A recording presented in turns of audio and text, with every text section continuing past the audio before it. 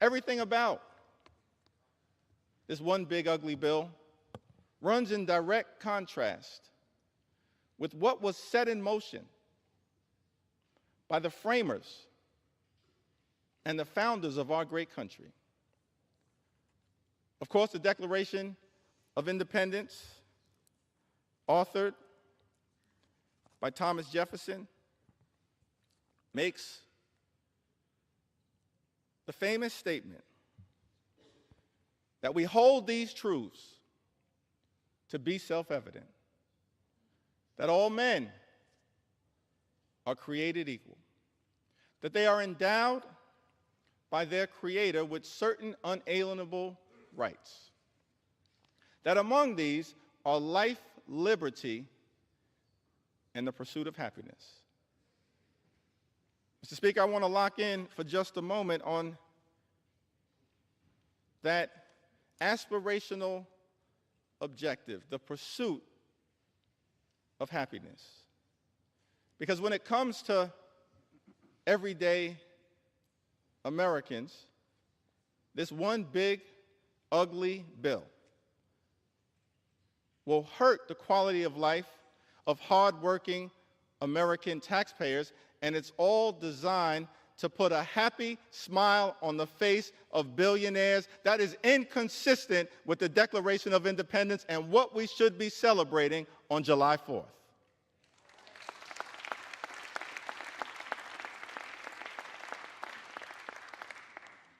I think what Thomas Jefferson and the framers of this country, they set us out on a course of action, a journey, a march toward a more perfect union, in part anchored in the pursuit of happiness, which decade after decade, century after century, leaders who sat at 1600 Pennsylvania Avenue, leaders in this Congress on both sides of the aisle tried to bring about for the greatest number of Americans. But that's not what this one big ugly bill is all about. America is too expensive. There are far too many people who are living paycheck to paycheck here in this great country. That should not be the case. People who are struggling to survive, to make ends meet.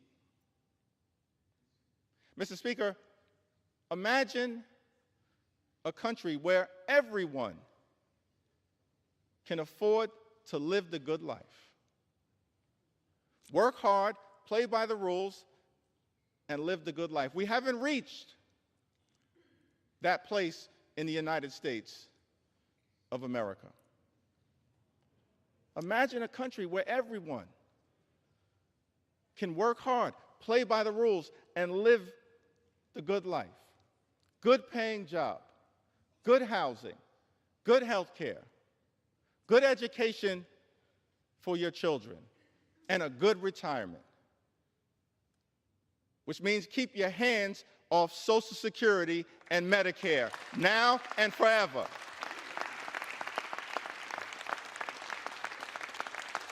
Now and forever. We want a country where every single American can afford to live the good life.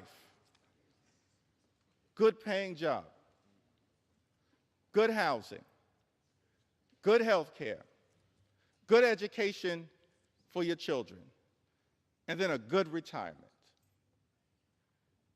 And we know that in the United States of America, to unlock that quintessential American dream, living the good life,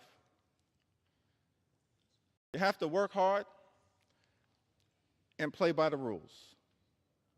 But the challenge that so many Americans have right now in this country is that they're doing those two things. They're working hard and they're playing by the rules, but they're unable to experience the great American dream. They're unable to get to that third leg they're unable to live the good life. And that's what we should be focusing on here in the United States Congress. Not gutting Medicaid, not ripping food out of the mouths of hungry children, not rewarding billionaires with massive tax breaks. How can you prepare to celebrate legislation that will undermine the quality of life of everyday Americans? It's not just a hypothetical, it's not just hyperbole, it's not just hype. It will happen. Everyday Americans will be hurt by the one big ugly bill. We're here on the floor of the House of Representatives debating legislation in the middle of the night with millions of Americans having gone to sleep anxious about what would happen. Here on the floor of the House of Representatives, understandably concerned that their voices have not been heard in this debate, that their pleas for compassion have been overlooked. Many of my colleagues, Mr. Speaker, on the other side of the aisle have chosen not to hold town hall meetings, not to hear from the voices of the people that you're privileged to represent. But we've embraced the American people. We haven't run from the American people. House Democrats will continue to run toward the American people and lift their voices up. Lift their voices up. And so, Mr. Speaker, I'm going to take a little time to share some of the stories of the American people. Voices that might otherwise be excluded from this debate. But we're not going to let those voices be excluded. We will ensure that these voices are heard. We will continue to do everything we can to bring those voices to life, here on the House floor and beyond, to stand up for the best interests of everyday Americans. And we've heard from many of them throughout this process. I'll share just a handful. With Medicaid expansion, I now qualify for Medicaid. Without insurance, my monthly bill for my 3 injectable drugs would be $3,000. $36,000 a year. And that doesn't include any of my other meds or my medical appointments. Who has that kind of money? That's Charles, who lives in Alaska, district represented by Congressman Nick Begich. Medicare and Social Security keep me alive. I'm surviving on about $13,000 a year. Most of it from my Social Security checks. That's just enough to afford my rent, utilities, and food. Without Social Security, I would be homeless. And if Medicare did not pay for my medications, if I had to pay full price, I wouldn't be able to survive. There are so many other seniors who are in the same boat. Without these programs, seniors like me would die on the street. That's Paula, who lives in Arkansas's 2nd Congressional District, represented by my colleague, Congressman French Hill. My son is a 25-year-old young adult with profound nonverbal autism who needs 24/7 support. Our family has relied on Medicaid from the time he was 2 years old, when he began early intervention services. At 3, when he was diagnosed with autism, a private health insurance denied him coverage for his pre-existing condition. Medicaid stepped in to provide health care. From that point until today, home and community-based services through Medicaid have been vital to our son's health and well-being. Medicaid also helped his school district pay for medically necessary therapies at school. Our son is thriving and healthy, and our family can support him at home because of Medicaid. That's Robin. She lives in Arizona's 1st Congressional District, represented by David Swiker. These are stories from everyday Americans who've written to us to say to this Congress, stand up for our health care, Mr. Speaker. Don't stand up for billionaires. Stand up for everyday Americans, for our health, for our safety, and for our well-being. Gwendolyn from Arizona, she also writes, she says Medicaid is the difference between my son being healthy, happy, cared for, and social, versus being at home with aging parents who struggle to physically provide the care that is required daily. Medicaid funding means my son receives the incontinent supplies he needs, the internal feeding supplies he needs to live, and medications that his primary insurance won't cover. Medicaid matters because without it, my son and millions of others like him may not survive. Let me speak directly to Gwendolyn from Arizona. Her representative may not be fighting on your behalf. As House Democrats, we're here to say to you, we agree. Medicaid matters and it must be preserved. It must be preserved. Because Medicaid matters to millions of people all across this great country, to children, to seniors, to people with disabilities, to women, to families, to people in every corner of the United States of America. Yes, Gwendolyn, Medicaid matters. And if your representative won't fight for it, we will.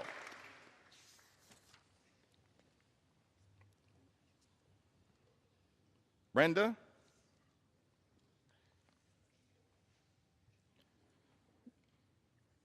Says to us, my youngest child is a nonverbal 43-year-old female with autism who has been on Medicaid since she was 12. She's had 3 major surgeries and 6 or more outpatient surgeries, all made possible because of Medicaid. We would not have been able to get our daughter what she needed if it wasn't for Medicaid. She also has a seizure disorder and is on several medications. Some of them are way too expensive for us to afford on a blue-collar income.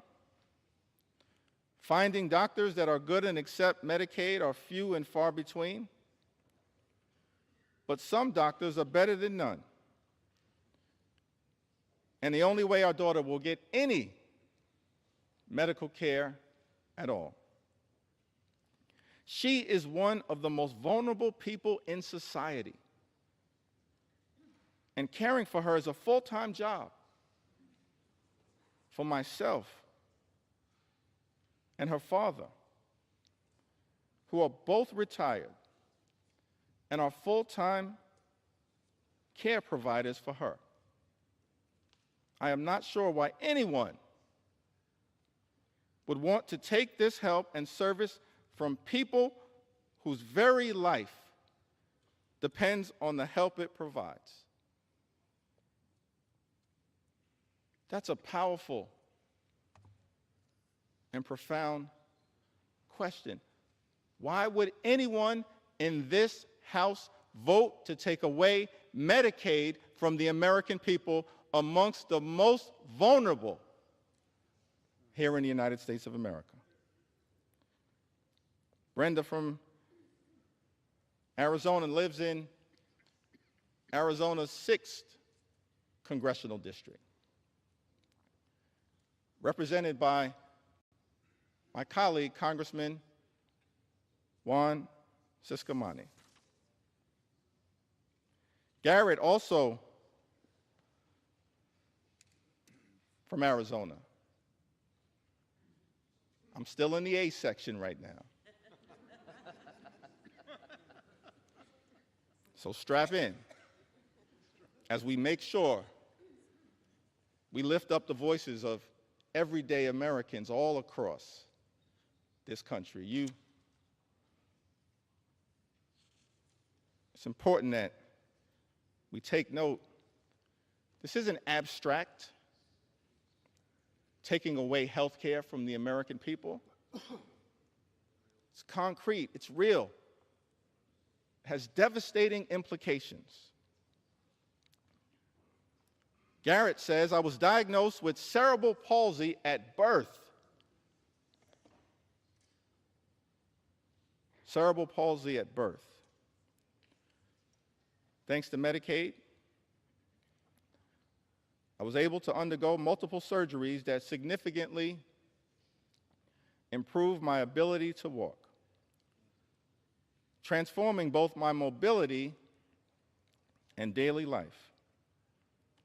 Relying on Medicaid, SNAP in the past, and SSI, I worry about what would happen to me and my friends if these programs were taken away. Without them, I wouldn't be able to keep up with doctor's appointments, medications, and transportation. Earlier today, my distinguished colleague from the great Commonwealth of Virginia read a passage of Scripture, one of my favorite passages of Scripture, Matthew 25 and 35 through 40. And later on this morning,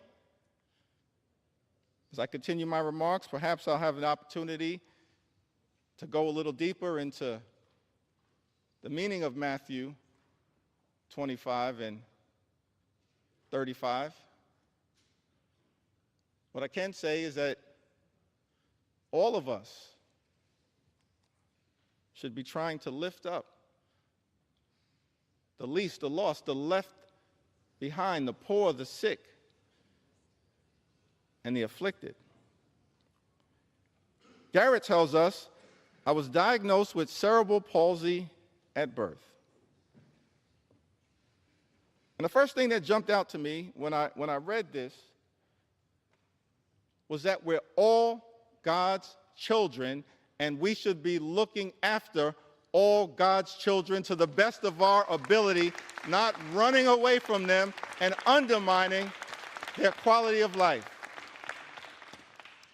So Garrett, we're going to continue to stand up and work hard on your behalf. Nancy from California. That's a great name, Nancy from California.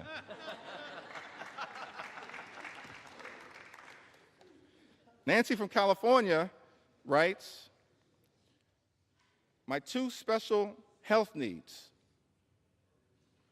former foster children, depend on Medicaid for a dizzying array of health services, ranging from over 20 pediatric medical specialists and palliative care to behavioral health and occupational therapies. They both have rare, incurable, disabling diseases that require IEPs to navigate school.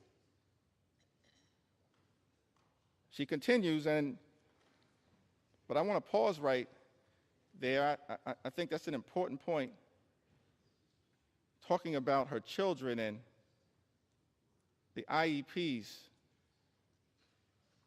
to navigate school. We should be looking out for children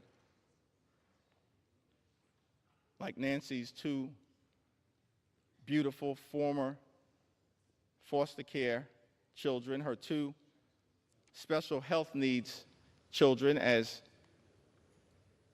she calls them. It's one of the reasons why the Department of Education is important. Public schools are important.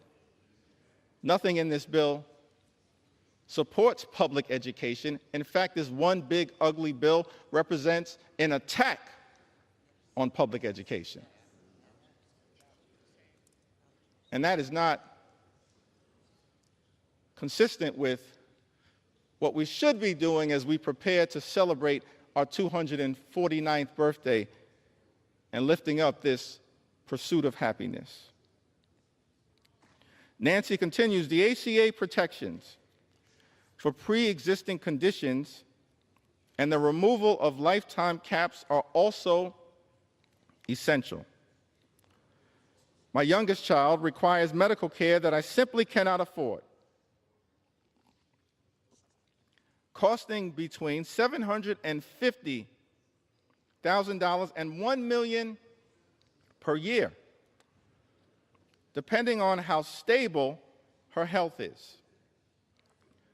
I work part-time, but the caregiver burden is too demanding for me to maintain a full-time job. As a single widowed mother, Medicaid has become a lifeline for keeping my kids as well as possible. Nancy lives in California's 1st congressional district, represented by my colleague, Congressman Doug LaMalfa. Laura lives in the Central Valley of California, an area of the country with the highest concentration of Medicaid recipients. The highest concentration of Medicaid recipients. I've been raising my 6 grandchildren for 15 years, and they are coming of age, but not many jobs are available. Also, my 16-year-old grandson depends on Medicaid and EBT to survive. He takes many medications a day.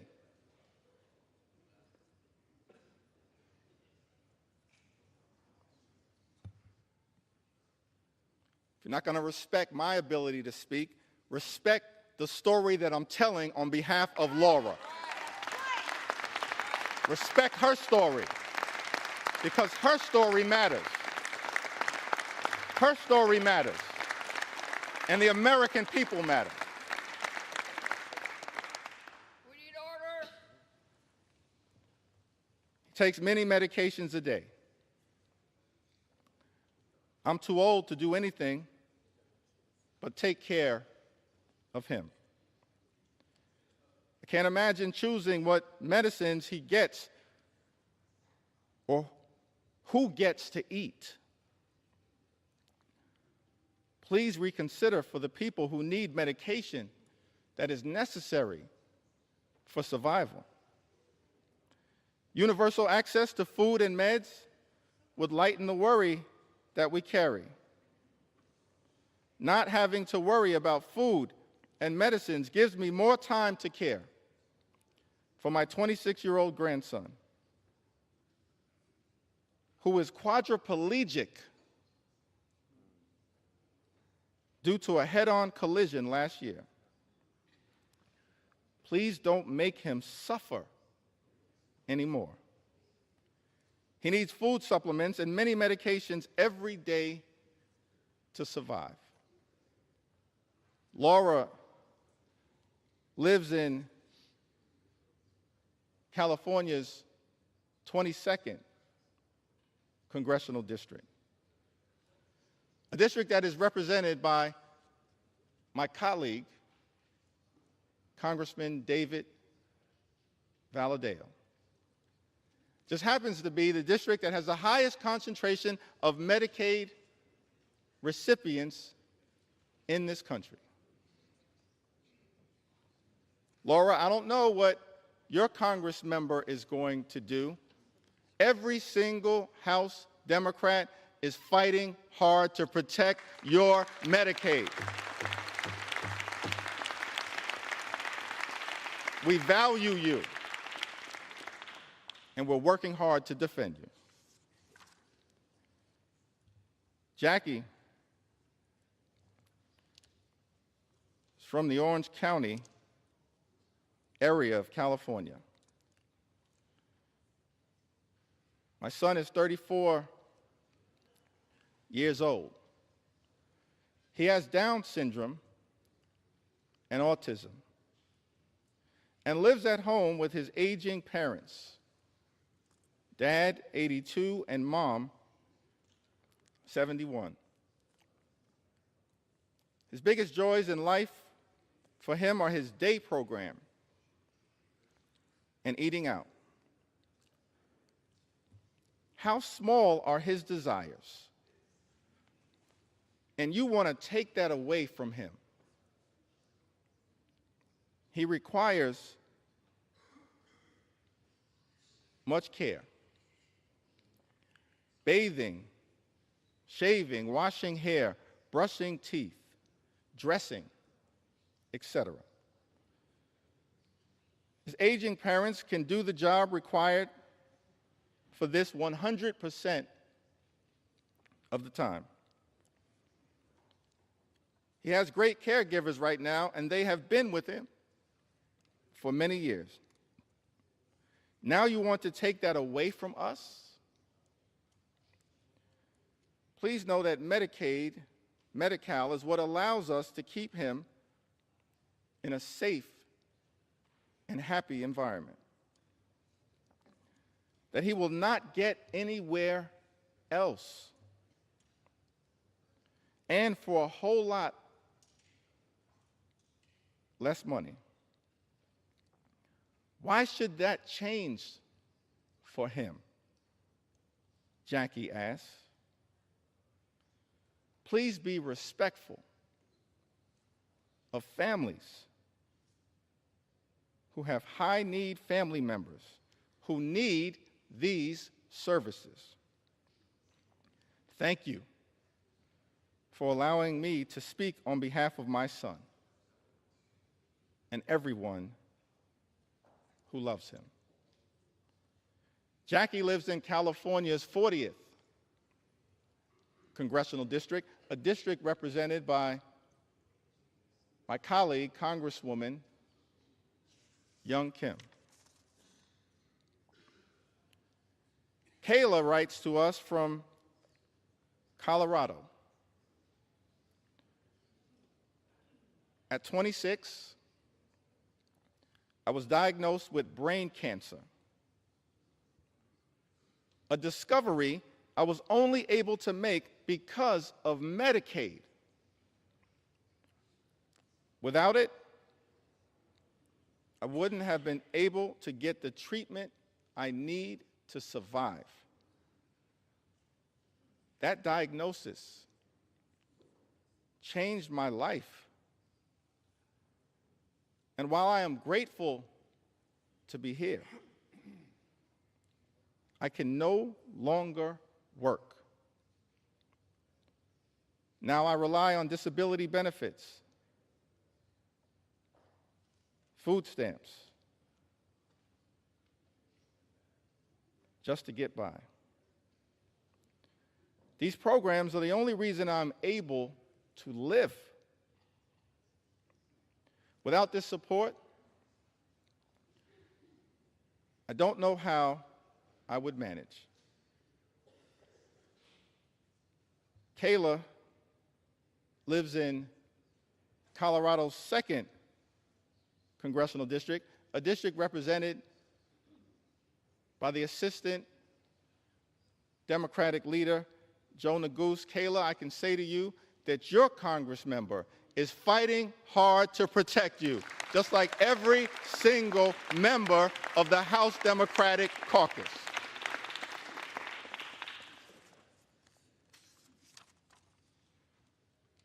Ashley writes to us from Colorado. She says, my life was saved by the Affordable Care Act. Because of this act, I was able to stay on my parents' health insurance when I couldn't get any coverage. At the time, I was dealing with a myriad of health issues and would eventually be diagnosed with multiple chronic illnesses. Because of the ACA, when my husband and I were married, I was able to be added to his insurance without being denied due to pre-existing conditions. Prior to the act being passed, I was denied coverage and care many times. If I was even approved for coverage, it cost me thousands per month in premiums. I was being penalized, Mr. Speaker,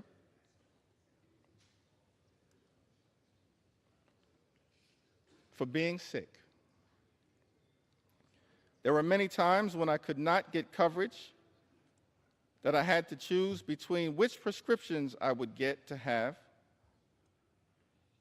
or whether I would get all my meds or the groceries we needed. You know, there are far too many people in the United States of America right now, before experiencing the devastating consequences of this one big, ugly bill, who have to choose between putting food on the table, clothing on their backs, access to medication, or paying the rent. The United States of America is the wealthiest country in the history of the world. Not a single hard-working American taxpayer should ever have to choose between food or medicine or rent or putting clothing on their back. Not a single hard-working American taxpayer should ever have to make that choice.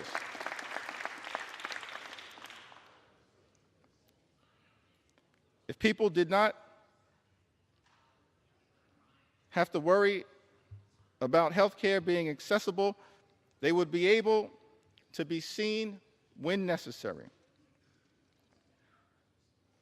And when people are able to see doctors when they are unwell, they can stay healthy for longer periods of time. When people can stay healthy, they don't miss work. When people don't miss work, they don't risk losing their jobs. The way things work now only encourages the constant classist act of keeping the sick and poor sick and poor. This should never, ever be a situation in a country that claims to have the best functioning economy in the world, the best doctors, the best universities. Ashley lives in Colorado's 3rd congressional district.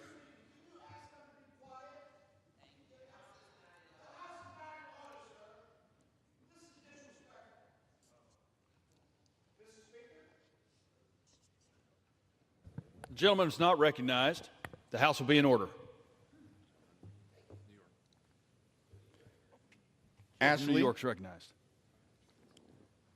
lives in Colorado's 3rd congressional district, represented by my colleague, Congressman Jeff Hurd. Ann also writes from Colorado. Through the Medicaid waiver, Scott, Ann's son, was placed in a group living situation that worked out for a while, but was eventually kicked out. After that, he moved back in with me, but ended up homeless once more, before finally being placed back on a Medicaid waiver program. Now he's doing really well. His job, which he loves, also receives funding through Medicaid, so that people with disabilities can be employed and be productive members of the community. Without Medicaid, he probably wouldn't be alive today. Without this assistance, we likely wouldn't be where we are now. And I doubt that there would be a happy ending to this story. Ann lives in Colorado's 6th congressional district, a district represented by our colleague, Congressman Jason Crow, who is also fighting hard to protect your interests, and as every single one of us in the House Democratic Caucus will continue to do.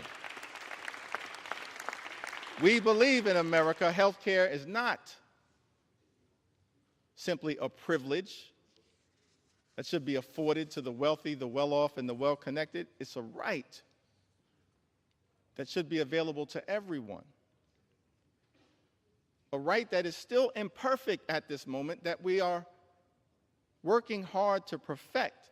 But this one big ugly bill, the largest attack on health care, Mr. Speaker, in the United States of America, moves us in the opposite direction. Daniela is also from Colorado. She writes to us, Medicaid has been a lifeline for our family, especially for my 5-year-old daughter who has autism. That's the thing, Mr. Speaker. Medicaid is important for so many Americans all across this country, including people with disabilities. It's a necessary lifeline so that parents can help their children live a better life with dignity and respect. Why would any legislation that this House passes attack health care available to families that are pouring in everything they have to help their child under difficult circumstances live the best possible life? It perplexes me, Mr. Speaker, that this bill would go after the health care of people like Daniela and her 5-year-old daughter. Daniela says that as parents, we've faced many struggles, trying to balance full-time work, starting a real estate business, and still being there for our 3 other children. It's been overwhelming at times, and finding the right support for her hasn't always been easy. But Medicaid has provided therapy and services that have made a world of difference in her life. These therapies have helped her make progress, feel seen, and connect with her peers, which means everything to us. It's allowed her to be a part of the world, to feel included, and to overcome obstacles that seemed insurmountable at times. Medicaid has helped us give her the opportunities she deserves, and millions of other children in the United States.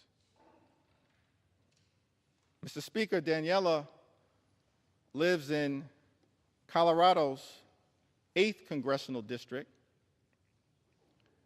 a district currently represented by Congressman Gabe Evans. Currently represented.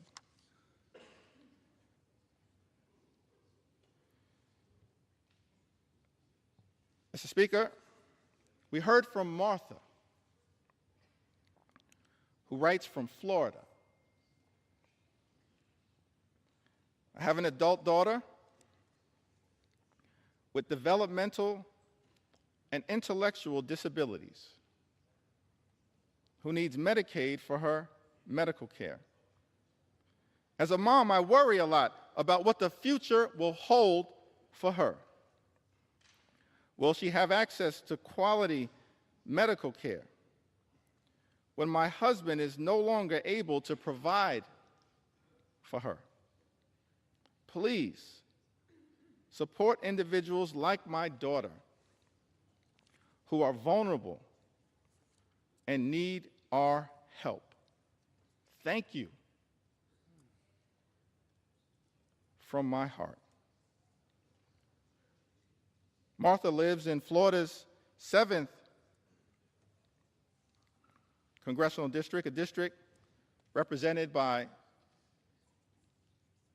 our colleague, Mr. Speaker, Congressman Corey Mills. We've heard from people from the heartland of this country. In Indiana, Kim writes to us, SNAP and Medicaid were lifelines when my children were younger. At least when I was able to get them. As a single mom, working my way up from low-paying jobs, we often had too little food. My dinner was the combined uneaten food from my 4 kids' plates. Even then, keeping benefits was difficult due to missing or late paperwork, faxes lost to the ether. I sometimes worked 3 jobs and cried too often when the letter came saying benefits were suspended. When that happens, you end up hungry for weeks until it's straightened out. Kim lives in the 9th Congressional District of Indiana, Mr. Speaker. She says, SNAP and Medicaid were lifelines when my children were younger, at least when I was able to get them. Let me park right there for a moment, because one of the arguments that I've consistently heard made, Mr. Speaker, by our Republican colleagues on the other side of the aisle is that they weren't going after Medicaid recipients, that no benefits would be taken away as a result of these so-called work requirements.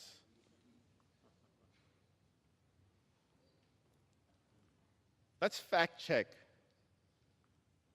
that statement. Every independent entity that has looked at this question, including the Congressional Budget Office, has made clear, as a result of the one big ugly bill, millions of Americans will lose their Medicaid benefits.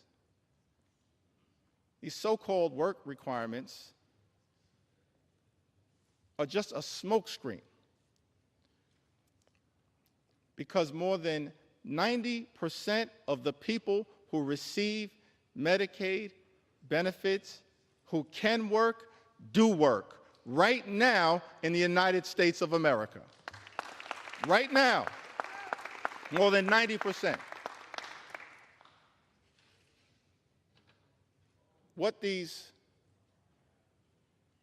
impositions are really paperwork requirements that are designed to make it harder for everyday Americans like Kim to access their benefits. And as a result, millions of Americans who are eligible, who are hardworking, who are deserving, will lose their health care. Kim says, I sometimes work 3 jobs and cried too often when the letter came saying benefits were suspended. As House Democrats, Mr. Speaker, we are here fighting for people like Kim and millions of others like her all across the United States of America who will lose urgently necessary, life-changing, and life-sustaining Medicaid benefits as a result of Donald Trump's one big ugly bill.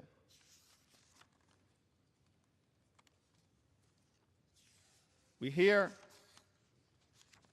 from Maria, from Iowa, in the great heartland of this country. Maria writes to us, in 2021, I got seriously sick with COVID. I ended up in a coma for 12 days, spent 3.5 weeks in the ICU, and then another 3 weeks on the recovery floor. If it wasn't for Medicaid, I wouldn't have received any of the care I needed. I honestly don't know where I'd be today.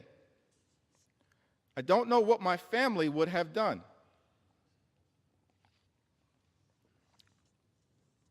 Without Medicaid, I wouldn't have made it. If I lost Medicaid, it would completely change my life. I wouldn't be able to afford my insulin, diabetes medications, blood pressure medications, or see my endocrinologist. all of which are life-sustaining treatments.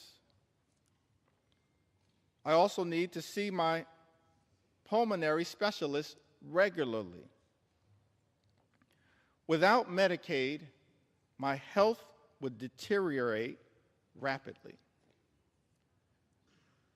That's a statement that applies to millions of Americans all across this great country.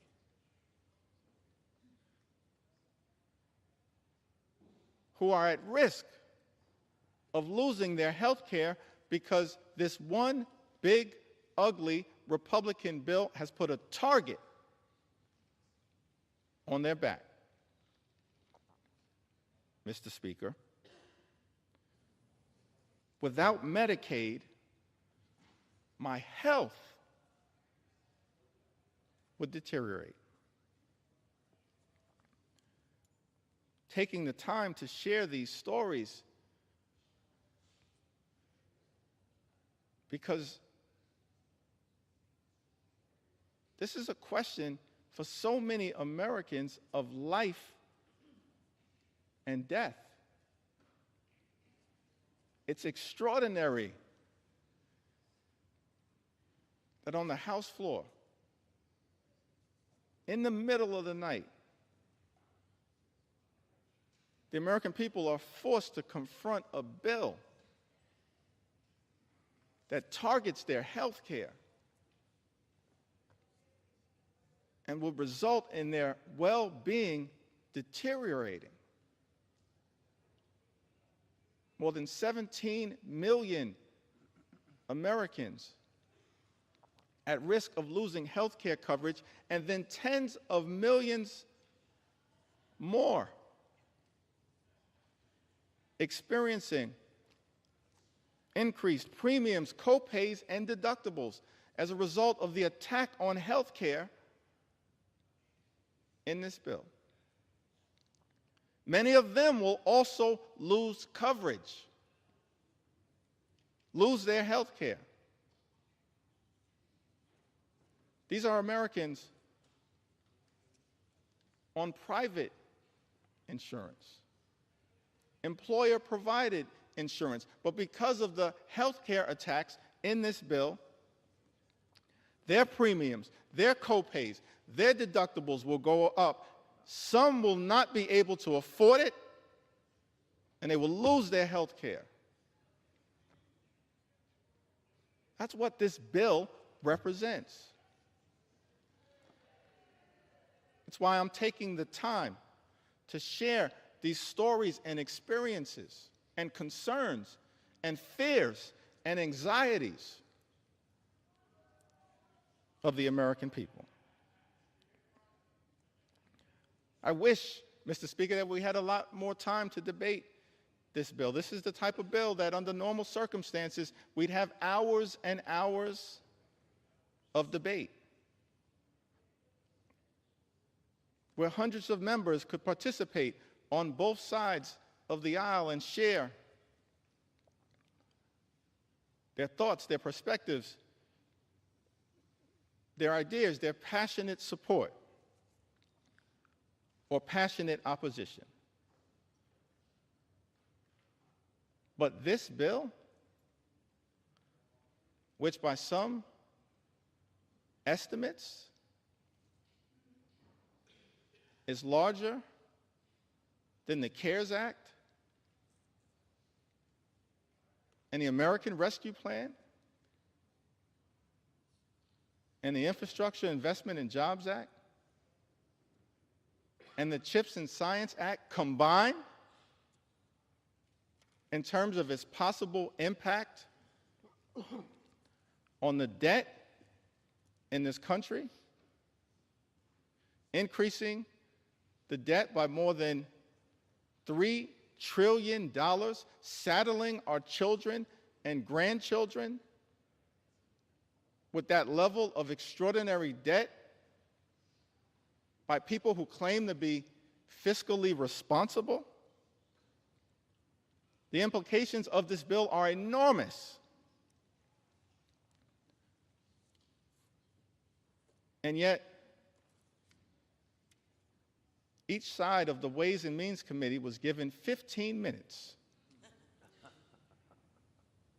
to discuss the implications of this bill. Each side of the Budget Committee was given 15 minutes to discuss the implications of this bill that will have devastating consequences for everyday Americans,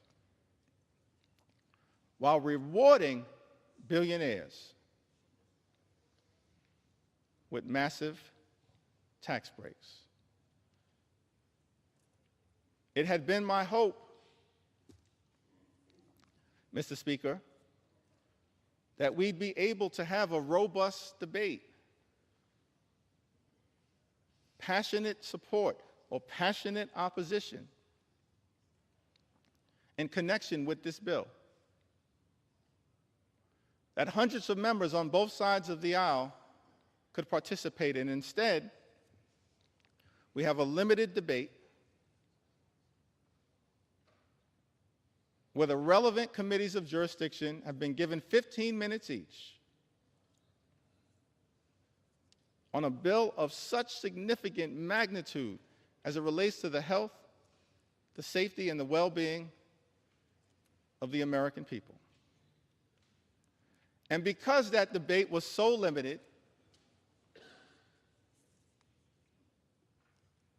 I feel the obligation, Mr. Speaker, to stand on this House floor and take my sweet time to tell the stories of the American people. And that's exactly what I intend to do. Take my sweet time on behalf of the American people, on behalf of their health care, on behalf of their Medicaid, on behalf of their nutritional assistance, on behalf of veterans, on behalf of farmers, on behalf of children, on behalf of seniors, on behalf of people with disabilities, on behalf of small businesses, on behalf of every single American. I'm on this House floor after 6 a.m. and I'm planning to take my sweet time.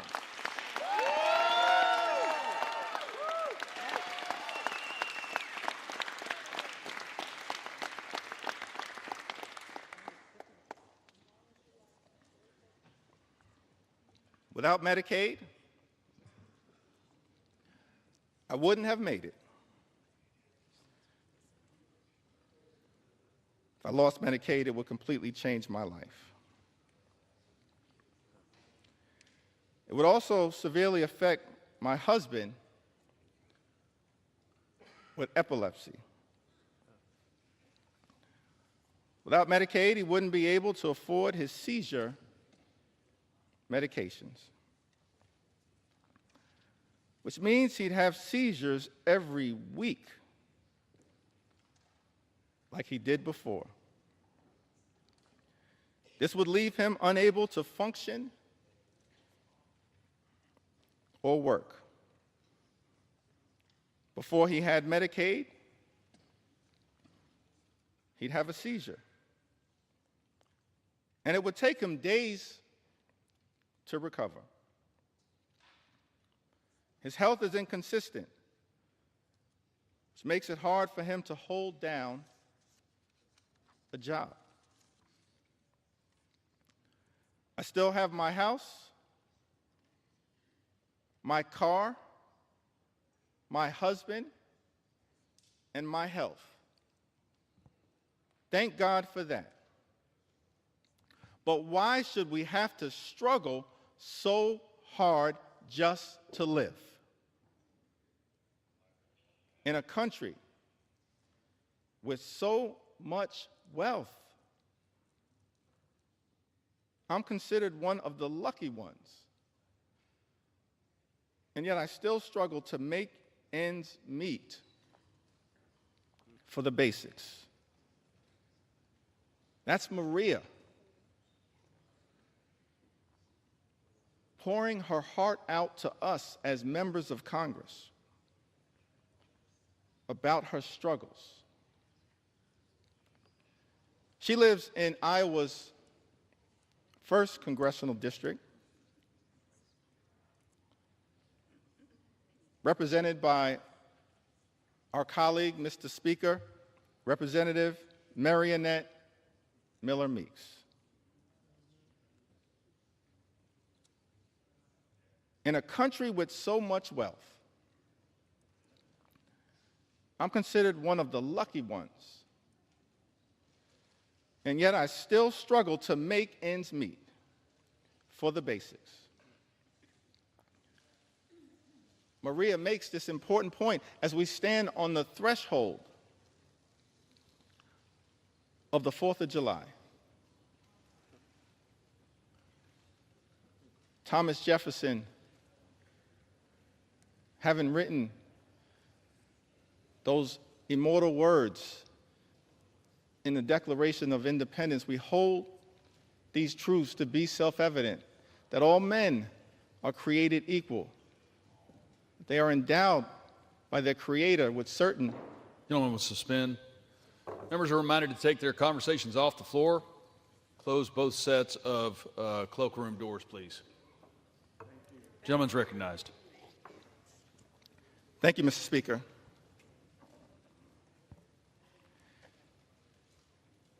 If I'm not going to get any love for the other side of the aisle, I would expect that at least Thomas Jefferson would.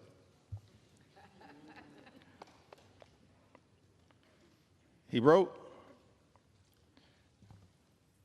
in the Declaration of Independence that among these are life, liberty, and the pursuit of happiness. What is the pursuit of happiness in the United States of America here in the year of our Lord, 2025? Imagine a country where every single American can afford to live the good life. Work hard, play by the rules, live the good life. That's the American dream. But our concern as Democrats is that in the wealthiest country in the history of the world, there are far too many people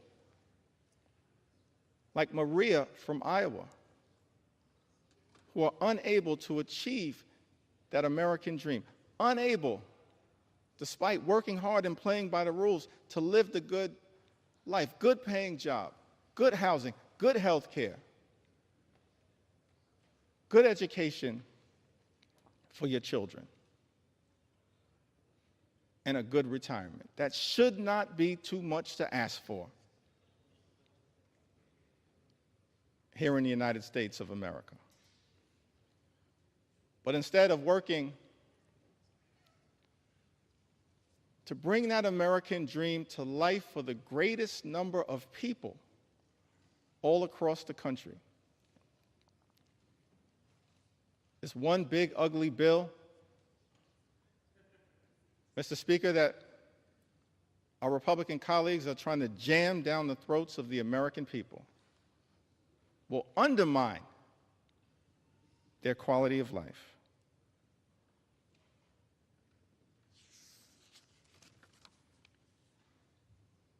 Also hear from Patrick. Lives in the heartland of this country. One of the good people of Iowa, who says, I'm a registered nurse in the ICU at the VA hospital in Iowa City. I've worked as a nurse for 30 years, and I'm a native Iowan. I have 2 disabled children who are on Medicaid. My son had a severe brain injury as a child and requires extensive physical therapy, occupational therapy, and speech therapy. My daughter is autistic and lives independently on housing provided by Medicaid. Before we had Medicaid, we were bankrupt paying for their treatment. We would go bankrupt again if Medicaid is cut. These are complicated systems for people with very complicated needs. These quote-unquote common sense solutions they're coming up with are not based in reality.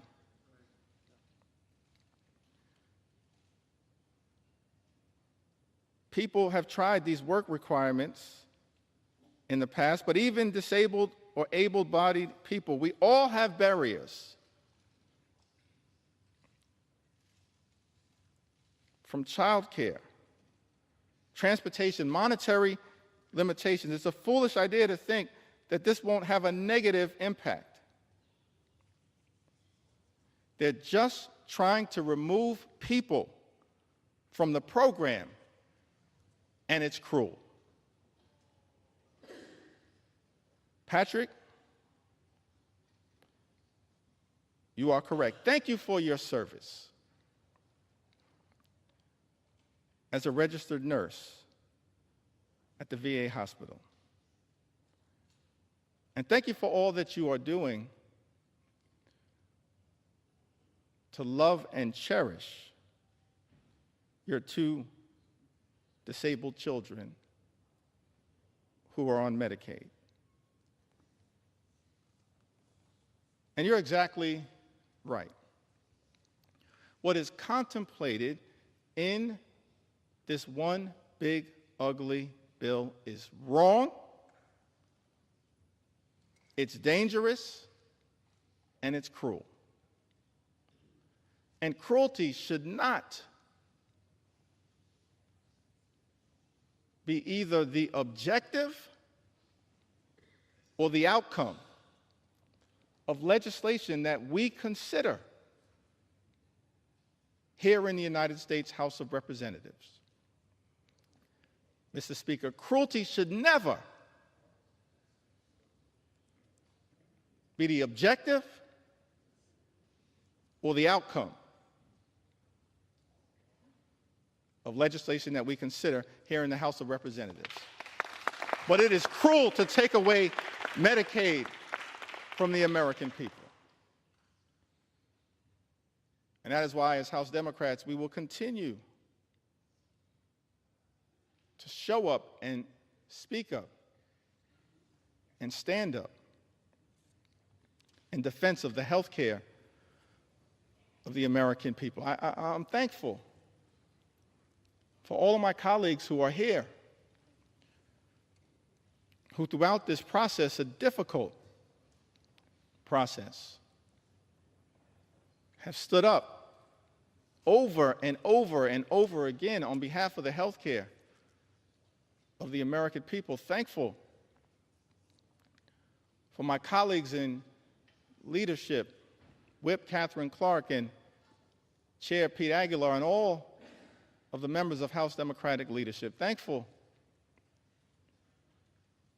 for the leaders of every single committee who's been battling hard to push back against the cruelty that is in this one big, ugly bill. Thankful for the leadership of Richie Neal. Thankful for the leadership of Frank Pallone.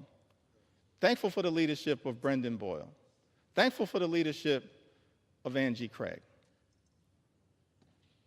I'm thankful for the leadership, the principal leadership of every single member of the House Democratic Caucus.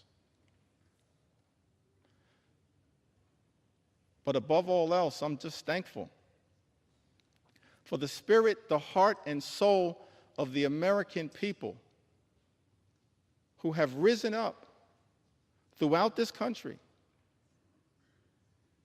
to make it clear to all of us in this institution, keep your hands off our Medicaid. Keep your hands off our health care, our Medicaid, the Affordable Care Act. Keep your hands off our Medicaid. That's why, Mr. Speaker, I stand before you today to lift up stories on behalf of the American people. Don't have the great privilege and honor to stand on this House floor, as all of us, Democrats and Republicans alike, do, on behalf of the American people in this great institution, the House of Representatives. But to me, what we are doing with this one big ugly bill, this assault on health care, on veterans, on nutritional assistance, this assault on good paying, clean energy jobs, this assault on the high cost of living in the United States of America, all of it is inconsistent with the best of what this House of Representatives should be doing for such a time as this. And so I stand here on behalf of everyday Americans like Elizabeth, who's also from Iowa. Elizabeth suffered from sepsis caused by untreated strep throat. After waiting to receive care while uninsured and without paid sick leave.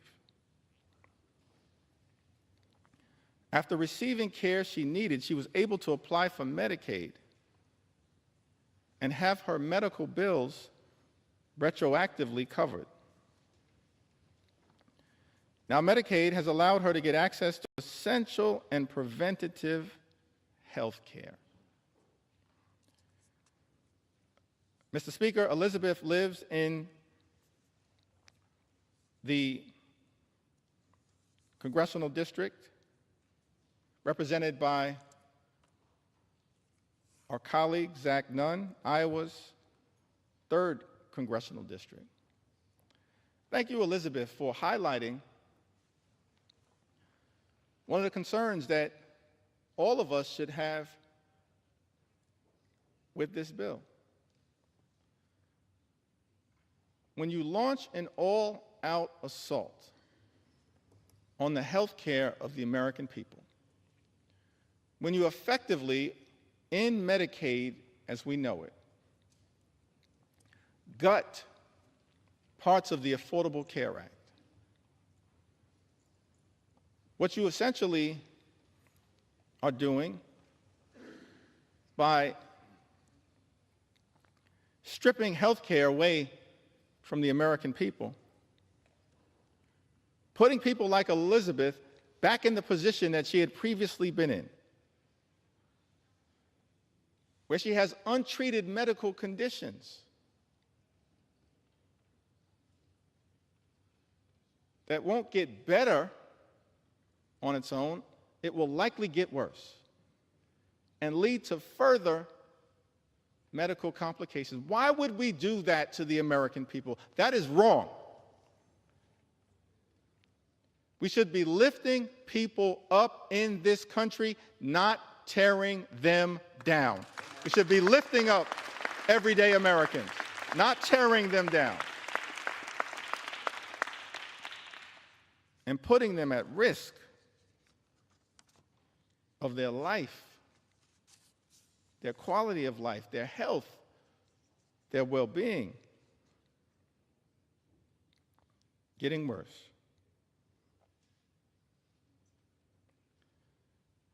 We hear from Becky.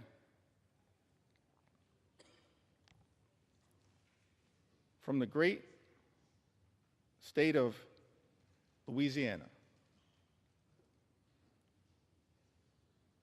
By the way, Louisiana is a state with some of the highest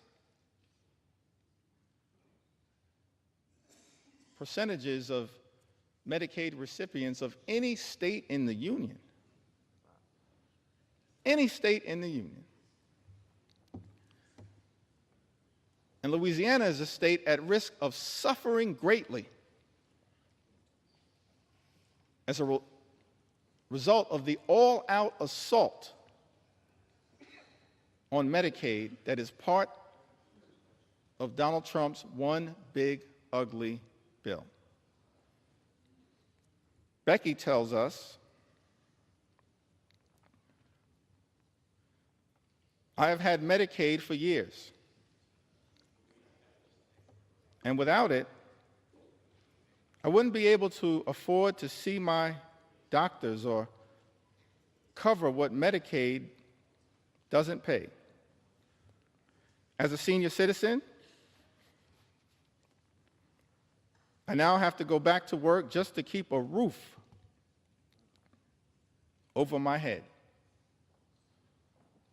afford rising food and utility costs, and maintain my car. Meanwhile, the government keeps taking more and more out of my Social Security benefits. Money I already paid taxes on while working. Feels like the middle class no longer exists. You're either rich or poor. Politicians today have no real understanding of what it's like to struggle every single day. If they had to live like regular people, maybe things would improve for seniors like me. Becky lives in Louisiana's 3rd Congressional District, a district represented by our colleague, Mr. Speaker, Representative Clay Higgins. Louisiana, state, of course, also represented by my good friend and colleague,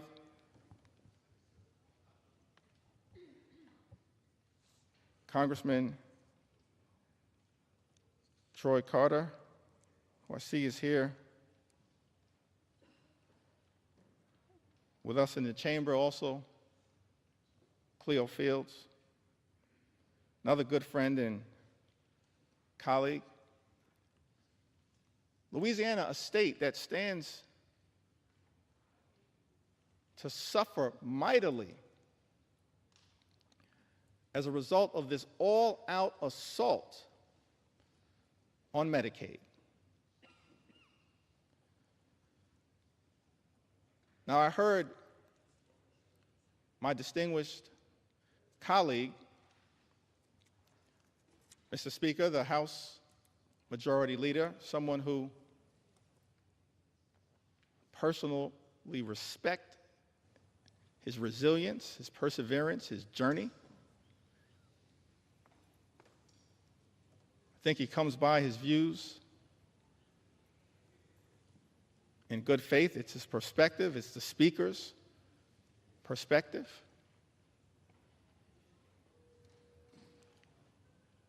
But many of our colleagues on the other side of the aisle have made the representation that as House Democrats, we're not telling the truth to the American people about the devastating impact that Donald Trump's one big ugly bill, a bill being rushed through this chamber, will have on the health and the well-being of people in Louisiana and all across the country. They've accused us of fear-mongering and making misrepresentations. And so I was surprised to learn, Mr. Speaker,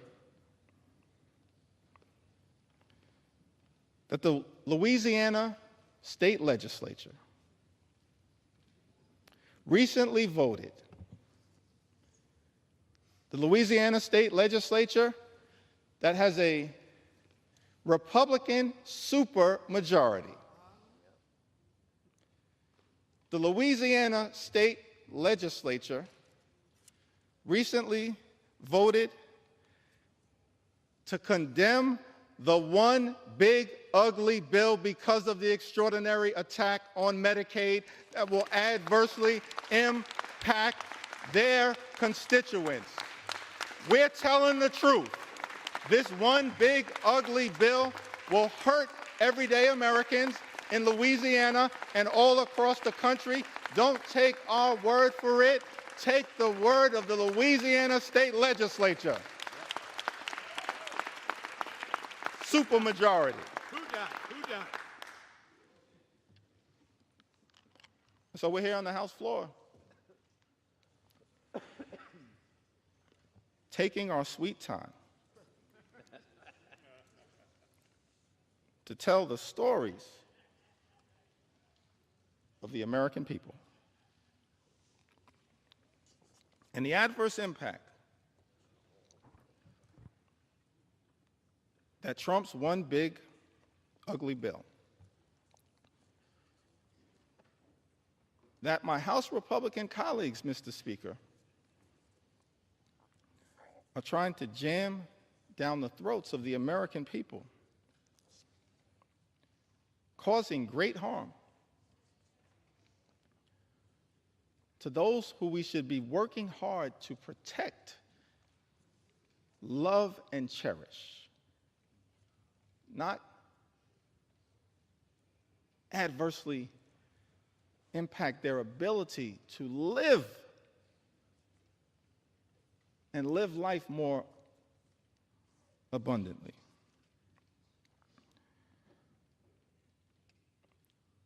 Tamara, who lives in Louisiana's 4th Congressional District, represented by the Speaker of this great House. I have depression and PTSD. I'm unable to work and rely on Medicaid to get my monthly medications to keep me essentially alive. Tamara, we're going to continue to fight hard on your behalf. We heard from Emily, who lives in the Commonwealth of Massachusetts. Emily tells us that I'd moved to Massachusetts in 2020 and was working a retail job for minimum wage. I was unable to afford much, but the state thankfully approved me for SNAP assistance and Medicaid. Without that jump start, I'm not sure where I would be today. There shouldn't be shame or stigma surrounding these programs. You never know when life will get pulled out from underneath you. The relief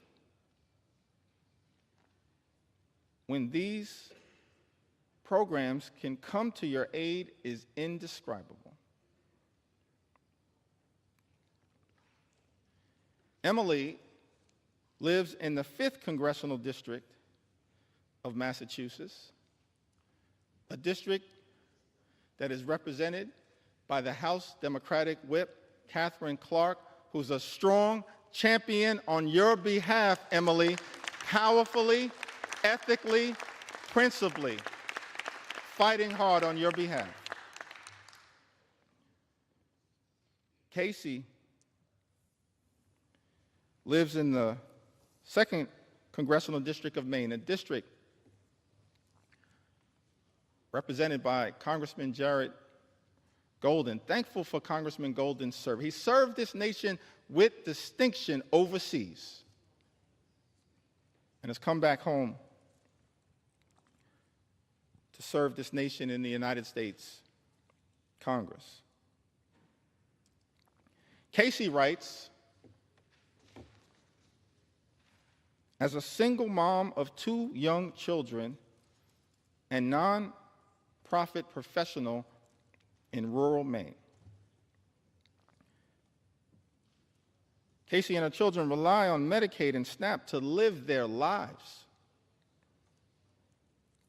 The resources and stability provided by Medicaid and SNAP allowed Casey to leave her emotionally abusive husband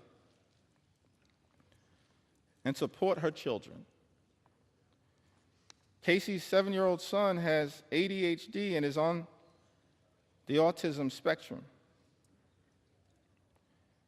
Relies heavily on individualized support through Medicaid. If Medicaid goes away, Casey doesn't know how their family will stay afloat.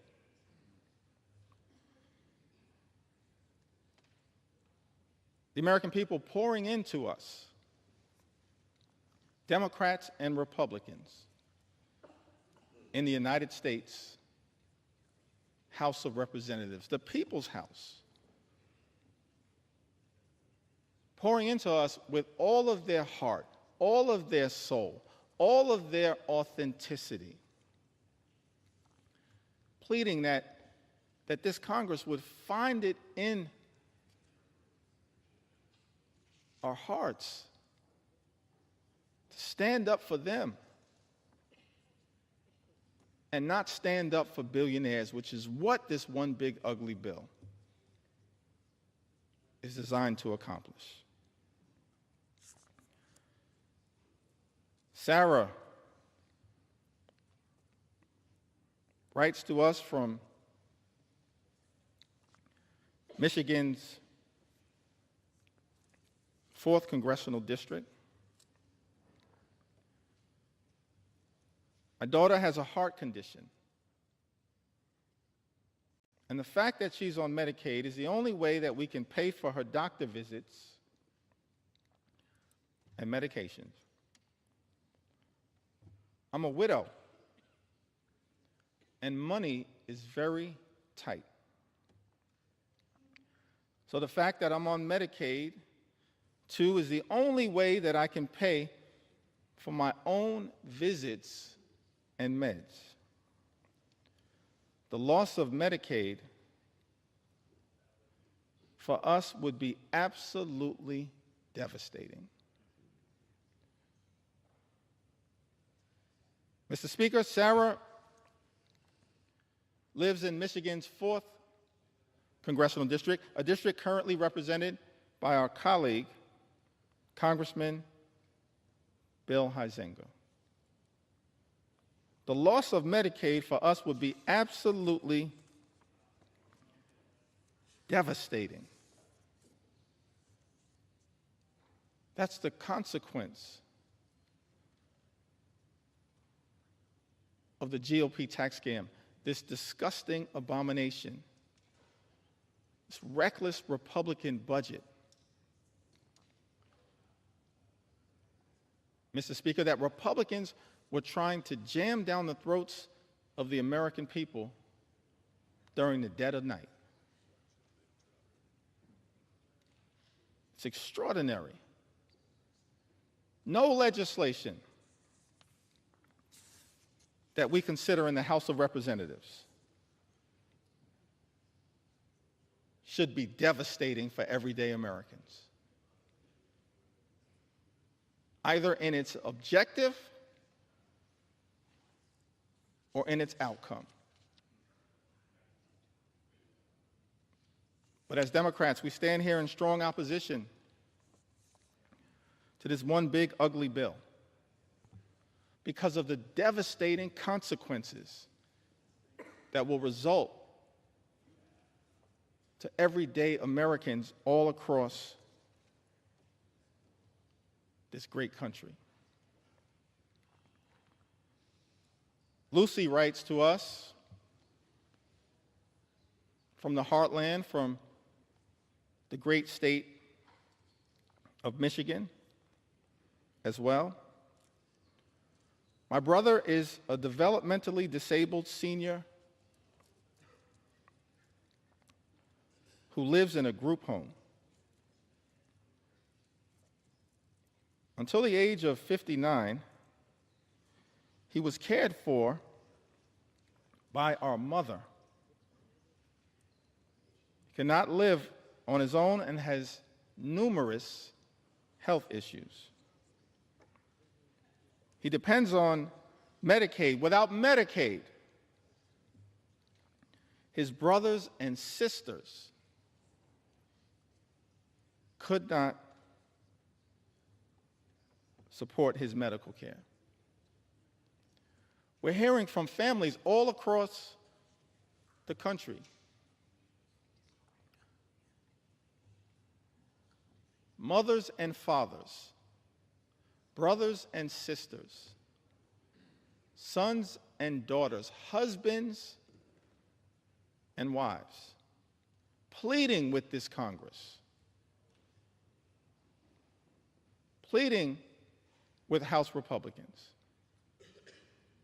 to stand up for their loved ones who are on Medicaid, who are at risk of having their health care run over and their lives ruined by the consequences of Donald Trump's one big, ugly bill. Lucy lives in Michigan's 7th congressional district, a district currently represented, Mr. Speaker, by our colleague, Representative Tom Barrett. We've also heard from Sharon, who lives in Michigan. My daughter is a young woman who was born with cerebral palsy, mild cognitive impairments, and autism. She depends on Medicaid services for her health.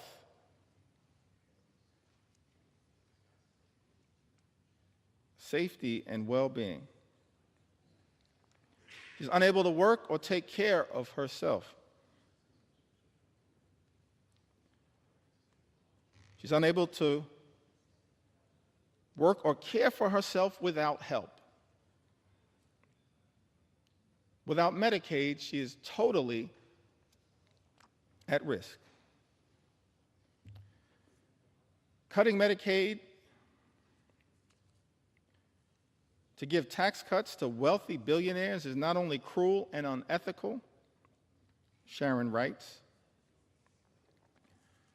but it puts vulnerable people, including children, at risk of severe mental and physical health problems. Do the right thing and rescind the drastic cuts to Medicaid for vulnerable people with serious physical disabilities and people with serious and persistent mental health problems. Mr. Speaker, Sharon lives in the 10th Congressional District, represented by our colleague, Congressman John James. I don't know how the congressman from the great state of Michigan will vote at the end of the day as it relates to defending people like Sharon. But as Sharon writes, I know what I can say. She says, do the right thing and rescind the drastic cuts to Medicaid for vulnerable people with serious physical disabilities and people with serious and persistent mental health problems. Sharon, House Democrats will always do the right thing when it comes to your health, your safety, and your well-being, your Medicaid, and the love and care that you are working hard to provide to your daughter. We will always do the right thing. We're not perfect, no one is. But we will always strive to do the right thing on your behalf.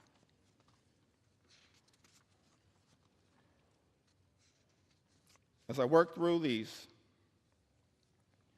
stories in the Midwest, and it appears, Mr. Speaker, that I'm about halfway through the stories as it relates to Medicaid. Medicaid. Medicaid. It appears that I'm halfway through the stories as it relates to Medicaid, but the extraordinary thing about this bill is that it represents such an unprecedented assault on the American people that there are stories that need to be told as it relates to the attack on nutritional assistance for the American people. And I will tell those stories.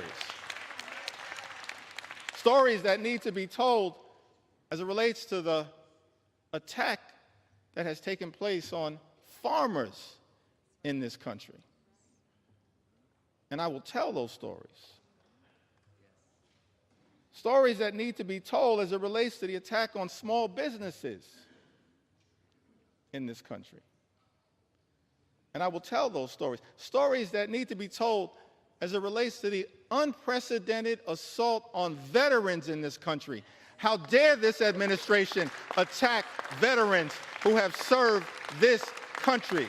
Instead of attacking veterans, we should make sure that every single veteran in this country can live with the dignity and respect that they've earned.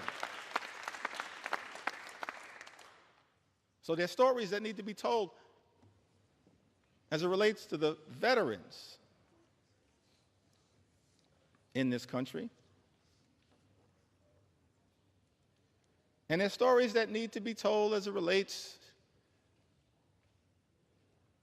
to law-abiding immigrant families. We have to secure our border. We believe that we have a broken immigration system. It should be fixed in a comprehensive and bipartisan way. But we must also stand up for dreamers and farm workers and law-abiding immigrant families in this country. We will not abandon our nation's heritage as a country of immigrants. Not today, not tomorrow, not ever. It's part of what American exceptionalism has been all about.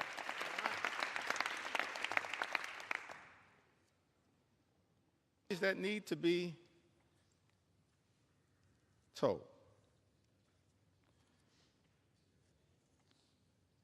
William writes to us from the great state of Minnesota.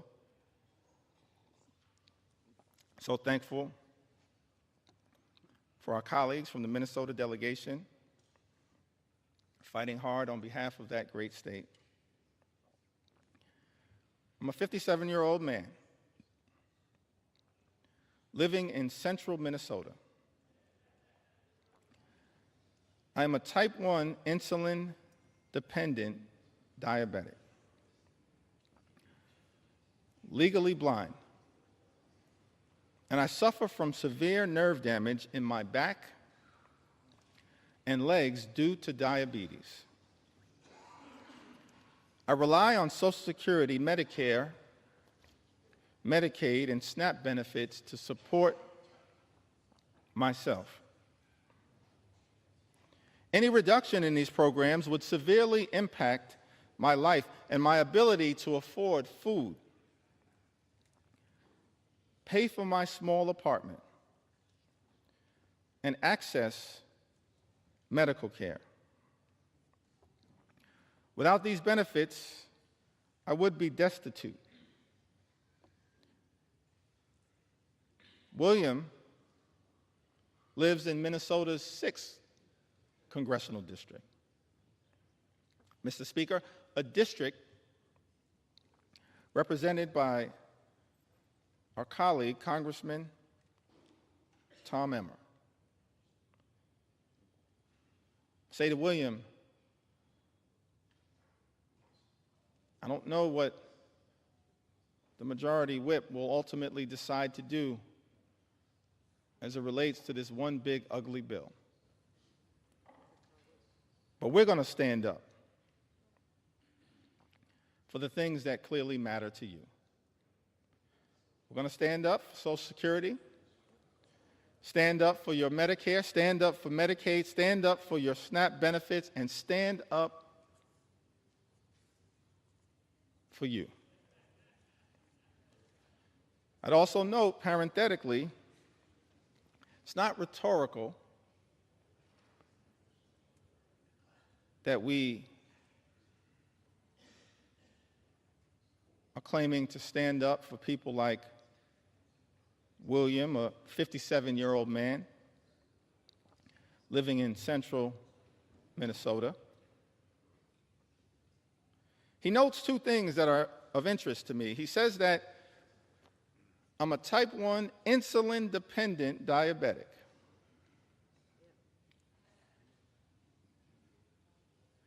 And then also says, I rely on Social Security, Medicare, Medicaid, and SNAP benefits to support myself. Which suggests to me that William actually may have been a beneficiary of some of the hard work that has taken place on this side of the aisle. His life is not perfect. There's still a lot of work that needs to be done. But as a type 1 insulin-dependent diabetic who's also on Medicare, as a result of the Inflation Reduction Act, his insulin at this point, always and forever, will be no more than $35 per month. That's a down payment, William, on the type of work that we believe needs to be done, because we are committed to lowering your costs, despite all the talk that comes from my colleagues on the other side of the aisle, Mr. Speaker, on day one, promising to lower the high cost of living. Costs would go down on day one. Costs haven't gone down. Mr. Speaker, in the United States of America, costs are going up. Life remains far too expensive.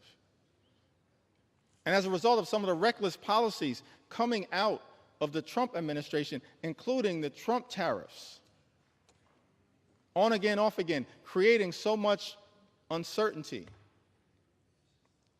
but certainly will result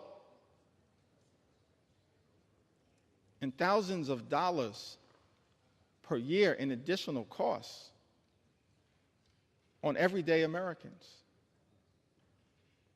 We're committed to lowering the high cost of living.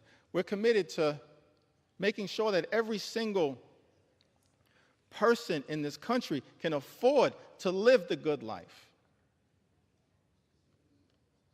Good paying job, good housing, good health care, good education for their children, and a good retirement. We're committed to working hard to make sure that every single American like William can afford to live the good life. This one big ugly bill does the exact opposite. Does it make life more affordable, Mr. Speaker? It makes life more expensive. The gentleman suspend. House will be in order. As the caffeine kicks in, please take your conversations outside the chamber or in the cloakroom. Gentleman's recognized. Thank you, Mr. Speaker. Without Medicaid, Heather from the great state of Minnesota writes, without Medicaid, my 3 kids and I would have no insurance. I couldn't afford my epilepsy and schizophrenia medications. My kids wouldn't have access to health care, including ER visits, physicals, vaccinations, and dental cleanings. Heather lives in Minnesota's 8th Congressional District, represented by our colleague, Mr. Speaker, Congressman Peter Stauber. Lynn writes to us from Missouri, the Show Me State, a state ably represented by Representative Emanuel Cleaver and Representative Wesley Bell. Lynn writes to us, says that I'm a widow near 70 with very little family left and have been diagnosed with breast cancer. I have an adult son, severely disabled. He already has lost transportation services due to low Medicaid funding. And if Medicaid is cut, it will be disastrous for my situation. Lynn knows that this one big ugly bill puts a target on the back of Medicaid. One of the senators from the great state of Missouri, Senator Josh Hawley, spent months warning about the damage that Donald Trump's one big ugly bill would do to the people of Missouri as a result of the all-out assault on Medicaid, and then turned around and voted to cut Medicaid from his constituents. So shocking, it's so disappointing. So heartbreaking for many Americans that a lot of people in the House of Representatives, Mr. Speaker, a lot of people in the Senate have talked a good game about Medicaid, but then turned around and done nothing to protect it. That's shameful. It disgusts me, because I want to believe in the good faith of every member to look out for the people that they are privileged to serve. Donald Trump's one big ugly bill, an all-out assault on health care, an all-out assault on Medicaid, the largest cut to Medicaid in American history. This legislation will end Medicaid as we know it. Millions of people will lose their health care. Hospitals will close, including in rural America. People will lose their nursing homes. 1 in 4 nursing homes may close as a result of this dangerous and extreme Republican budget. Community-based health clinics relied upon by many of the people all across this country will shudder as a result of Donald Trump's one big ugly bill. People in this country will die unnecessary deaths. That's unacceptable. That's unconscionable. That's un-American. And that is why, as House Democrats, we stand on this floor aggressively pushing back on the everyday Americans on their behalf, pushing back on their behalf, because they will be so absolutely devastated if this bill were to pass in the House of Representatives. Donald Trump's one big ugly bill hurts everyday Americans and rewards billionaires with massive tax day Americans and rewards billionaires with massive tax breaks. Why is it that every time, Mr. Speaker, Republicans have the opportunity to govern in a partisan way,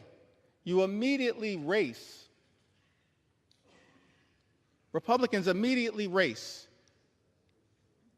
to legislation that provides massive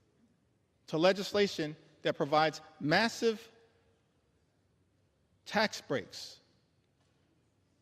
for the wealthy, the well-off, and the well-connected in this country. We've seen this happen all over time. During the presidency of Ronald Reagan, massive tax cuts for the wealthy, the well-off, and the well-connected, adding to our nation's debt and deficit. During the presidency of George W. Bush in 2001 and 2003, yet again, massive tax cuts for the wealthy, the well-off, and the well-connected. In fact, the Republican president at that time, in 2001, inherited a budget surplus from President Bill Clinton, and immediately turned around and took that budget surplus and turned it into a deficit, exploded the debt. Don't ever lecture us about fiscal responsibility. Not now, not ever. Mr. Speaker, Republicans are not the party of fiscal responsibility. You are the party of fiscal irresponsibility. Over and over and over again. And now with this bill, you've taken it to a whole nother level. Because in addition to exploding the debt by more than $3 trillion, and by some estimates, even more than that, saddling our children and our grandchildren with trillions of dollars in additional debt. Why? It appears to subsidize the lifestyles of the rich and shameless. That's extraordinary to me. But shouldn't be surprising, because it's exactly what we saw during the first 4 years of the Trump administration, where the signature legislative accomplishment was the 2017 GOP tax scam, where by some estimates, 83% of the benefits would go to the wealthiest 1% in this country. Saddling at the time our children and grandchildren with more than $2 trillion in additional debt. And yet, Mr. Speaker, many of our Republican colleagues want to lecture America about fiscal responsibility. And then have the nerve to come to the House floor and try to jam a bill down the throats of the American people with a debate that began at 3:28 a.m. in the morning that would saddle them with more than $3 trillion in additional debt to provide massive tax breaks to billionaires in this country, and then pay for some of it by going after working class Americans, everyday Americans, hardworking American taxpayers, middle class Americans, children and veterans and seniors and people with disabilities. Mr. Speaker, Trump's one big ugly bill is obscene in that regard. Seems to me that all of us have a responsibility as leaders to try to make life better for the American people. That's what leaders have done, particularly those who have served in the White House, when it comes to actually lifting up the people who we are entrusted to represent.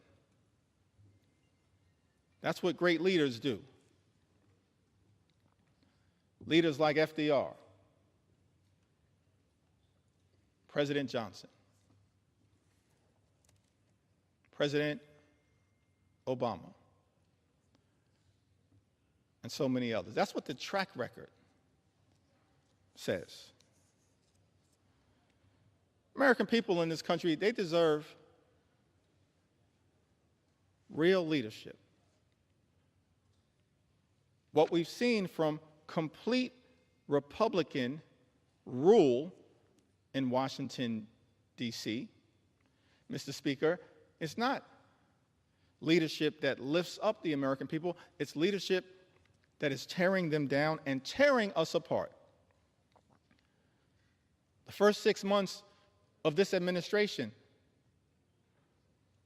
have been characterized by chaos, cruelty, and corruption. That's not real leadership. We know what real leadership looks like in the United States of America. Real leadership shows courage. Real leadership shows compassion. Real leadership shows commitment.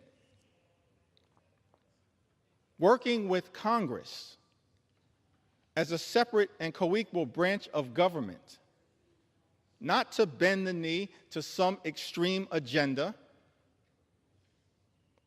which is what, Mr. Speaker, my House Republican colleagues are doing by supporting this one big ugly bill. Real leadership requires working with Congress as a separate and co-equal branch of government to actually lift people up. President Lincoln, when he addressed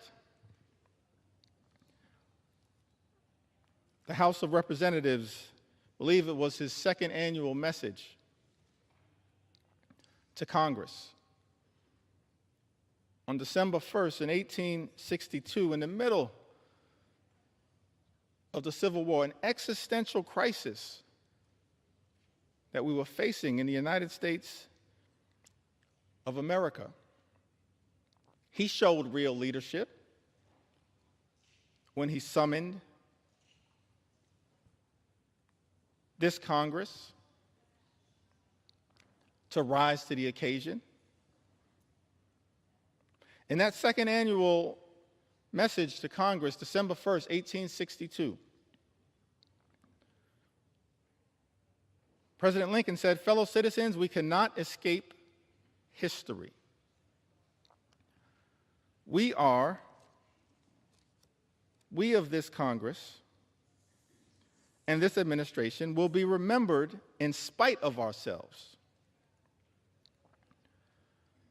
No personal significance or insignificance can spare one or another of us. The fiery trial through which we pass will light us down in honor or dishonor to the latest generation. We say we are for the Union. The world will not forget that we say this. We know how to save the Union. The world knows we do know how to save it. Even we here, hold the power and bear the responsibility. In giving freedom to the slave, we assure freedom to the free. Honorable alike in what we give and what we preserve. We shall nobly save or meanly lose the last best hope of earth.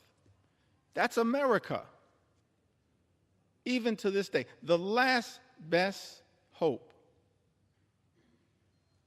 on earth. Extraordinary that Abraham Lincoln,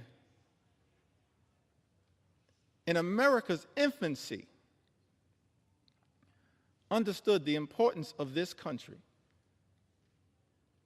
not just for its citizens, but for the world. He urged this Congress, we shall nobly save or meanly lose the last best hope of earth. Other means may succeed, this could not fail. The way is plain, peaceful, generous, just. A way which, if followed, the world will forever applaud. And God must forever bless. That's presidential leadership. That kind of leadership is missing in the United States of America right now. Exhibit A is the fact that at President Trump's urging, Mr. Speaker, our House Republican colleagues are here ready to rubber stamp, recklessly rubber stamp legislation that will rip health care away from more than 17 million Americans. That's not leadership. That's not the leadership that this country deserves. But that's what the American people are experiencing because of Republican rule here in Washington, D.C. Yet we know, Mr. Speaker, that things can be different.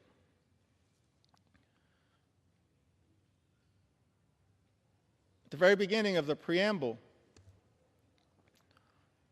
of the United States Constitution, those words are written, we, the people, in order to form a more perfect union. I like that. We, the people, in order to form a more perfect union.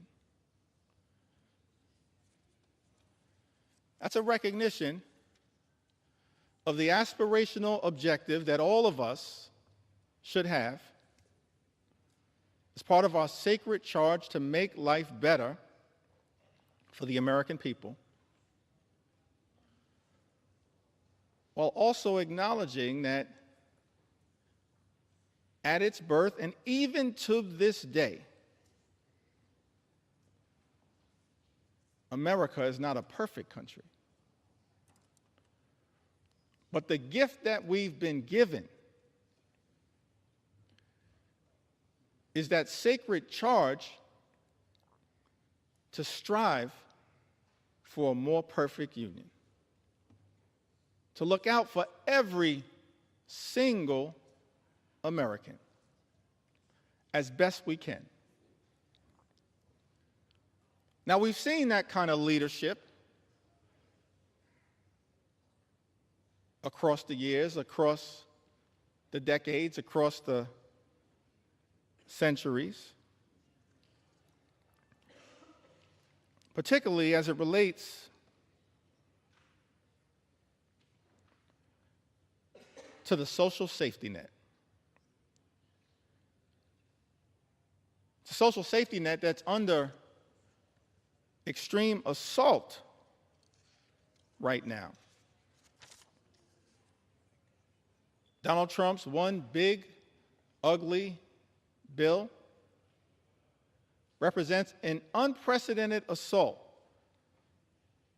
on America's social safety net. An unprecedented assault on hardworking American taxpayers. It's the exact opposite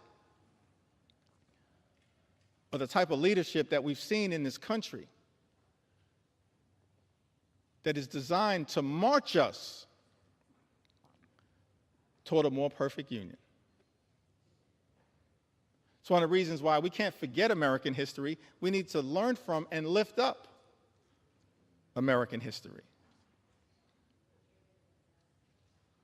All types of history, and I'll address that issue later, but let me also parenthetically pause and make it clear, Black history is American history. We will never let anyone erase it. We need to learn from it, not erase it. And we will never let that happen. Our history teaches us that what leadership actually does is set us on a course toward a more perfect union. And leaders have recognized that part of doing that is to make sure we are there for everyday Americans who would otherwise find themselves in an incredibly vulnerable situation. President Franklin D. Roosevelt,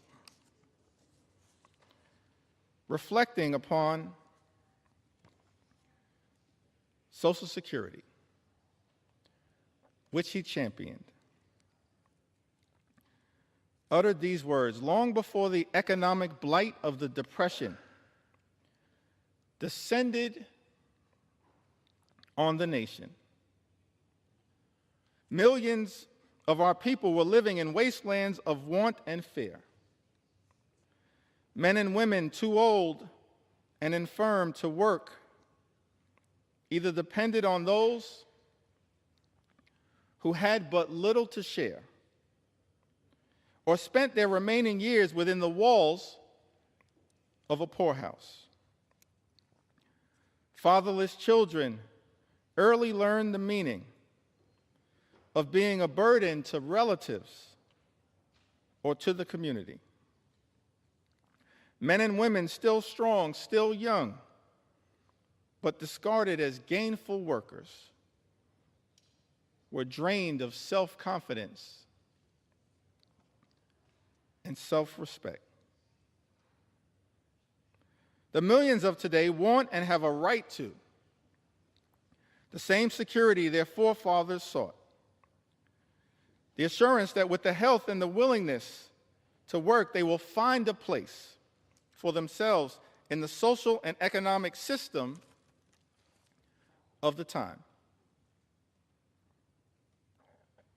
Because it has become increasingly difficult for individuals to build their own security single-handed, government must now step in and help them lay the foundation stones. Just as government in the past has helped lay the foundation of business and industry.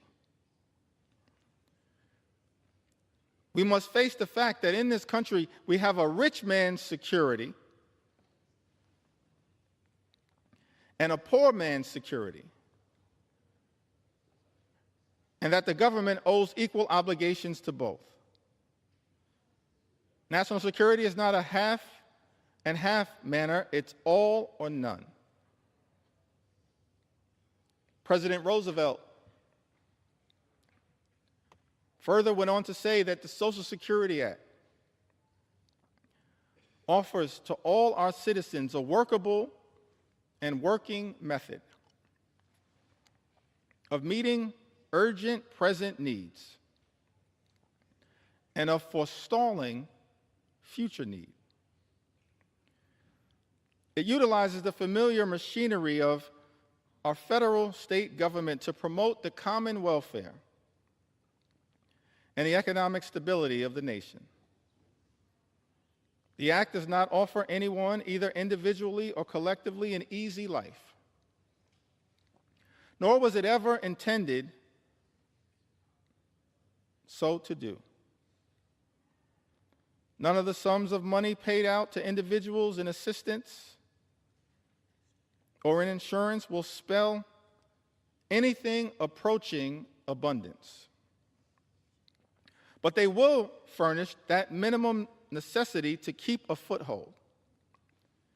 And that is the kind of protection Americans want. Truer words could never have been spoken. That is the type of protection that we should be building upon here in the United States Congress, not undermining. President Franklin D. Roosevelt went on to say, what we are doing is good, but it is not good enough. To be truly national, a Social Security program must include all those who need its protection. Today, many of our citizens are still excluded from old age insurance and unemployment compensation because of the nature of their employment. This must be set aright, and it will be. FDR continues to say to the American people, I am hopeful that on the basis of studies and investigations now underway, the Congress will improve and extend the law. I'm also confident that each year will bring further development in federal and state Social Security legislation. And that is as it should be. One word of warning, however, in our efforts to provide security for all of the American people, let us not allow ourselves to be misled by those who advocate shortcuts to utopia of fantastic financial schemes. We have come a long way, but we still have a long way to go. There is still today a frontier that remains unconquered. In America, unclaimed. This is the nationwide frontier of insecurity, of human want and fear. This is the frontier, the America we have set ourselves to reclaim. President Franklin D. Roosevelt pioneered Social Security, but recognized that the work was unfinished, even as it related to making sure every single American, regardless of race or position in life, would have Social Security to be able to live out their golden years with grace and dignity. President Franklin D. Roosevelt talked about this frontier that America must continue to pursue, conquering the frontier of insecurity, of human want and fear. That's leadership. That's what we should be doing here in the United States of America, Mr. Speaker, not enacting devastating cuts to health care that will hurt millions of everyday Americans. All of this is also unfolding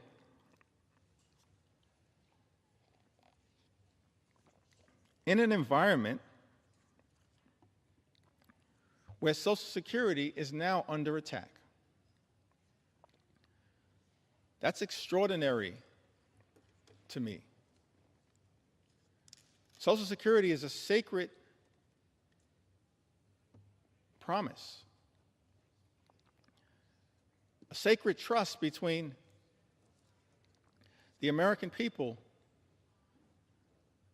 and its stewards, her stewards in government. So I'm so thankful for leadership as it relates to Social Security from people like Congressman John Larson, who recognizes that our goals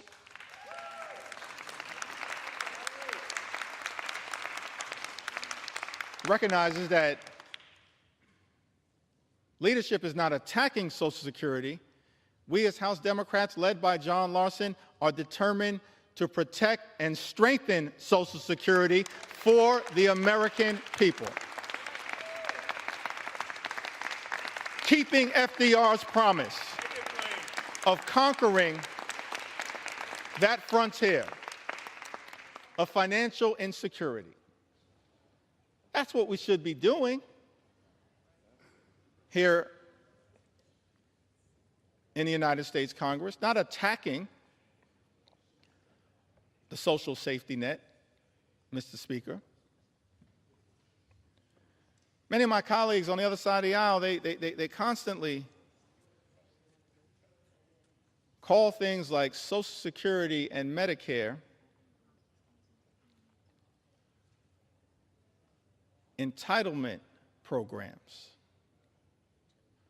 I think they label Social Security and Medicare entitlement programs, and by the way, as a result of this one big ugly bill, Medicare will be cut potentially by more than $500 billion, the largest cut to Medicare in American history, set in motion by Donald Trump's one big ugly bill, and now co-signed, it appears, by House Republicans. Mr. Speaker, House Republicans who've also co-signed this extraordinary assault on Social Security, closing offices, cutting off access to phone service, making it harder for seniors to access their hard-earned benefits. Social Security is not an entitlement program. Medicare is not an entitlement program, Mr. Speaker. I learned this very early on in life. When I was 15 years old, I secured my first job. I was a messenger traveling from office to office in Midtown Manhattan, delivering mail, delivering packages. I was just a sophomore at Midwood High School in Brooklyn, my first job, earning minimum wage, $3.35 an hour. Thankful for that money, having been raised by my mom and dad in a working class neighborhood in central Brooklyn, $3.35 an hour, coming of age in the middle of the crack cocaine epidemic in central Brooklyn. And I couldn't wait to get my first check. And I was told that because I was working part-time and I was a high school student, that the money that I made would not be taxed. And so as I was anticipating that first check, I multiplied the amount that I was making, $3.35 per hour, by the number of hours that I expected to work during that pay period. I calculated the total,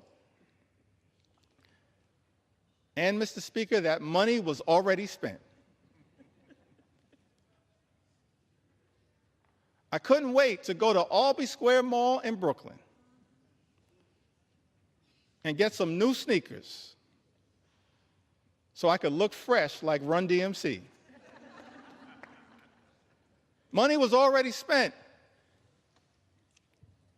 Mr. Speaker, because I was told that as a high school student working part-time, my first job, the money that I would make would not be taxed. And then I got my first check.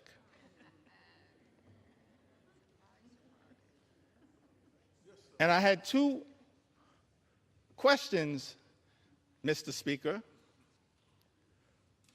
Who is FICA?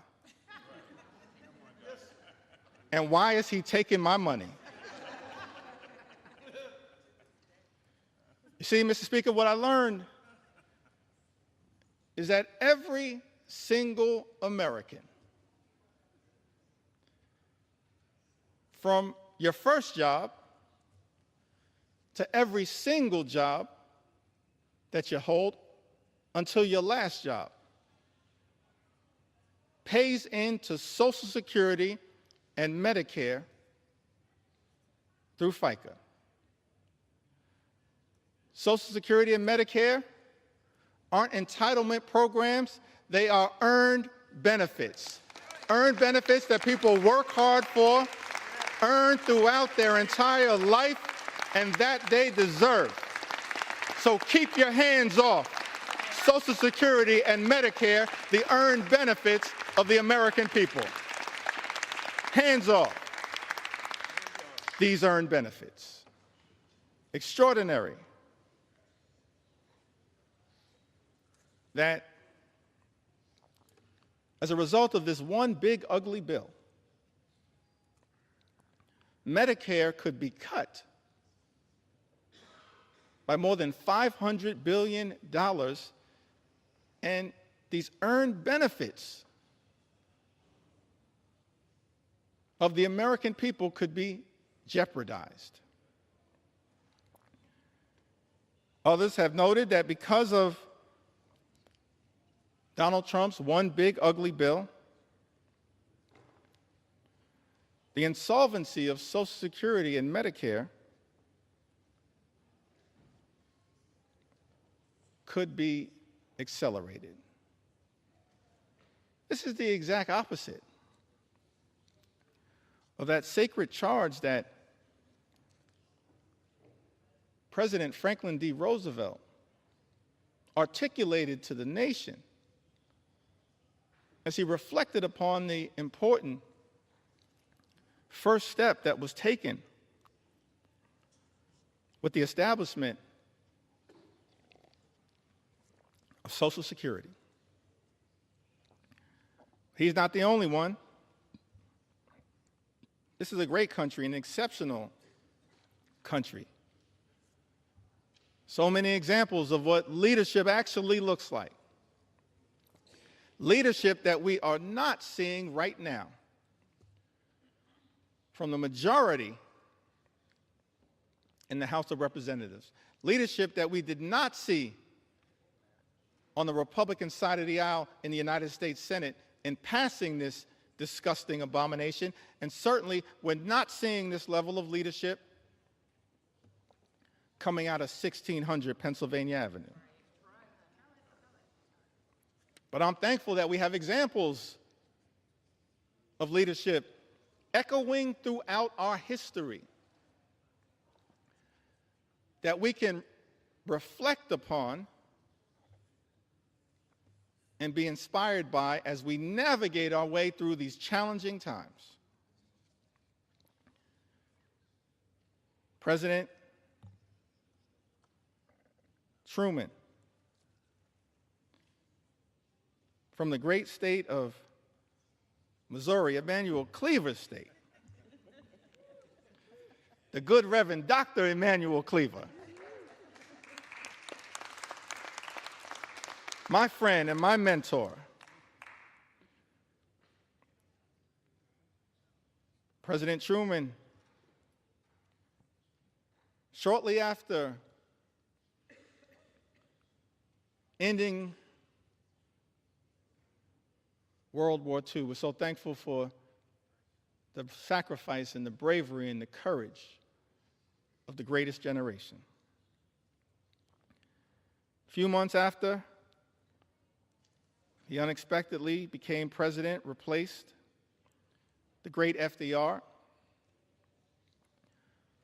November 19th, 1945, he delivered a special message to Congress recommending a comprehensive health program. I want to read just a few of those words because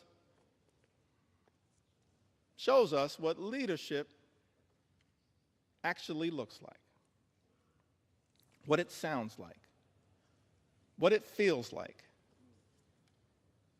to have presidential leadership that we in Congress should aspire to working with, as opposed to bending the knee to an extreme agenda reflected in this one big, ugly bill. President Truman said to this Congress in a statement recommending a comprehensive health program, millions of our citizens do not now have a full measure of opportunity to achieve and enjoy good health. Millions do not now have protection or security against the economic effects of sickness. The time has arrived for action. Should mean health security for all, regardless of residence, station, or race. Everywhere in the United States of America. He says, regardless of residence, station, or race. That's presidential leadership. That brings people together, doesn't seek to divide us, which is what, unfortunately, is happening in the United States of America right now. President Truman goes on to say to Congress, we should resolve now that the health of this nation is a national concern, that financial barriers in the way of attaining health shall be removed, that the health of all its citizens deserves the help of all the nation.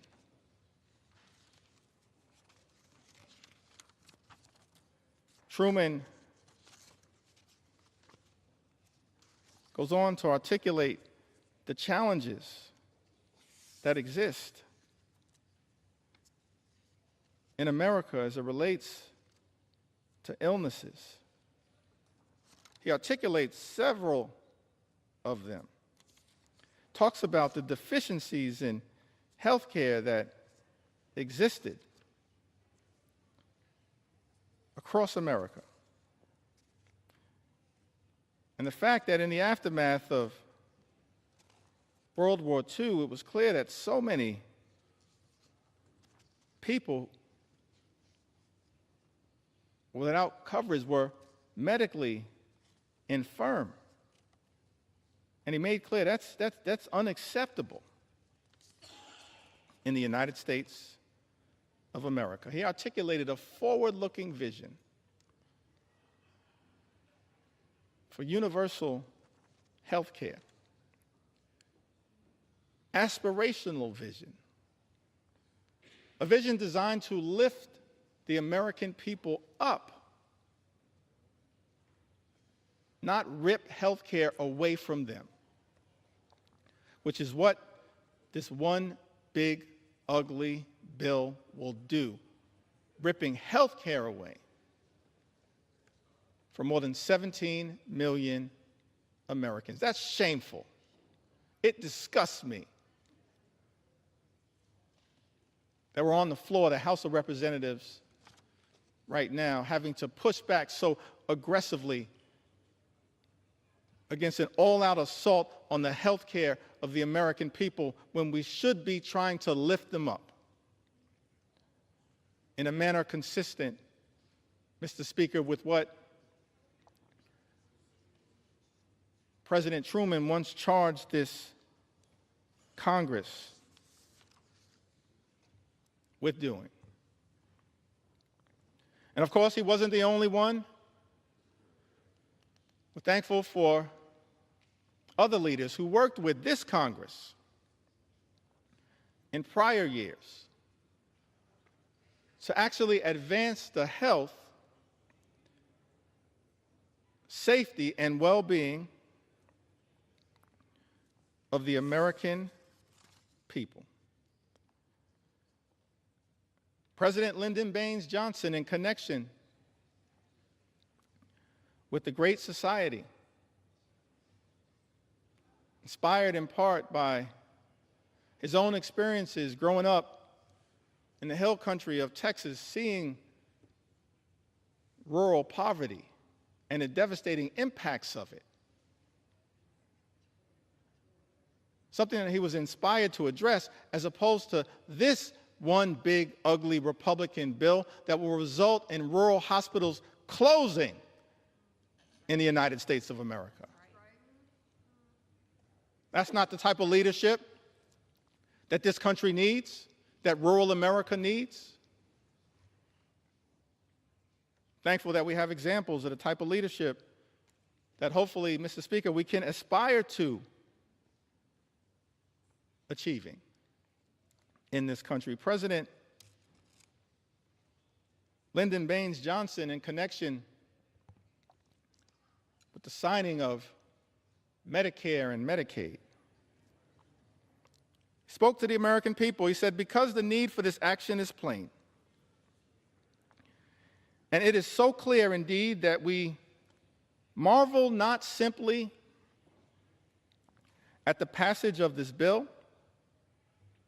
but what we marvel at is that it took so many years to pass it. And I am so glad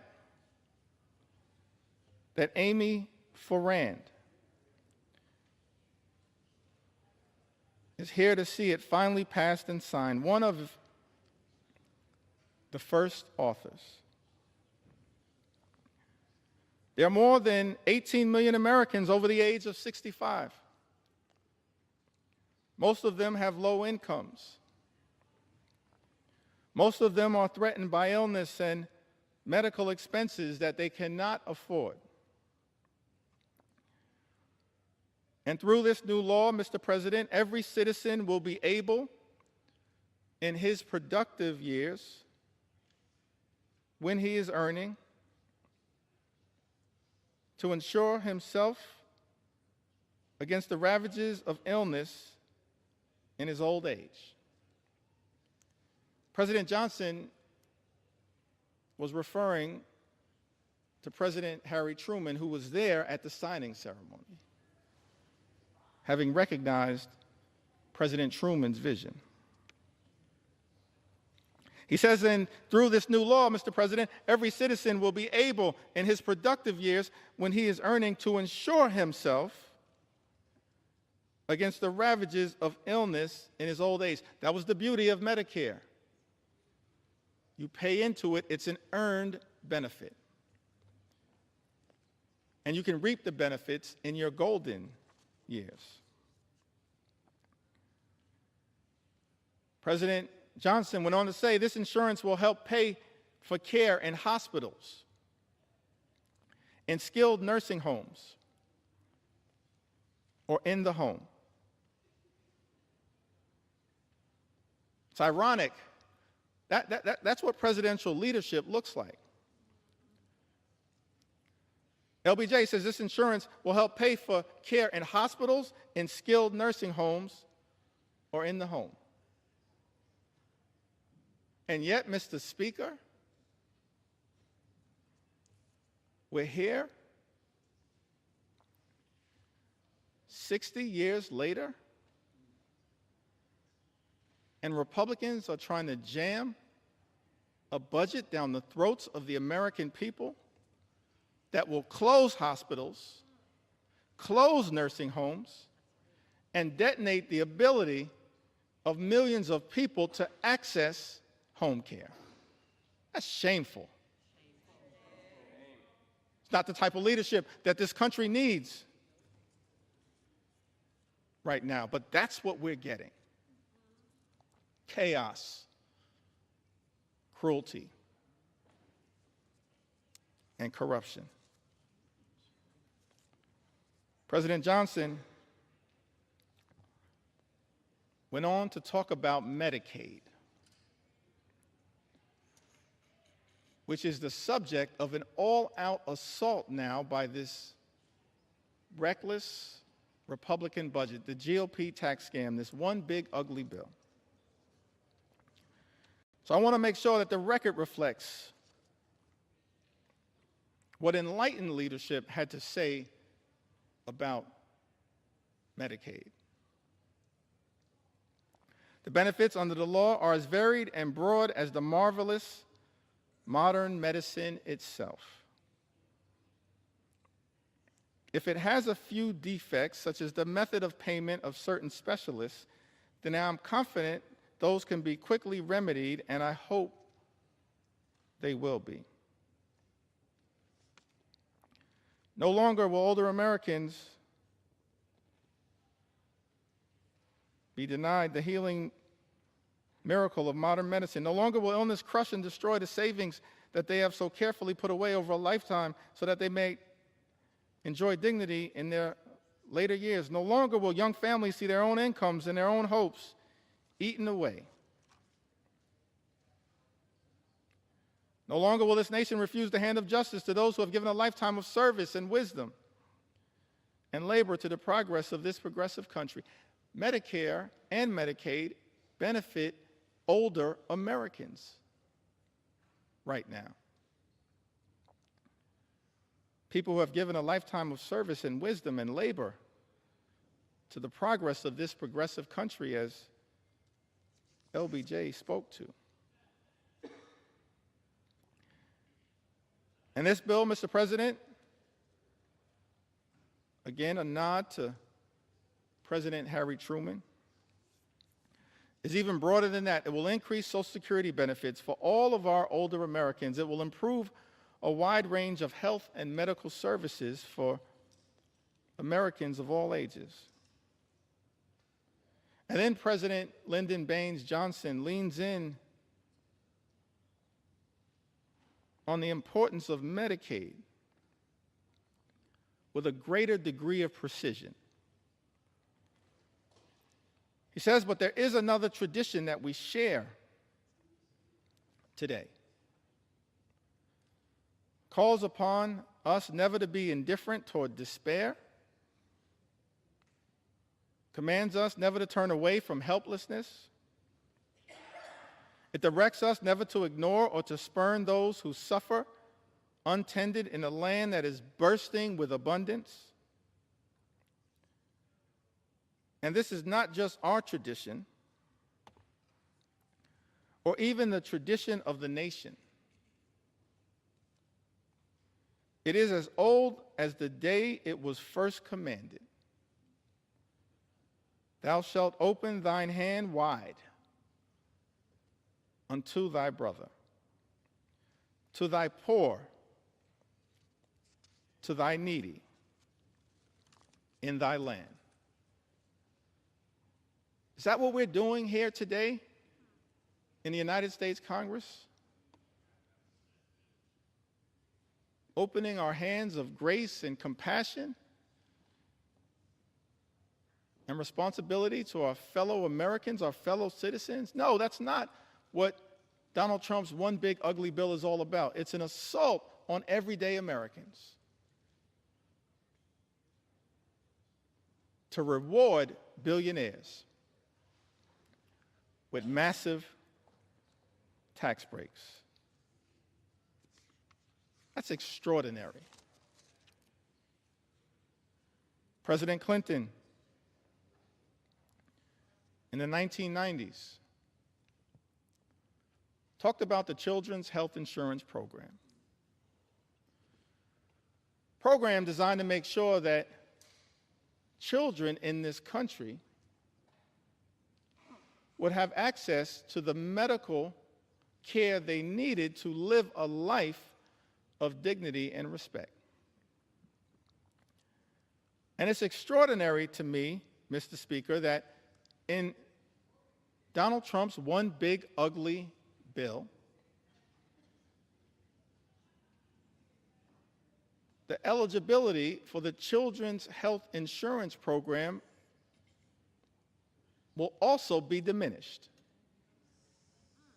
as part of an all-out assault on the health care of the American people. So I thought it not robbery in the time that I have that we lift up the original spirit of the Children's Health Insurance Program. President Clinton said to the nation, because we have acted, millions of children across this country will be able to get medicine and have their sight and hearing tested and see dentists and doctors for the first time. Millions of young Americans will be able to go on to college.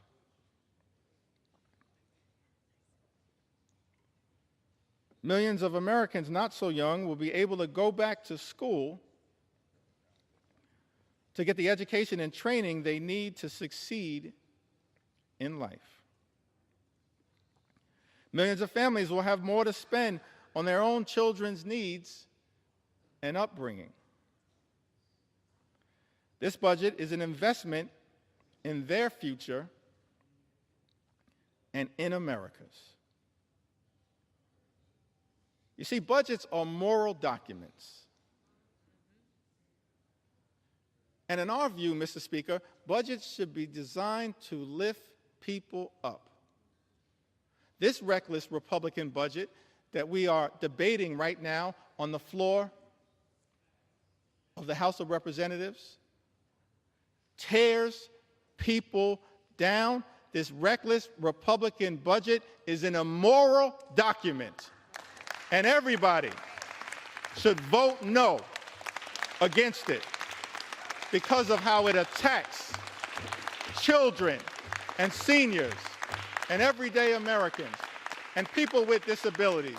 This reckless Republican budget is an immoral document. And that is why I stand here on the floor of the House of Representatives with my colleagues in the House Democratic Caucus to stand up and push back against it with everything we have on behalf of the American people. in the spirit of John Lewis. Show up, stand up, and speak up for what we know is right. It's an immoral document that we're debating right now on the House of Representatives. This budget also represents an attack on the Affordable Care Act. For some reason,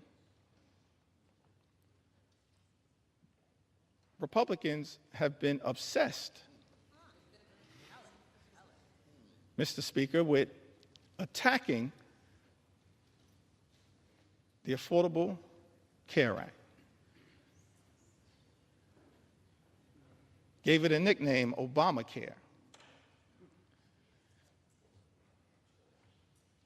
But the great Jim Clyburn flipped the script and said, yes, it's Obamacare because President Barack Obama cares about the American people, just like we do as House Democrats. That's not what is being reflected right now on the other side of the aisle. We care about the American people. We care about their health. We care about their safety. We care about their well-being. And so I'm proud to stand here on the floor saying, yeah, we're going to continue to defend Obamacare until the very end, no matter what it takes. So President Obama spoke to this Congress as well. He talked about presidential leadership. We've seen it year after year, decade after decade, century after century. President Lincoln, President Roosevelt, President Truman, President Johnson, President Clinton, President Obama lifting up the American people. On the health care issue. So I think it's important that these words as well continue to echo out throughout America. President Obama said that there's still tremendous hardship all across the country. But there is a sense that we are making progress because of you. But even before this crisis, he of course speaks about the Great Recession.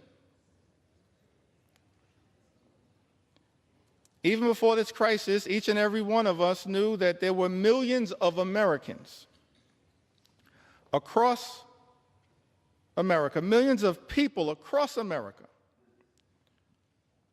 who are living their own quiet crises. Maybe because they had a child who had a pre-existing condition. And no matter how desperate they were, no matter what insurance company they called, they couldn't get coverage for that child. Maybe it was somebody who had been forced into early retirement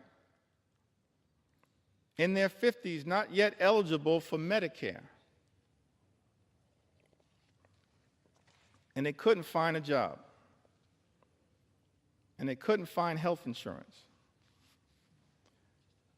Despite the fact that they had some sort of chronic condition that had to be tended to.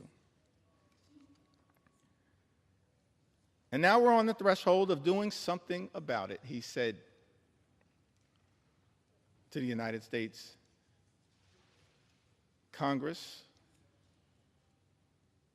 Speaker Nancy D'Alessandro Pelosi and others who were great partners in this effort. He said, and now we're on the threshold of doing something about it. We're a day away. This is aspirational leadership. After a year of debate, after every argument has been made, by just about everybody. We're 24 hours away. But it may also be possible, referring to his critics that existed at the time, who sat on the other side of the aisle. He said, but it may also be possible that they realize after health reform passes and I sign that legislation into law, that it's going to be a little harder to mischaracterize what this effort has been all about. Because this year, small businesses will start getting tax credits so that they can offer health insurance to employees who currently don't have it. Because this year, those same parents who are worried about getting coverage for their children with pre-existing conditions now are assured that insurance companies have to give them coverage this year. Because this year, insurance companies won't suddenly be able to drop your coverage when you get sick, or impose lifetime limits or restrictive limits on the coverage that you have. President Obama went on to say, maybe they know that this year, for the first time, young people will be able to stay on their parents' health insurance until they're 26 years old. The Affordable Care Act was a tremendous step in the right direction. It's aspirational leadership. Tens of millions of Americans now have health insurance coverage as a result of the Affordable Care Act. But this reckless Republican budget, this one big, ugly bill that President Donald Trump has directed my Republican colleagues to sign off on, to recklessly rubber stamp, and to bend the knee to, even though this bill and its assault on health care, on Medicaid, on the Children's Health Insurance Program, on Medicare, and on Obamacare will rip away health care coverage from the people my Republican colleagues are here in Washington to represent. It's extraordinary to me that as a result of this one big ugly bill, this all-out assault on health care in this country, millions of people are going to lose coverage, thrown off of health care, set in motion a chain of events where hospitals will close, nursing homes will shut down, people unable to get the care that they need to live a life of dignity and respect. And that as a result of the all-out Republican assault on health care in the United States of America, people will die. Tens of thousands, perhaps year after year after year,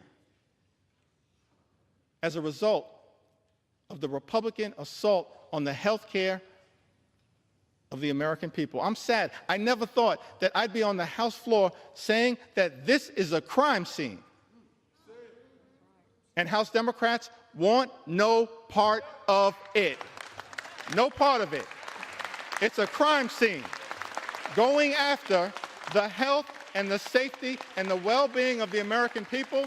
And Mr. Speaker, we want no part of it, which is why we're fighting so hard to stop it.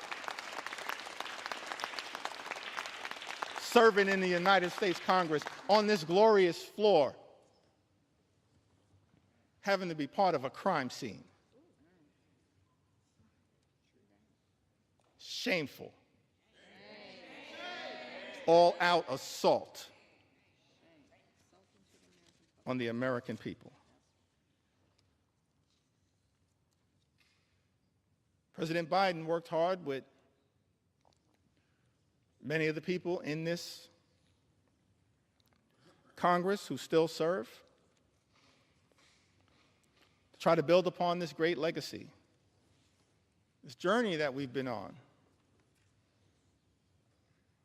set in motion in modern American presidential history by FDR, inspired by the great vision of President Truman, enhanced in years that were cut short far too early by President Kennedy, and then powered in such an extraordinary way by President Lyndon Baines Johnson. Built upon aspirationally by President Jimmy Carter. And then advanced to Children's Health Insurance Program by President Bill Clinton.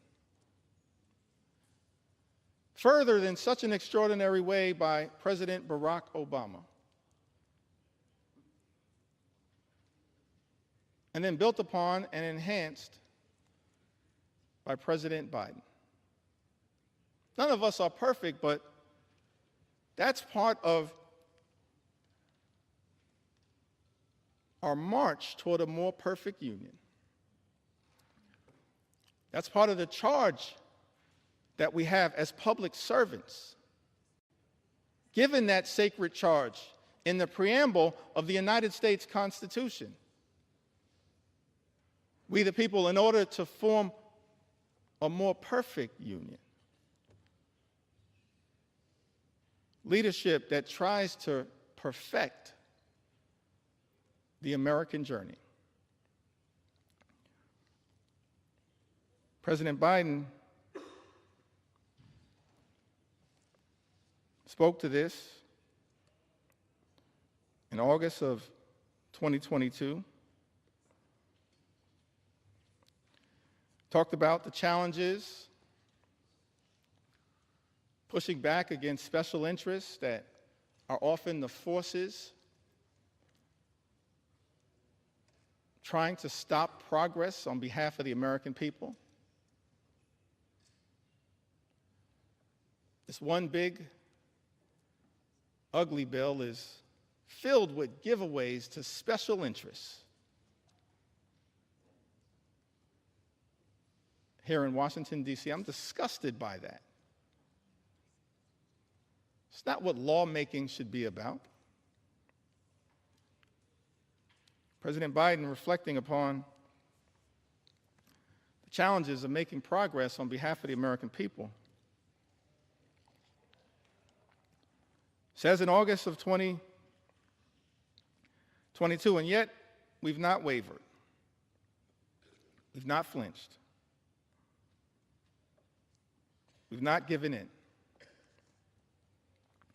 Instead, we're delivering results for the American people.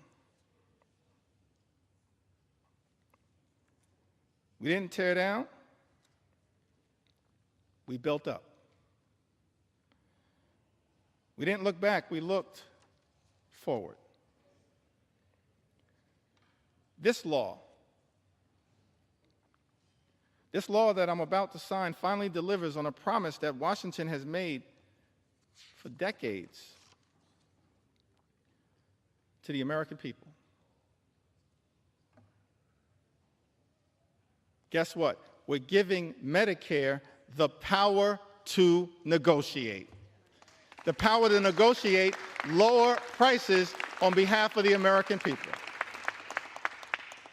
This means seniors, President Biden goes on to say, are going to pay less for their prescription drugs, while we're changing circumstances for people on Medicare by putting a cap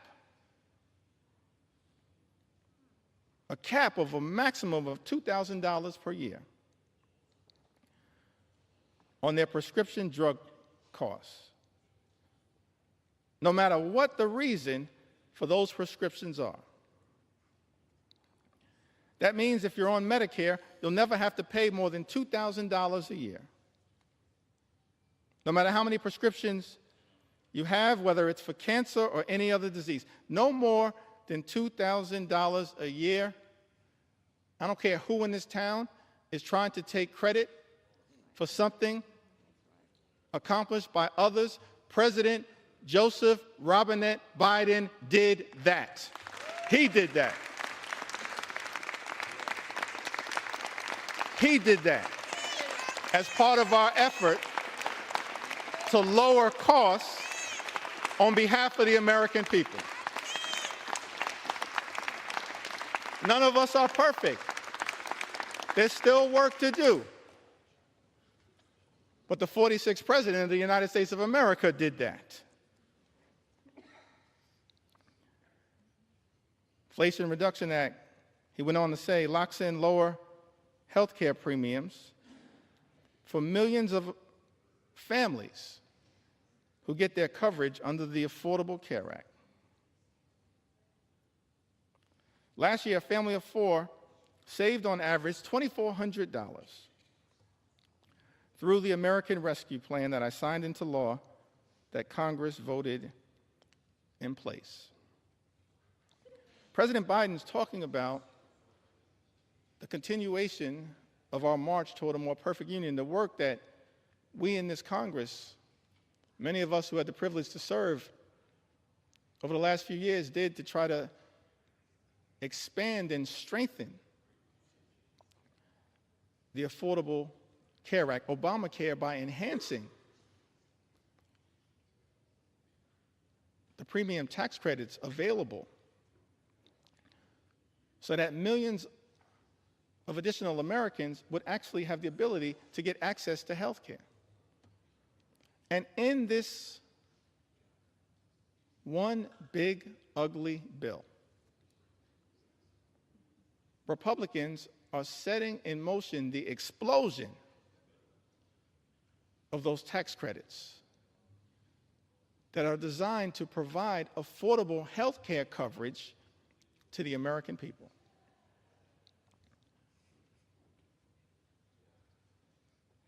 Leadership requires courage, conviction, compassion. And yet what we've seen from this administration and its co-conspirators on the Republican side of the aisle, Mr. Speaker, is cruelty, chaos, and corruption. And it's all an extraordinary assault on the health care of the American people. I mentioned earlier, Mr. Speaker, that I've taken to the House floor to share stories from the American people. Stories that are too numerous to articulate in the time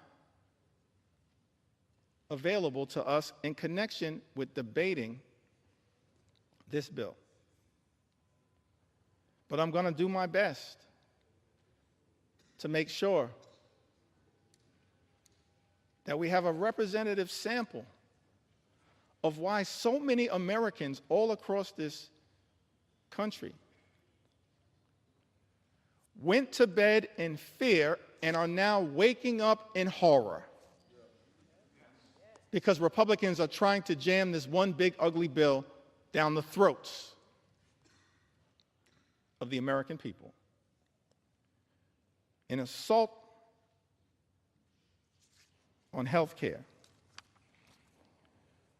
an assault on nutritional assistance, an assault on children, an assault on veterans, an assault on farmers, an assault on everyday Americans.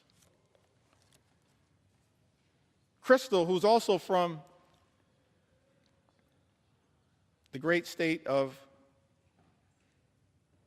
Alaska, said that after my husband passed away suddenly, I was unprepared to pay all the bills as a part-time stay-at-home mom, and working part-time while my young girls were in school. I applied for SNAP benefits.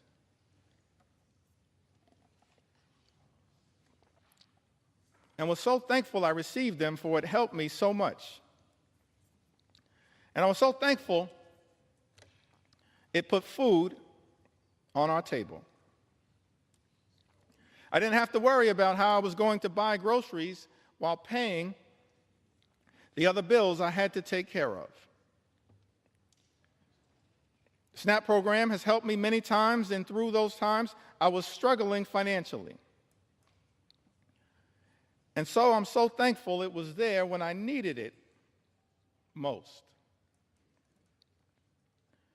I am no longer on the program, but it was one of the biggest blessings in my life. During those hard years after my loss. Thank you to the government for helping me. We all need help at times in life. And I think this program should remain available to those who really need it, who are struggling. Thank you, Crystal, for sharing your story with us. Mr. Speaker, Talise wrote to us, lives in Alabama's 5th Congressional District, a district currently represented by Dale Strong. So thankful for the representation of my good friends Terry Sewell and Shamari Figures in the great state of Alabama. Talise writes to us, I'm a single mom doing everything with my one income. My ex-husband refuses to pay child support or split the cost of anything related to my daughter. If it wasn't for SNAP, we'd probably have very little in terms of food because I am always running on E. I'm so beyond grateful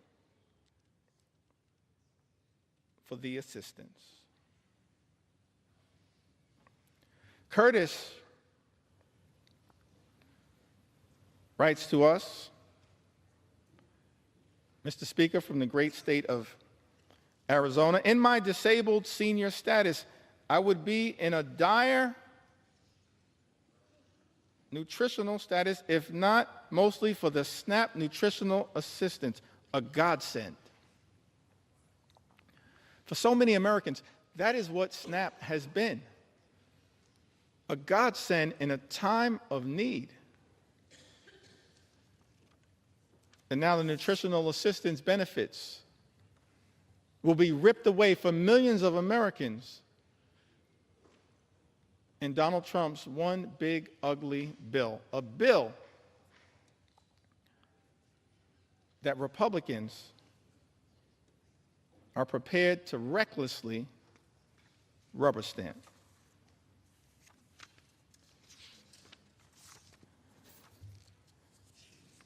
We also heard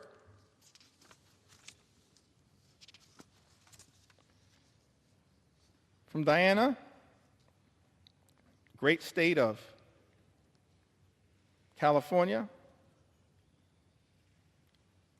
Diana writes, SNAP has helped my family tremendously during this difficult time. We really appreciate all the help. My husband was diagnosed with cancer. And we have a little one at home. It's been difficult taking care of everything. Please keep this benefit to help people get on their feet. Diana lives in the Inland Empire, California's 33rd Congressional District, represented by the chairman of the House Democratic Caucus, Pete Aguilar. Diana, Pete Aguilar is fighting hard for you. Just like every single House Democrat are fighting hard for the American people to protect you as best we can from this cruel assault on nutritional assistance. We're going to continue to fight hard for you.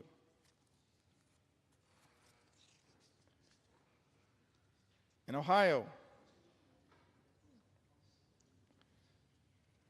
Julie writes to us, I'm so thankful for Amelia Sykes, Marcy Kaptur. Marcy Kaptur is the original gangster of the Ohio delegation. The longest serving woman in the history of the United States Congress, fighting hard on behalf of the people she incredibly represents. Along with Amelia and Shontel Brown and Greg Landsman, and of course, y'all know I couldn't leave out my big sister Joyce Beatty.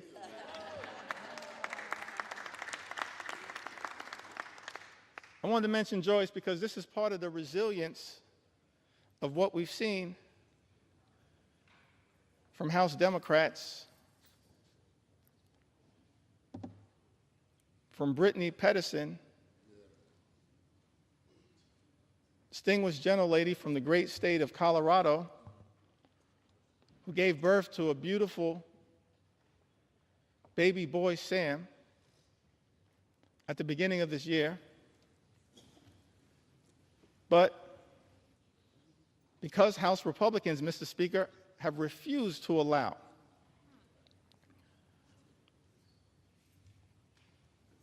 proxy voting, virtual voting, for expectant mothers and new mothers throughout this year, shortly after giving birth, Congresswoman Brittany Pedersen, each and every week, often with her baby boy, Sam, has come to the United States Congress to stand with House Democrats in defense of the American people.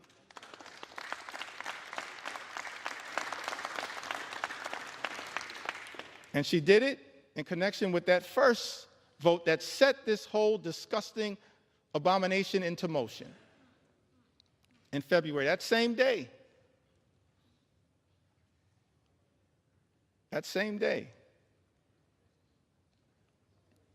Kevin Mullin showed up to vote on behalf of the American people. Just like all of us continue to do, Kevin Mullin showed up to vote despite the fact that he had been experiencing multiple surgeries, was dealing with some complications. But he understood, just like all House Democrats understand, the need to stand up in this moment and fight hard for the American people, the need to be here throughout this entire toxic journey that Republicans have set us on. Connection with this one big, ugly bill. Kevin Mullin, coming off of multiple surgeries, multiple surgeries, rolled out of his hospital bed, got on a plane from Northern California, took his wife with him so that she could change his IV on the plane across the country to be here and stand with his sisters and brothers in the House Democratic Caucus family to push back against this one big ugly bill. I was so thankful, so appreciative to see the great Joyce Beatty, who's been battling some issues, working her way through them, putting off surgeries for as long as she could. And yet, perhaps against some of the advice that she may have received, understood, as she said in her own words, the importance of being here on behalf of the American people,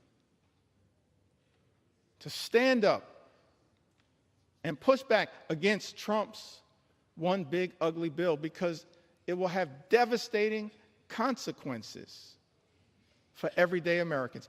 Thank you, Joyce Beatty, for your courage, your strength, and your resilience on behalf of the people that you represent in the great state of Ohio and people all across the country. That's what we do as House Democrats, and you're leading by example. And I could tell stories about every single one of us who in this moment recognizes that we have to keep rising to the occasion because of the extraordinary assault that has been launched against the American people by Donald Trump and complete Republican control here in Washington. Let's understand who is doing you in. People on the other side of the aisle. It's not too late. All we need are 4 Republicans to join us to show John McCain levels of courage. Not on the battlefield, as he did in such an extraordinary way. And yes, Mr. President, John McCain was an American hero and patriot.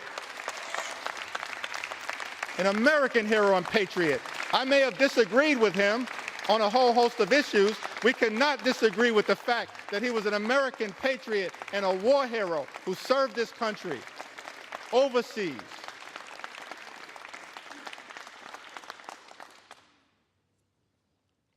And then he came back home after being a POW year after year after year.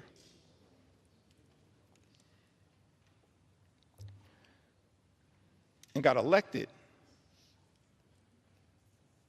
to the United States House of Representatives. Did I get that right, y'all? To the United States House of Representatives. Just making sure y'all are paying attention. All good things start in the United States House of Representatives, as far as we're concerned. And then he went over to the Senate. And then in one of his final acts of courage, he pushed back against the effort to rip away health care from millions of Americans. All we need is 4 Republicans to show John McCain levels of courage when it comes to protecting the health, the safety, and the well-being of the American people, protecting the nutritional assistance of the American people. I think earlier today,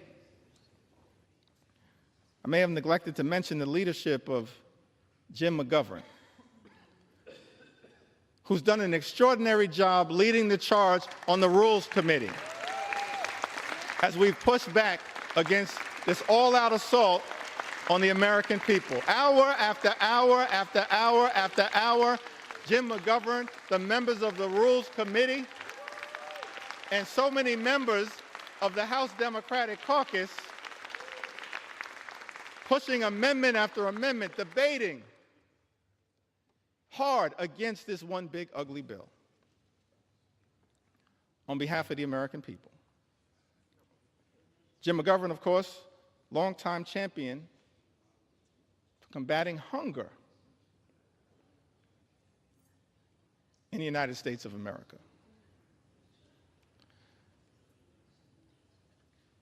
So thankful for Jim's resilience and his strength, even in the face of great tragedy. Continues to battle hard on behalf of the American people. Julie writes, SNAP has been an amazing help to my family. Very grateful to receive it. I'm a single mom of twin 13-year-old girls. I've been on my own with my girls since they were 1 and have never received child support. I do work. People who receive Medicaid work. People who receive SNAP work. So some people in this town need to stop lying to the American people.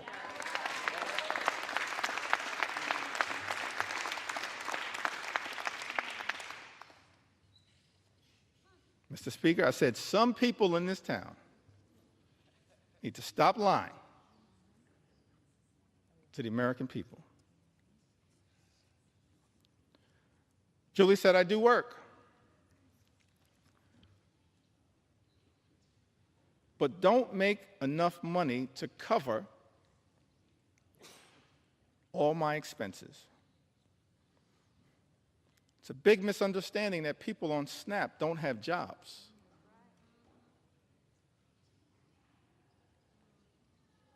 My children would eat very poorly if I didn't have SNAP. I would have to rely on church food pantries, and they could only offer the bare minimum. The food banks don't give basics like milk and bread. That's Julie's experience. Mr. Speaker, she lives in Ohio's 14th Congressional District, represented by our colleague, Congressman David Joyce. We heard from Mark from the Commonwealth of Pennsylvania. Mark says, I've collected Medicaid and SNAP benefits for over a decade now. I may well have found myself in a worse place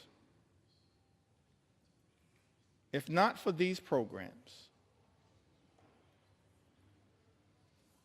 Giving freely and charitably is the way of Jesus.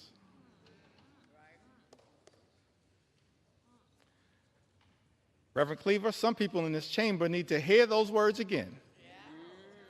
Giving freely and charitably is the way of Jesus. That's someone who's talking like a Matthew 25 and 35 Christian. SNAP and Social Security benefits have been life-saving for me. They literally keep me alive. I suffer from severe depression, anxiety, OCD, and have Asperger's. This is why I'm on Social Security and SNAP.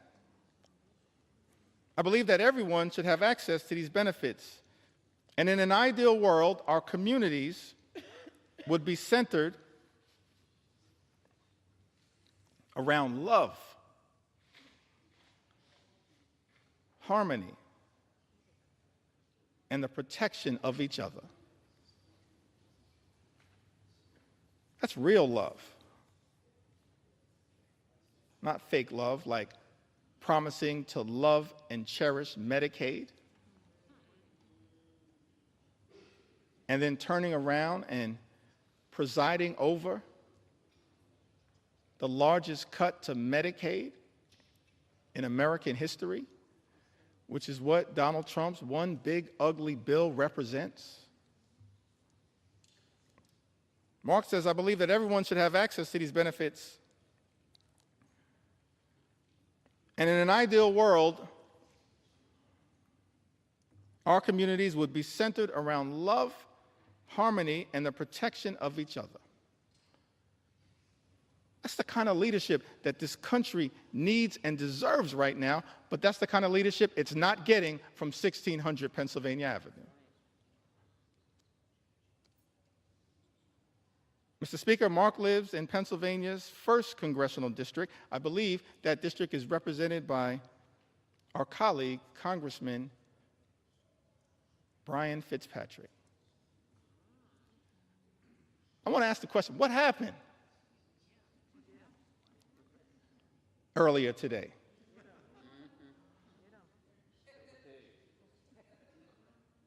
How was it that a few hours ago, several of my Republican colleagues had principled opposition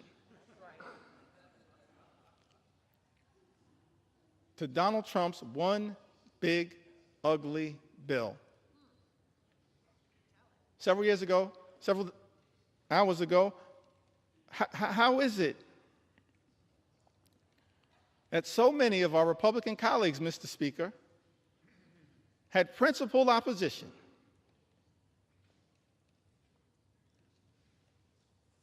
to Donald Trump's one big, ugly bill? Either because of the devastating assault on Medicaid, health care, supplemental nutritional assistance, assault on veterans, assault on clean energy jobs, assault on the cost of living, which is represented in this bill, or because of the assault on the fiscal irresponsibility of a bill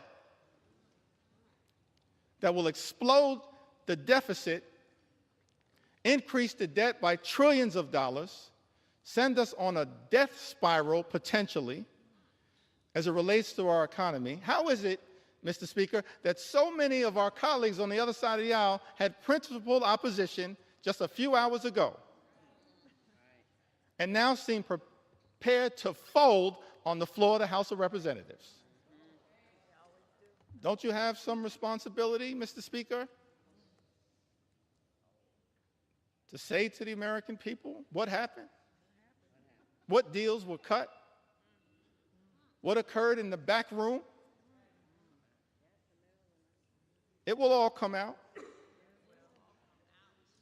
one way or the other, Mr. Speaker. Incredible to me that this Congress is on the verge of ripping food out of the mouths of children, veterans, and seniors as a result of this one big, ugly bill in order to reward billionaires with massive tax breaks and exploding the debt in the process. I mentioned earlier in my remarks that as House Democrats, we envision a different country than the one that is being ravaged by such extremism right now. Imagine a country where every single American can afford to live the good life. Good paying job, good housing, good health care, good education for your children, and a good retirement. Work hard, play by the rules, live the good life. That's the America that we should be working hard right now to bring about for every single American. But we know there are far too many Americans in this country struggling to live paycheck to paycheck.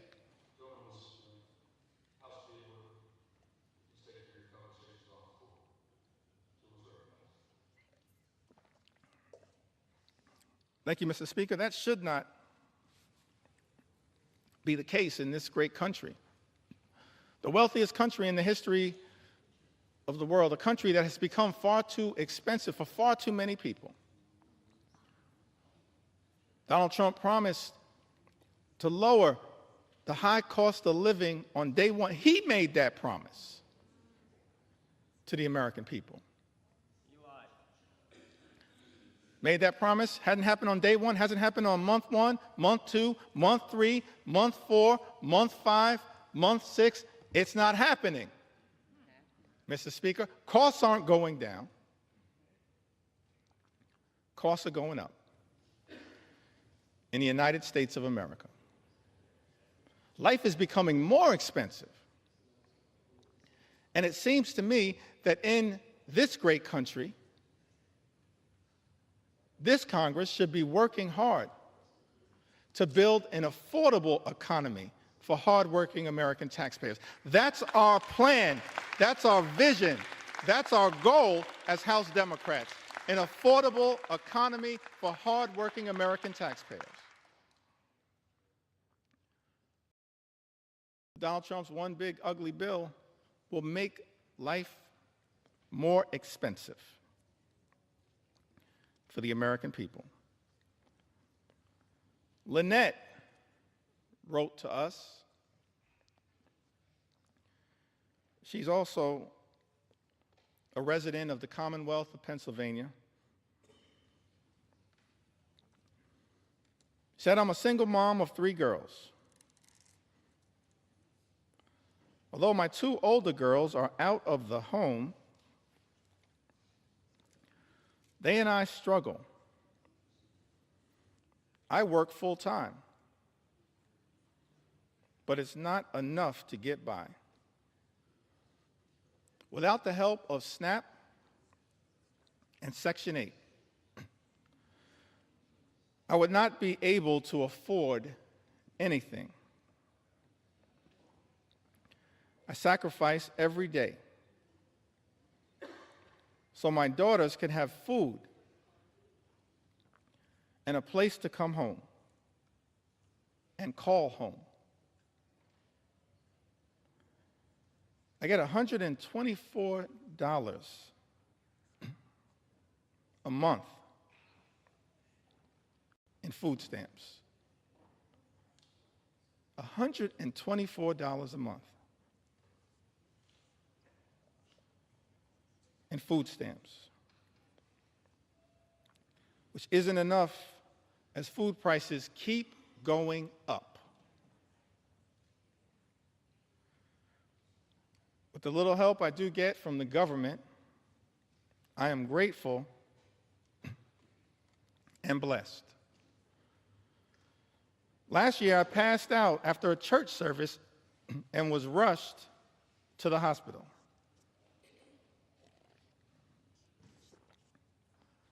I didn't have any insurance at this time, but I was treated. However, I could not pay back the services that I received, and I still need treatments. I have been choosing to pay for rent and food, but I have these bills and other appointments that I need to go to but don't have the extra money, and I don't qualify for Medicare, don't make enough to get insurance on the marketplace for insurance. Lynette, without the help of SNAP and Section 8, I would not be able to afford anything. Mr. Speaker, Lynette resides in Pennsylvania's 7th Congressional District, a district represented by our colleague, Congressman Ryan McKenzie. Wendy writes to us from the Commonwealth of Virginia. Says that I am a single mother of 2 children, and due to bone cancer, I now live with a disability and am unable to work. I have not only survived cancer, but my children and I also survived domestic abuse. I have been making ends meet while not working or receiving any child support for almost 2 years. To my family, SNAP is literally life or death. And while I hope that one day my circumstances will improve to the point that I will not need the assistance for now, Wendy tells us, it is our lifesaver. That's what these safety net programs represent. Lifesavers for Americans in need. And instead of protecting these life-saving programs, these life-sustaining programs, what we see from this one big ugly bill is that nutritional assistance for the American people will be decimated. And as a result, millions of Americans, our fellow Americans, are at risk of going hungry.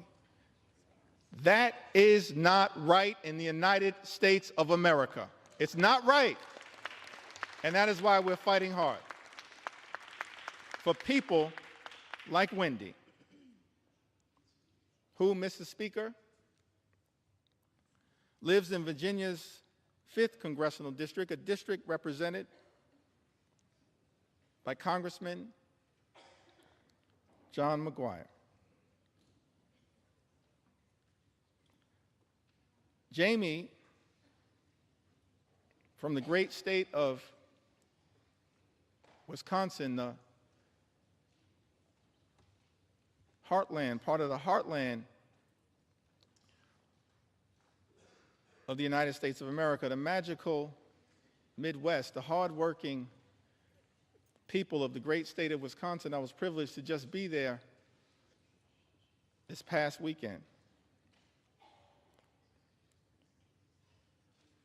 Jamie said, I work, I am a single mom. I need help to feed my kids. All the bills have skyrocketed. I'm doing this on my own. Please don't take away SNAP. A plea that I think is being heard all across this land, please don't take away SNAP. It's a lifesaver. It's being ripped away from the American people as part of this Republican effort, Mr. Speaker, to provide massive tax breaks for billionaires. Jamie is represented. She lives in the 3rd Congressional District of Wisconsin, currently represented, Mr. Speaker, by Congressman Derek Van Orden. Healthcare under assault.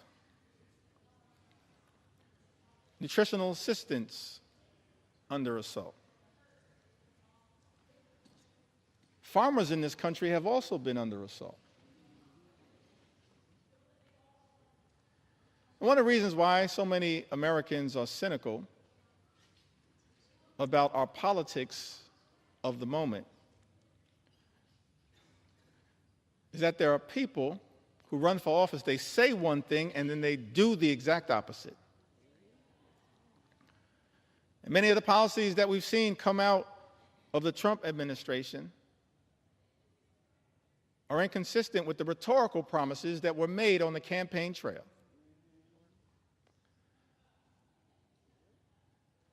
Donald Trump and House Republicans promising to look out for people in farm country,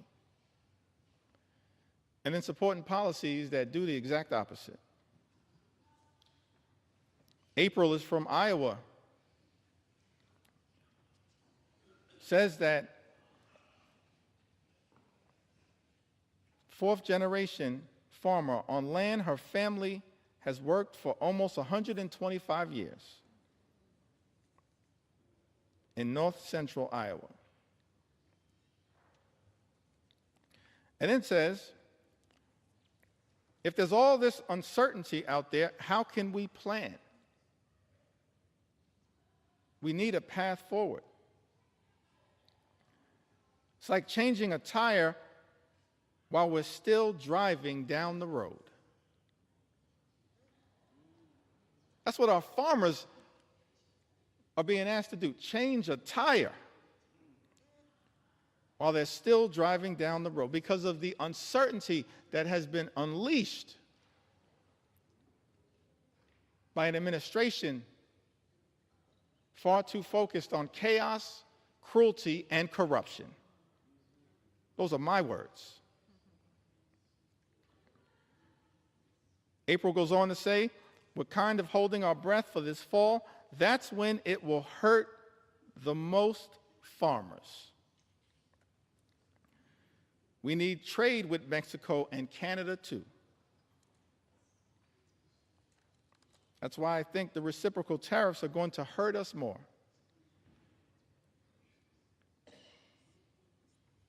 We get fertilizer from Canada. We get parts and products made in Mexico. As House Democrats, we're focused on creating more good-paying jobs, on economic strategies that make sense, that are designed to lift up the American people. But I can't find anything in this 900-plus page bill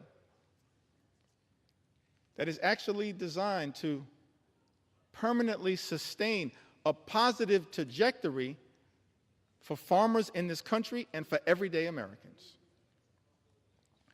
In fact, the chaotic uncertainty of the economic policies that have been unleashed by the Trump administration and complete Republican rule in Washington, D.C., will have devastating consequences for the American people and for farmers like April. John writes to us from the great state of North Carolina. He says to us, not many families can say this, black families, that is, but we've been here for over 100 years. My great-grandfather, my grandfather on both sides, and my father were all farmers.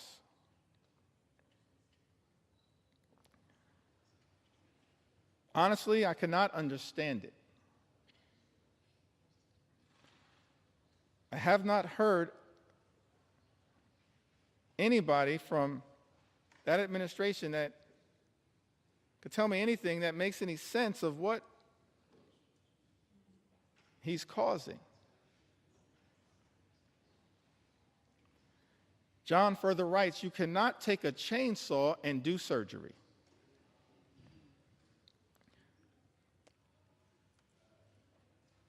I'm going to plant about 50% less than I would normally because I don't know what the price is going to be. I don't want to take the risk of putting even more out there.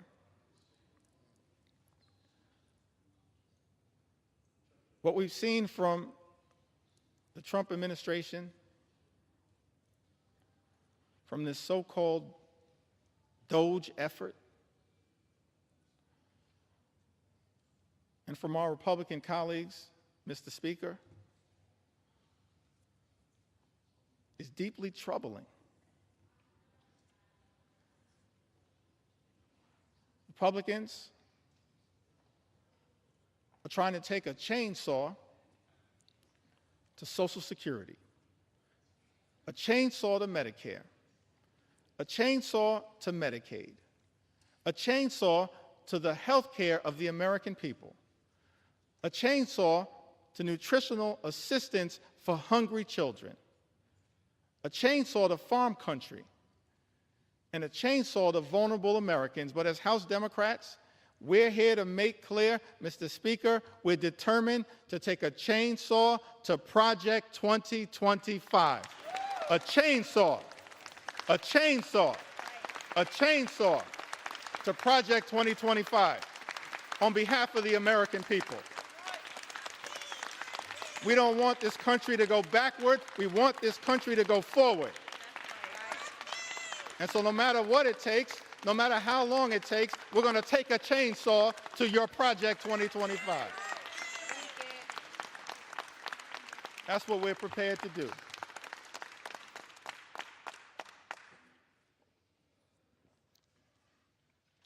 Thank you, John, from North Carolina.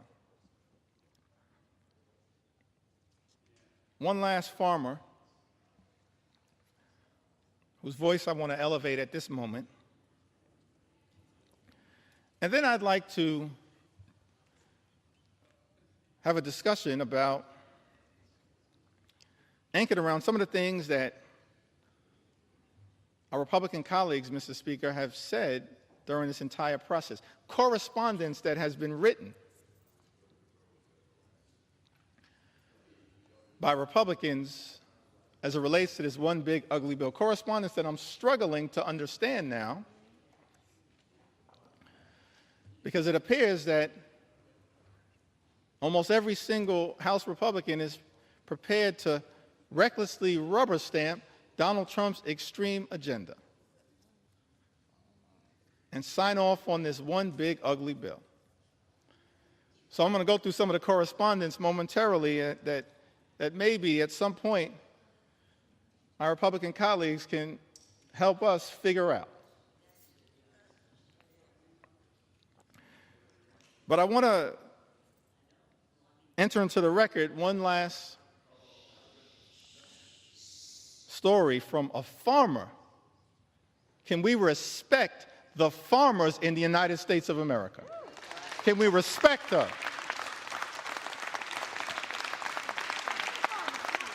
We began this country as an agrarian economy.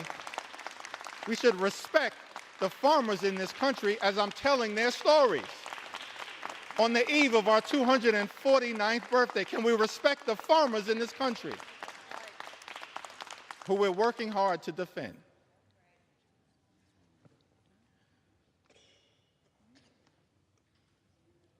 Susie is from Missouri. In a district, Mr. Speaker, represented by Ways and Means Chairman, our colleague, Jason Smith. She writes to us, she says that Susie and her husband, they moved back to her family farm over 2 decades ago, where they raised their children,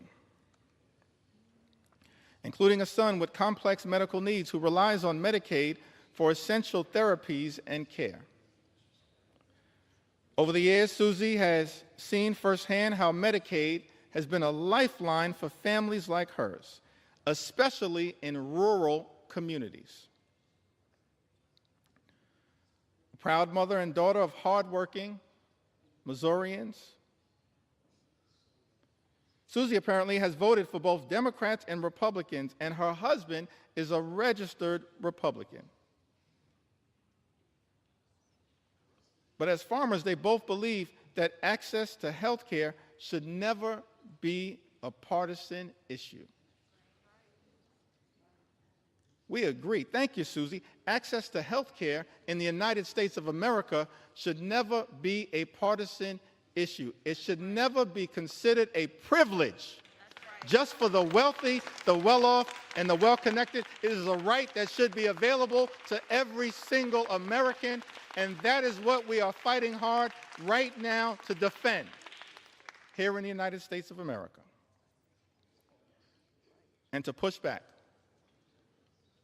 against this one big, ugly bill.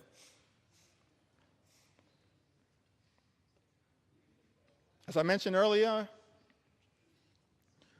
in the time that I have remaining, I certainly want to share the story of some of our veterans. Share a few stories of some of our small business owners who will also be under assault as part of this one big ugly bill. And share the stories of hardworking and law-abiding immigrant families who also will be targeted by this one big ugly bill. But I did want to take a little time at this moment to enter into the record some of the statements that have been made, Mr. Speaker, by our Republican colleagues.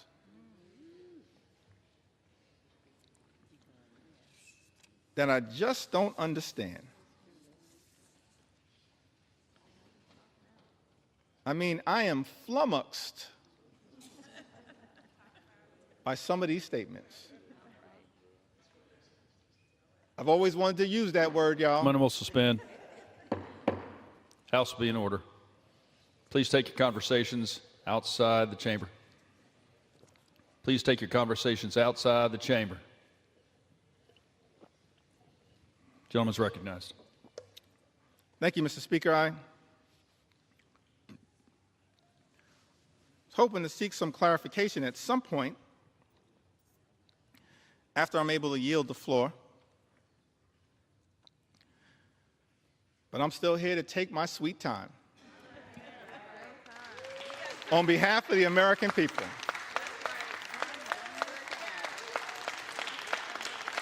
Because it was totally unacceptable that you would try to jam this bill, Mr. Speaker, down the throats of the American people with 15 minutes allocated for a debate. that would hurt everyday Americans allocated to the committees of jurisdiction. 15 minutes. And so now I'm here with my House Democratic colleagues, 4 hours in, taking our sweet time on behalf of the American people. And I'm flummoxed. Maybe it's flummoxed. As I mentioned, Mr. Speaker, I always wanted to use that word. I can't spell it, but I know what it means. I'm confused by many of these statements, so I'm trying to enter them into the record and then perhaps at some point get some clarification. Talking about Medicaid cuts, the largest cut to Medicaid in American history.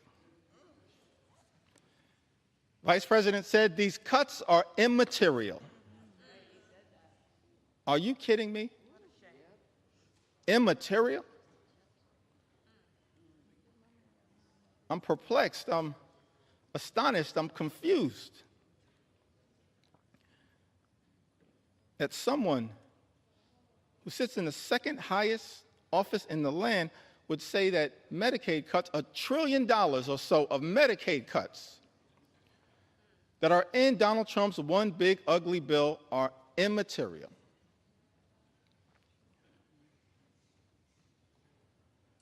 I'm confused, Mr. Speaker, by the statement that was made by the former Senate Majority Leader, Mitch McConnell, who, when talking about the Medicaid cuts that millions of Americans have been reaching out to us, pouring into us their heartfelt concerns at the devastating impact that these Medicaid cuts will have on their health, their safety, and their well-being. I'm confused, Mr. Speaker, by the statement that Mitch McConnell made. He said, people will get over it.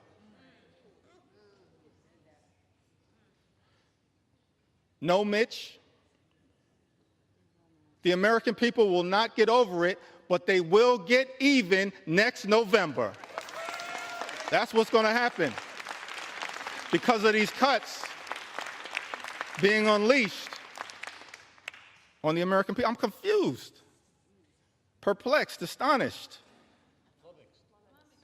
flummoxed by some of these statements. This one is a beauty. In the great state of Iowa, Senator Joni Ernst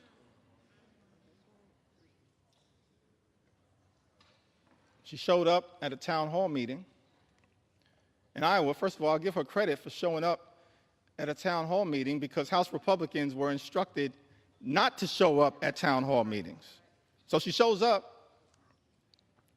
Mr. Speaker, at a town hall meeting, is questioned about the fact that health care in America, that the Medicaid is a question of life or death. And when asked by one of her constituents about the concern that was had, the fact that people will die as a result of the devastating cuts to Medicaid and health care that are in Donald Trump's one big ugly bill, Senator Ernst says, we're all going to die anyway.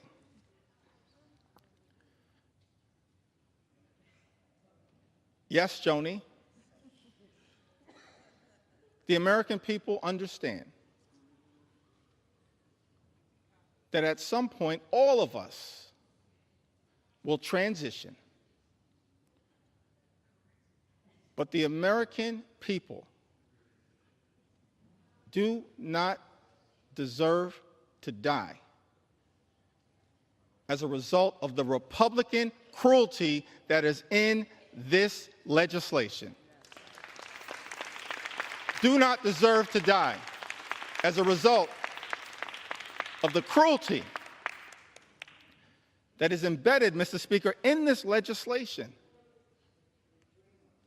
Ending Medicaid as we know it, the largest cut to Medicaid in American history.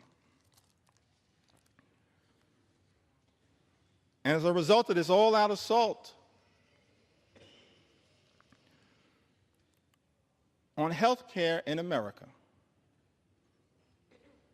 And Mr. Speaker, there are 220 Republicans who I serve with in this Congress, and I wish I had time to go through the impact in all 220 districts. Actually, since I have unlimited time, maybe I do.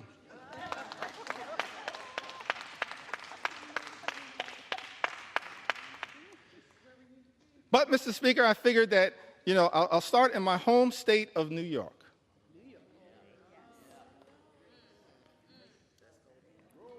Mr. Speaker, in New York's 1st Congressional District, represented by our colleague, Congressman Nick LaLota,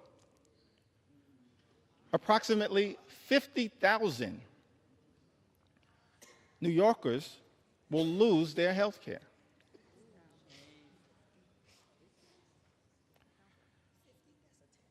In New York's 24th Congressional District, Mr. Speaker, represented by our colleague, Congresswoman Claudia Tenney, over 30,000 New Yorkers will lose their health care.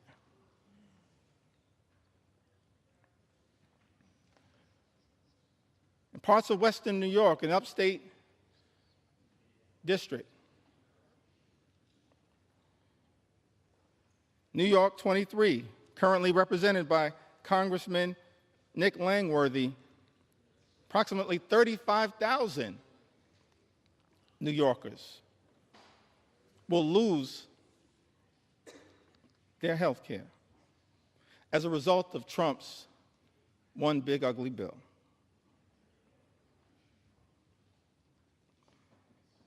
In New York 17, currently represented by Congressman Mike Lawler,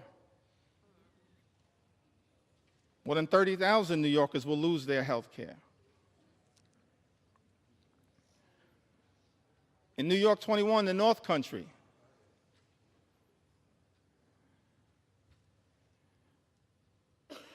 represented by Congresswoman Elise Stefanik,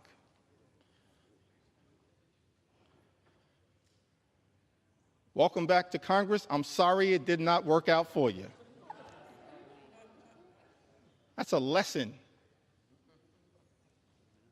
that should be learned by all those who pledge fealty to the wannabe king. That's right. But I digress.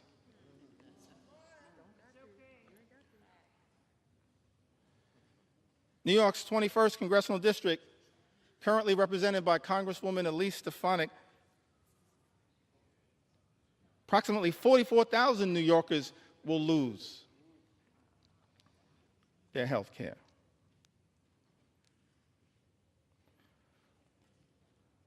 In Long Island, Suffolk County, part of Long Island, currently represented in Nassau County by two amazing colleagues, Tom Swazi and Laura Gillen. But in Suffolk County, New York's 2nd Congressional District, currently represented by Congressman Andrew Garbarino, 48,000 New Yorkers will lose their health care.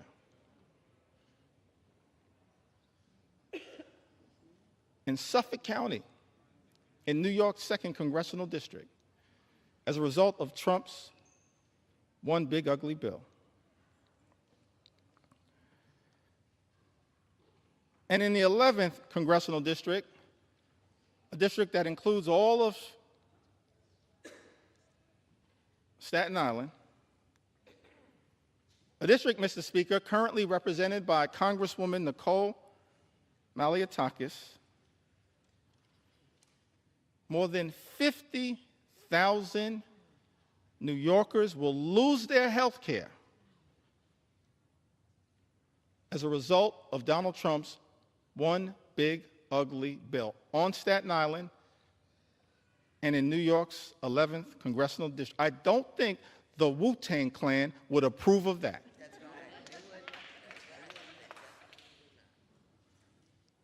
It's incredible to me. In district after district after district,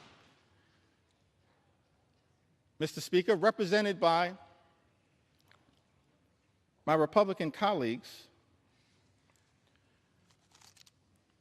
so many Americans will stand to lose their health care as a result of Donald Trump's one big ugly bill. Now, this is not just a Democratic perspective. We stand by that perspective.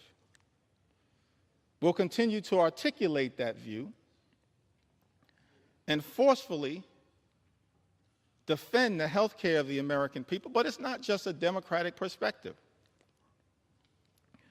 And so I thought that it was important that we enter into the record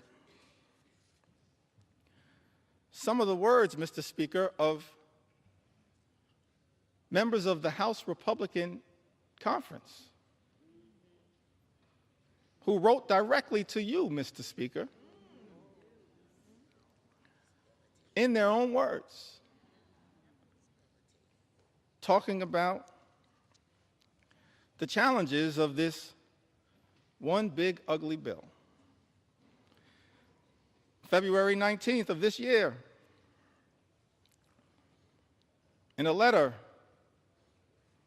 written to the Honorable Mike Johnson, Speaker of the United States House of Representatives, the subject line was, "Protecting American Communities in the Budget Reconciliation Process." For all of the American people who may be watching the floor of the House of Representatives right now, that's the process that we're in. It's one big ugly bill. Mr. Speaker, Republicans chose to go down this road because Republicans are uninterested in actually trying to find bipartisan solutions to solving problems on behalf of the American people. And so we're in this budget reconciliation process that can avoid the filibuster in the United States Senate. And Republicans, Mr. Speaker, have been uninterested in trying to actually find bipartisan common ground. We're the party of common sense. Let's be clear about that. I'm going to be spending some time on the road talking about what common sense really is all about. Common sense certainly is not taking health care away from the American people. And so in this letter on February 19th, and I got a lot of statements that have been entered into the record, but I figured we'd start with this one. February 19th, Dear Speaker Johnson, as members of the Congressional Hispanic Conference, that's different than the Congressional Hispanic Caucus. The Congressional Hispanic Caucus right now is fighting hard on behalf of the health care of the American people. On the Democratic side, I call that the real CHC. The Congressional Hispanic Caucus is fighting hard on behalf of the American people. But this is a letter as members of the Congressional Hispanic Conference.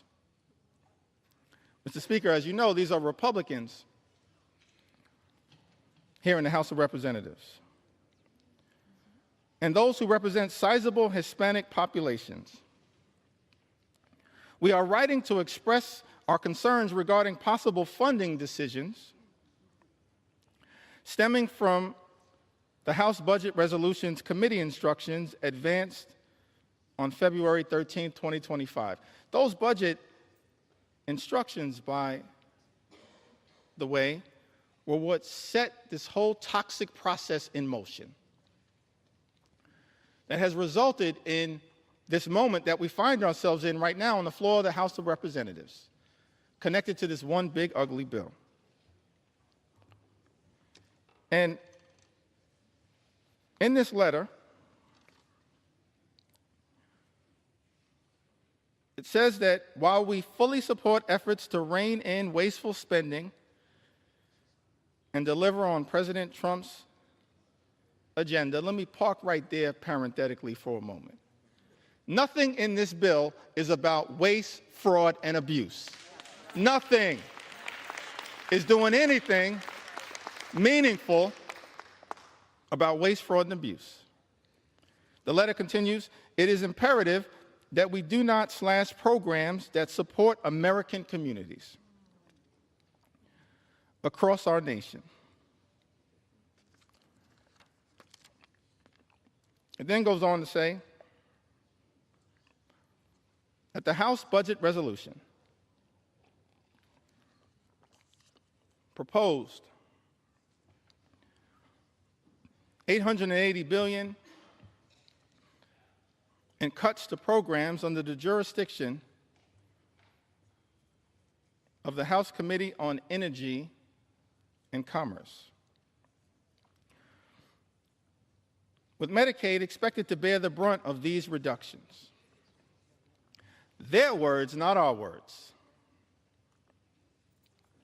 Nearly 30% of Medicaid enrollees are Hispanic Americans, and for many families across the country, Medicaid is their only access to health care. Slashing Medicaid would have serious consequences, particularly in rural and predominantly Hispanic communities, where hospitals and nursing homes are already struggling to keep their doors open. Mr. Speaker, these are members of the House Republican Conference warning about the devastating impacts of this one big, ugly bill. It goes on to say that the House Committee on Education and the Workforce has been tasked with cutting $330 billion where federal aid for higher education, such as Pell Grants, may be a target for reductions.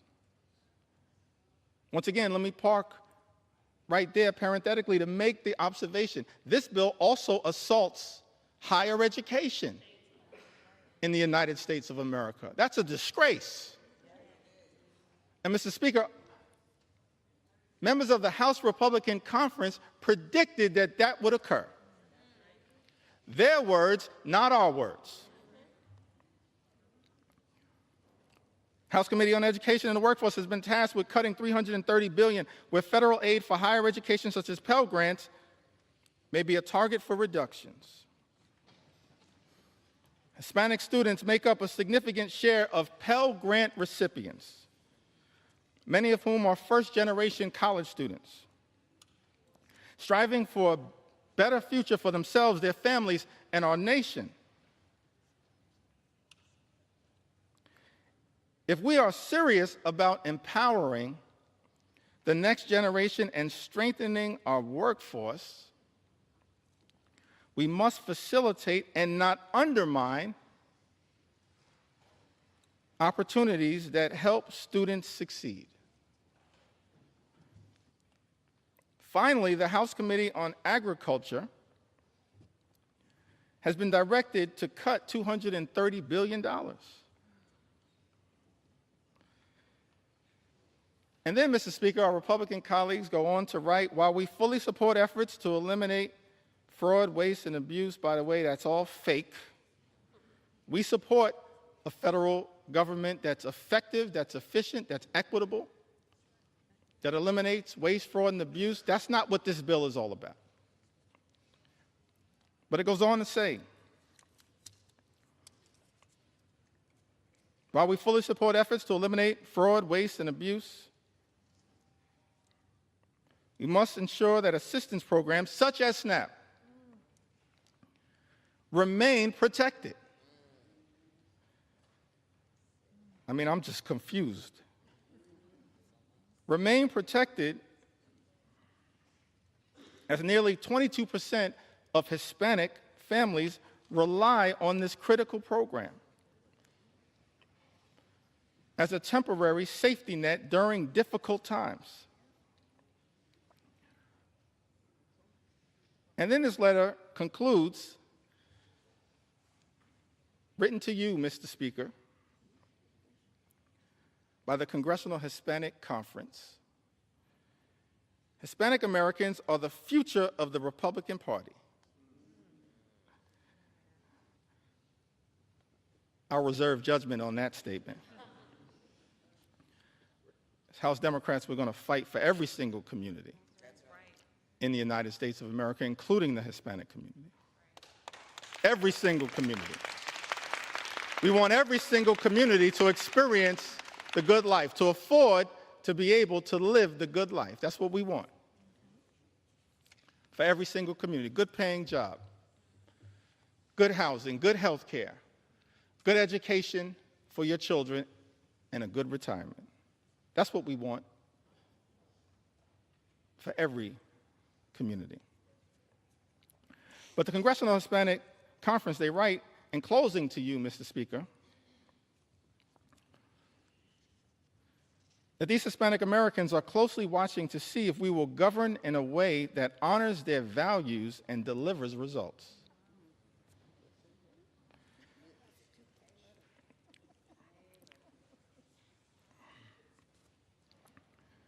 Just to make sure that appropriate authorship is conferred, I'm going to enter the names of the signatories to this extraordinary letter. Mr. Speaker, Tony Gonzalez, Nicole Maliatakis,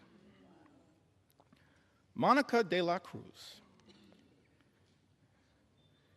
David Valadeo, who represents more Medicaid recipients than any other member of Congress, Juan Ciscomani,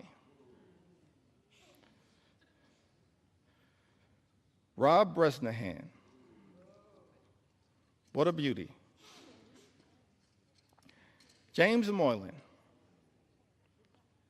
Kimberlyn King Hines. They all signed this letter. And the question that many Americans have to ask right now is that after signing a letter indicating your commitment, Mr. Speaker, to protecting Medicaid and SNAP and access to affordable higher education through Pell Grants, how is it possible that, Mr. Speaker, some of our Republican colleagues will turn around and devastate Medicaid, devastate supplemental nutritional assistance, and devastate the ability of Hispanic communities to achieve the type of upward mobility, in part through higher education, that is talked about in this letter? That letter was written in February. And then we go to March. Can I talk about it?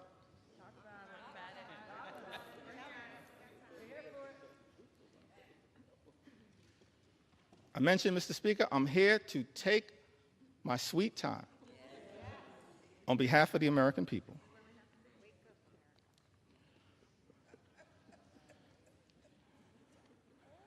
And so on March 9th, there's a letter that's written to Ways and Means Chairman Jason Smith, Mr. Speaker. By my count, 21 Republicans signed this letter. And it's about the importance of the clean energy economy in the United States of America. I would assume, based on this letter, that all of the signatories to this particular piece of correspondence are now horrified by the attack on clean energy jobs, and the clean energy economy in this one big ugly bill. But we'll see shortly, because everyone is going to have to go on record. But in this particular letter, written on March 9th, Mr. Speaker, 21 members of the House Republican Conference write to Chairman Jason Smith: countless American companies are utilizing sector-wide energy tax credits, many of which have enjoyed broad support in Congress to make major investments in domestic energy production and infrastructure for traditional and renewable energy sources alike. Both our constituencies and the energy industry alike remain concerned about disruptive changes to our nation's energy tax structure. With all this in mind, the letter continues toward the end. We request that any proposed changes to the tax code be conducted in a targeted and pragmatic fashion that promotes conference priorities without undoing current and future private sector investments, which will continue to increase domestic manufacturing, promote energy innovation, and keep utility costs down. I mean, the language that was chosen there is pretty interesting, but the translation is protect the clean energy economy. That's what this letter was all about. Written by my count, 21 House Republicans. Mr. Speaker, Andrew R. Garbarino, Jennifer Kiggins, Juan Ciscomani, Gabe Evans, David Valadeo. What a prolific writer.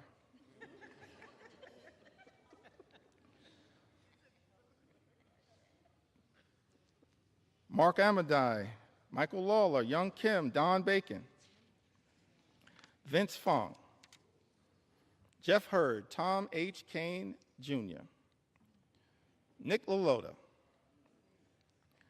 John James, Ryan McKenzie, Rob Bresnahan, Marionette J. Miller Meeks, Earl L. Buddy Carter, Dan Newhouse, Eric Hoshin, and David P. Joyce, all writing in support of a clean energy economy. We as House Democrats, we know that there's an all-of-above approach that is underway right now, but we support wind and solar energy, renewable energy, because renewable energy is cheaper energy, and cheaper energy means reducing the high cost of living for everyday Americans. That's what we as House Democrats support. And yet, I'm perplexed because this letter was written, but the one big ugly bill represents an extraordinary and unprecedented assault on clean energy and cheaper energy in the United States of America. Mr. Speaker, I asked the question, what are those 21 Republicans going to do when it comes to voting for this one big ugly bill?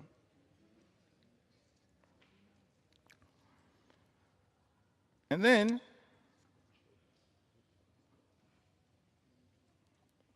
we've got another letter in April. So we've got a February letter, a March letter, an April letter. Quite elegant with these letters. April 14th, 2025, this is correspondence written by 13 House Republicans, Mr. Speaker. Written to you and Steve Scalise. Majority Leader written to Tom Emmer. The Majority Whip, and written to Brent Guthrie, the Chairman of the Energy and Commerce Committee. It says, as members of Congress who helped deliver a Republican majority, many of us representing districts with high rates of constituents who depend on Medicaid, we would like to reiterate our strong support for this program. By the way, a program that the one big ugly bill now will cut and devastate, gut, Mr. Speaker, by almost $1 trillion. In this letter, 13 Republicans say we would like to reiterate our strong support for this program that ensures our constituents have reliable health care.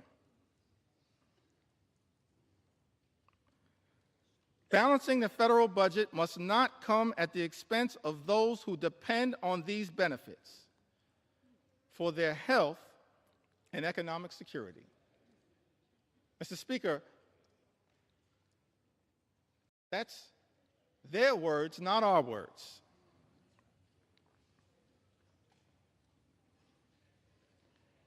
And then this bill makes an extraordinary declaration. And I think it's important for us to understand who led this bill. David Valadao. These are just facts, Mr. Speaker. Publicly issued letters. David Valadao, Don Bacon, Jeff Van Drew, Rob Bresnahan, Juan Ciscomani, Jen Kiggins, Young Kim, the usual suspects. Robert J. Whitman, Nicole Maliatakis, Nick LaLota, Andrew R. Garbarino, Jeff Hurd, and Michael V. Lawler. By my count, 13 members. And in some of the relevant portions of this letter, it says to strengthen Medicaid, we urge you to prioritize care for our nation's most vulnerable populations. Our constituents are asking for changes to the healthcare system that will strengthen the healthcare workforce, offer low-income, working-class families expanded opportunities to save for medical expenses, support rural and underserved communities, and help new mothers.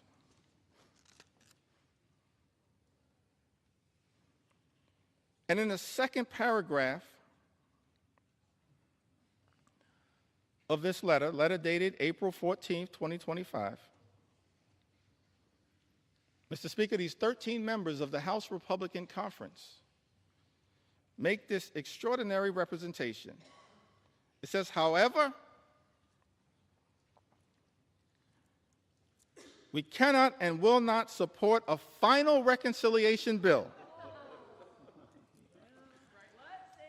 that includes any reduction in Medicaid coverage for vulnerable populations.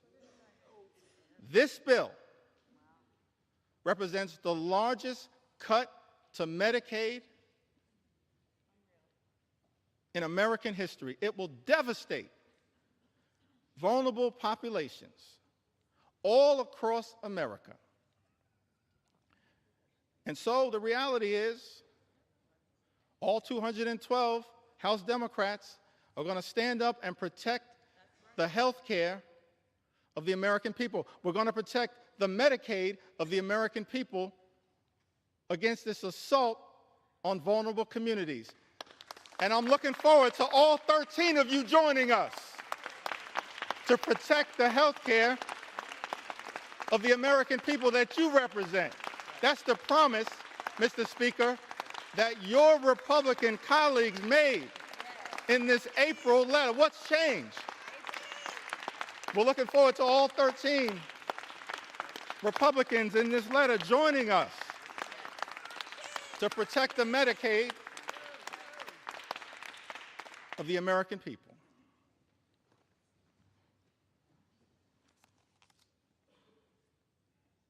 And you know, this SALT issue is also an interesting one.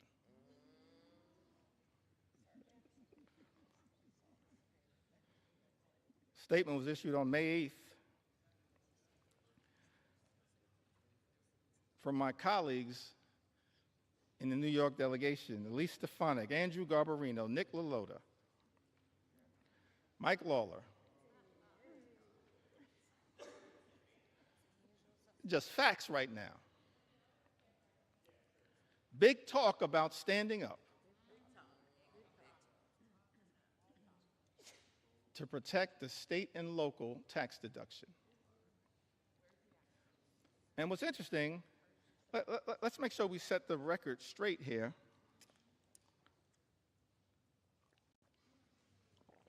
As to what happened to the state and local tax deduction, which impacts millions of hardworking American taxpayers all across the country, including in the districts represented by the individuals that I just named. State and local tax deduction was decimated, Mr. Speaker, by Donald Trump, House Republicans, and Senate Republicans in 2017 in connection with the GOP tax scam that callously and unnecessarily imposed a $10,000 cap, wiping away thousands of dollars a year for hardworking American taxpayers. Republicans did that. Mr. Speaker, let's set the record straight. And so, Mr. Speaker, there are people in this chamber claiming to be saviors. Saving what? From the devastation that Republicans have wrought by decimating the state and local tax deduction? And you know what's interesting about this is that people who are against this claim that the state and local tax deduction is subsidizing states in certain places to the detriment of others. But every single state that suffered from the Republican effort, Mr. Speaker, under Donald Trump's presidency in 2017 to decimate the state and local tax deduction, every single state is a donor state, sends more money to the federal government than we ever get back in return. A donor state. Some people in this town running around misrepresenting the facts. We're okay to be a donor state, but don't lie to the American people about the reality of the state and local tax deduction. And then you have this extraordinary statement on May 8th, big talk, no action.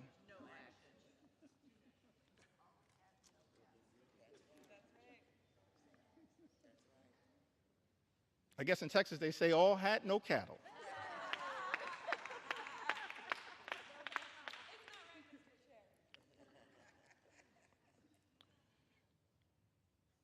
So that brings us to this letter that was written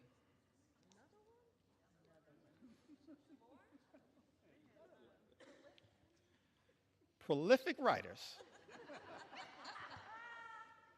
Mr. Speaker, in the House Republican Conference on June 6th. I'm really confused by this combination of this particular letter, followed by an interesting statement that was made after the Senate passed Donald Trump's one big ugly bill by Lisa Murkowski. And maybe somebody, Mr. Speaker, can help me reconcile these statements. Because all of us in the House and in the Senate were independently elected to stand up on behalf of our constituents in the chambers that we serve in. I'm going to get back to that point momentarily. So in the House, we passed this one big ugly bill initially in late May. It devastated Medicaid, devastated nutritional assistance, devastated the clean energy economy that actually is benefiting red state after red state after red state in the United States of America. And so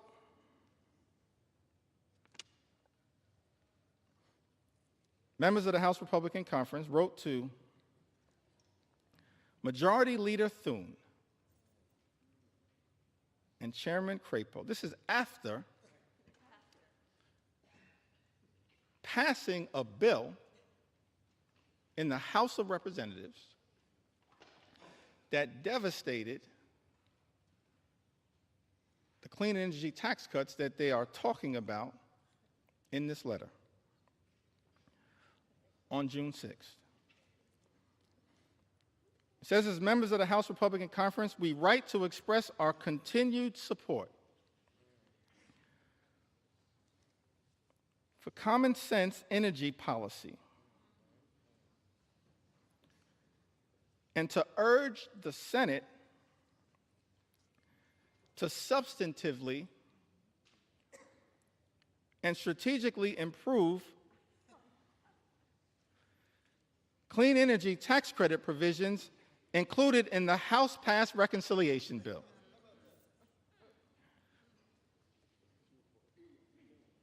I mean, what is happening right now? Maybe I don't understand the legislative process. So in this letter,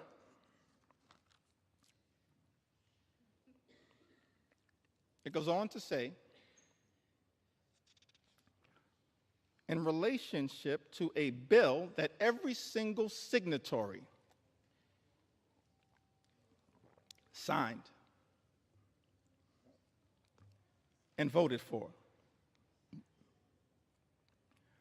Our position has always been that the energy tax code should be modernized in a way that promotes fiscal responsibility and business certainty. Fully realizing that balance requires improvements to the House-passed version of H.R. 1. We believe that the Senate now has a critical opportunity to restore common sense and deliver a truly pro-energy growth final bill that protects taxpayers while also unleashing the potential of U.S. energy producers, manufacturers, and workers. In other words, every single one of these signatories, Jen Kiggins, Brian Fitzpatrick, Juan Ciscomani, Nick LaLota, Mike Lawler, Andrew Garbarino, Don Bacon, Mark Amadei, Gabe Evans, Young Kim, David Valadeo,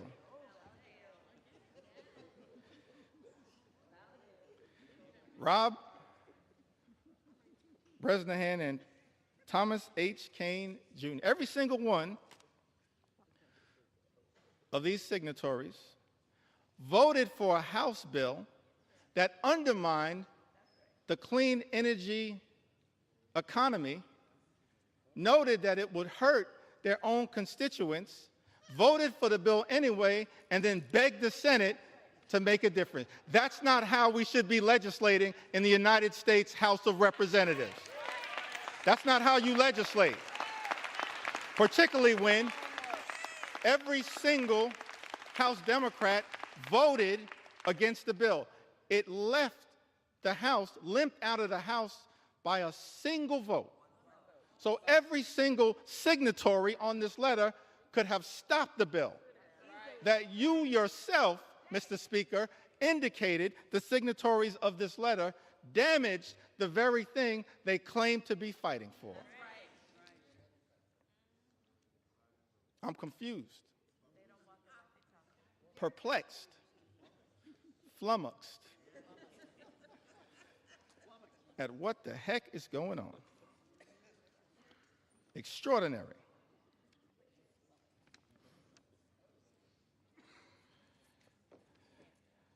I mean, I'm just overwhelmed by the amount of correspondence. I had to just pick out the ones that were most extraordinary to make sure that they were entered into the record. The most recent one on the subject of Medicaid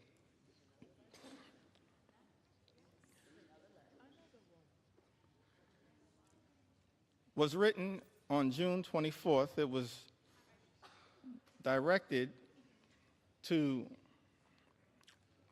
the Honorable John Thune,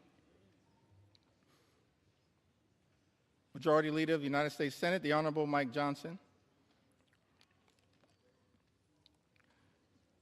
Mr. Speaker, Speaker of the U.S. House of Representatives.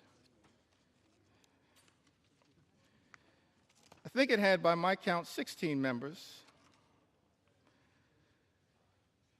No surprise, y'all. It was authored by David Valadeo.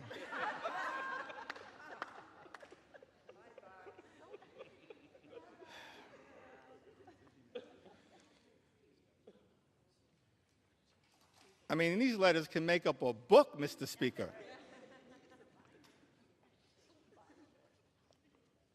David Valadeo, Juan Ciscomani, Rob Bresnahan. Mr. Speaker, these are just facts.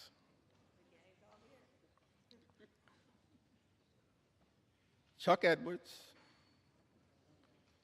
Young Kim, Andrew Garbarino, Mike Lawler, Jen Kiggins, the gang is all here again. Jeff Van Drew, Don Bacon, Dan Newhouse, Zach Nunn, Robert J. Whitman, Nicole Maliotakis, Marionette J. Miller Meeks, and Jeff Hurd. 16 members, Mr. Speaker, of the House Republican Conference, in a letter written to you, Mr. Speaker, and the Honorable John Thune, Majority Leader of the United States Senate, on June 24th, and here's the most extraordinary statement that was written in this letter. In the second to last paragraph, I think we call that the penultimate paragraph. In the second to last paragraph, it says, protecting Medicaid is essential for the vulnerable constituents we were elected to represent. Therefore, we cannot support a final bill that threatens access to coverage or jeopardizes the stability of our hospitals and providers. Mr. Speaker, 16 members of the House Republican Conference, who just a few days ago made clear on the record that they will not support devastating cuts to Medicaid. 16 members. All we need, Mr. Speaker, are 4 Republicans from this group to join us, and we can stop these devastating cuts to Medicaid. Join us. Join us. Join us. We welcome you with open arms into the warm embrace of members of Congress who are here to protect the health care of the American people. Just 4 y'all, we welcome you with open arms into the warm embrace of members of Congress determined to protect the health care of the American people. All we need are 4. And so many of y'all are on record. So as I conclude this section of this particular presentation, and we still got some ground to cover, we're going to continue as House Democrats to take our sweet time on behalf of the American people, because the issues are too significant to ever walk away from. I just want to turn to a statement that was issued by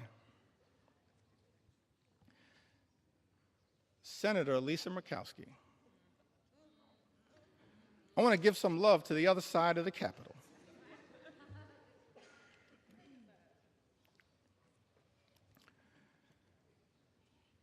And again, Mr. Speaker, these are just the words that were issued.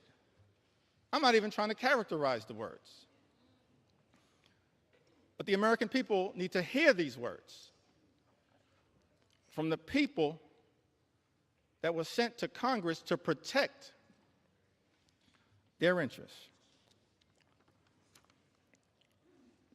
Senator Lisa Murkowski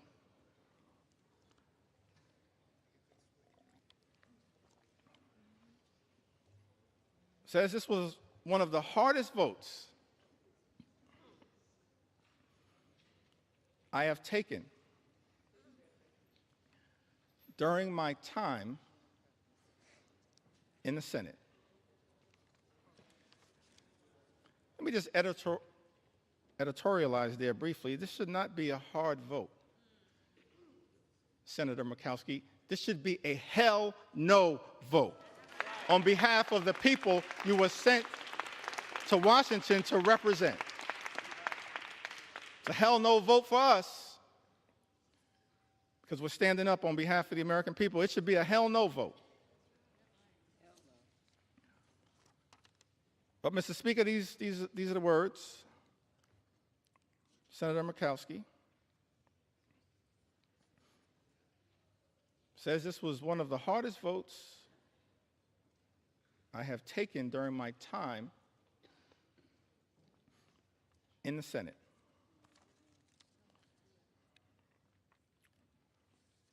And then she keeps it real.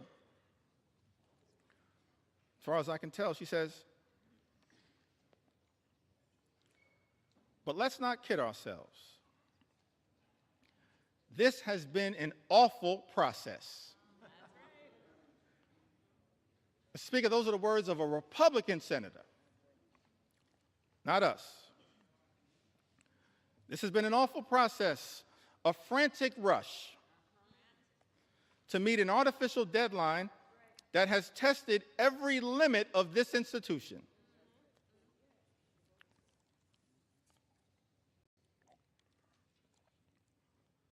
While we have worked to improve the present bill for Alaska,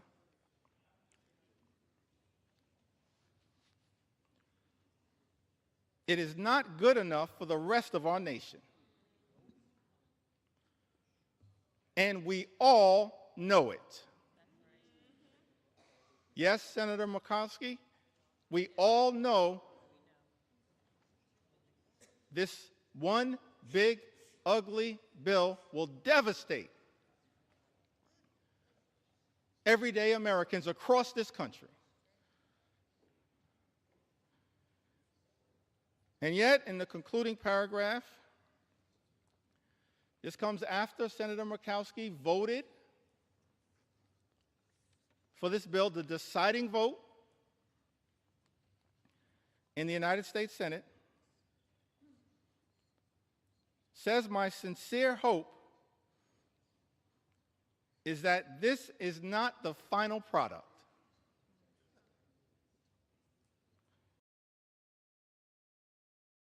This bill needs more work across chambers and is not ready for the president's desk. We need to work together to get this right.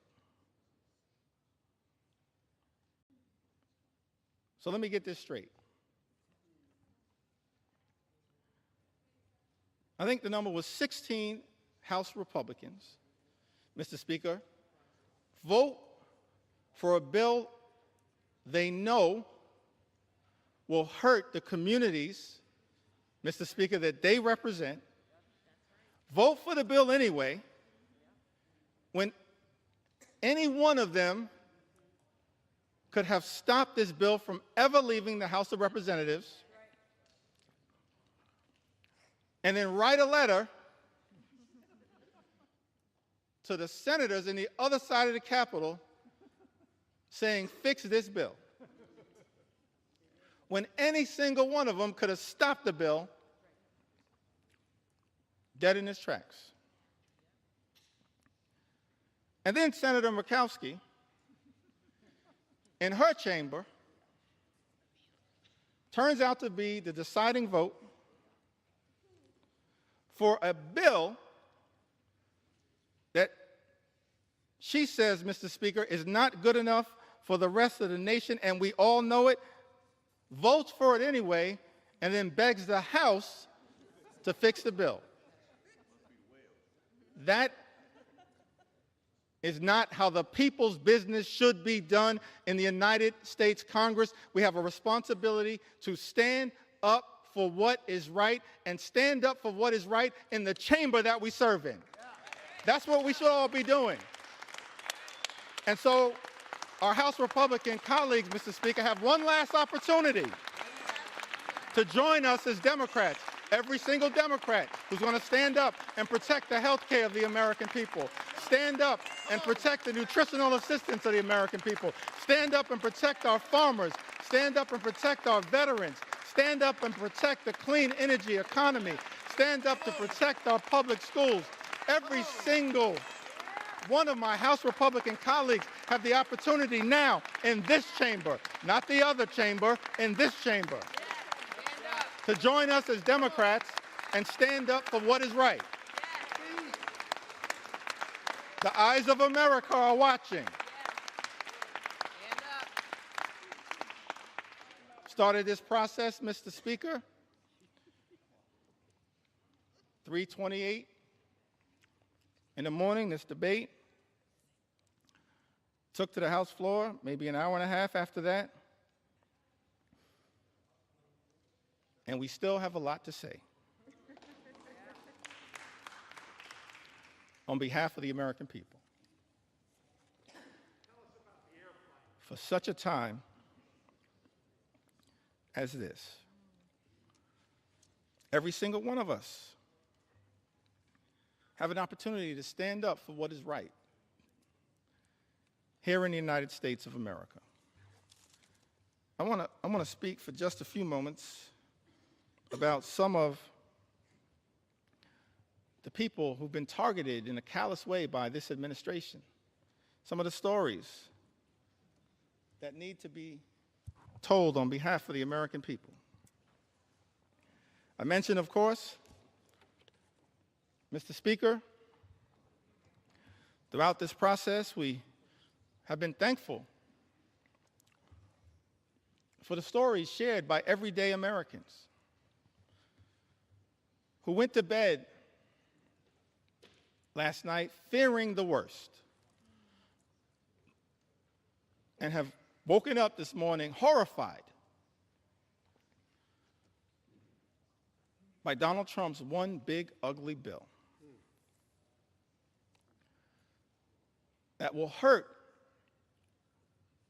everyday Americans and rewards billionaires with massive tax breaks that will serve to devastate the social safety net and explode our nation's debt. And so I want to tell a few stories on behalf of our nation's veterans who've also written to us to share their concerns with this one big ugly bill. Victoria from Arizona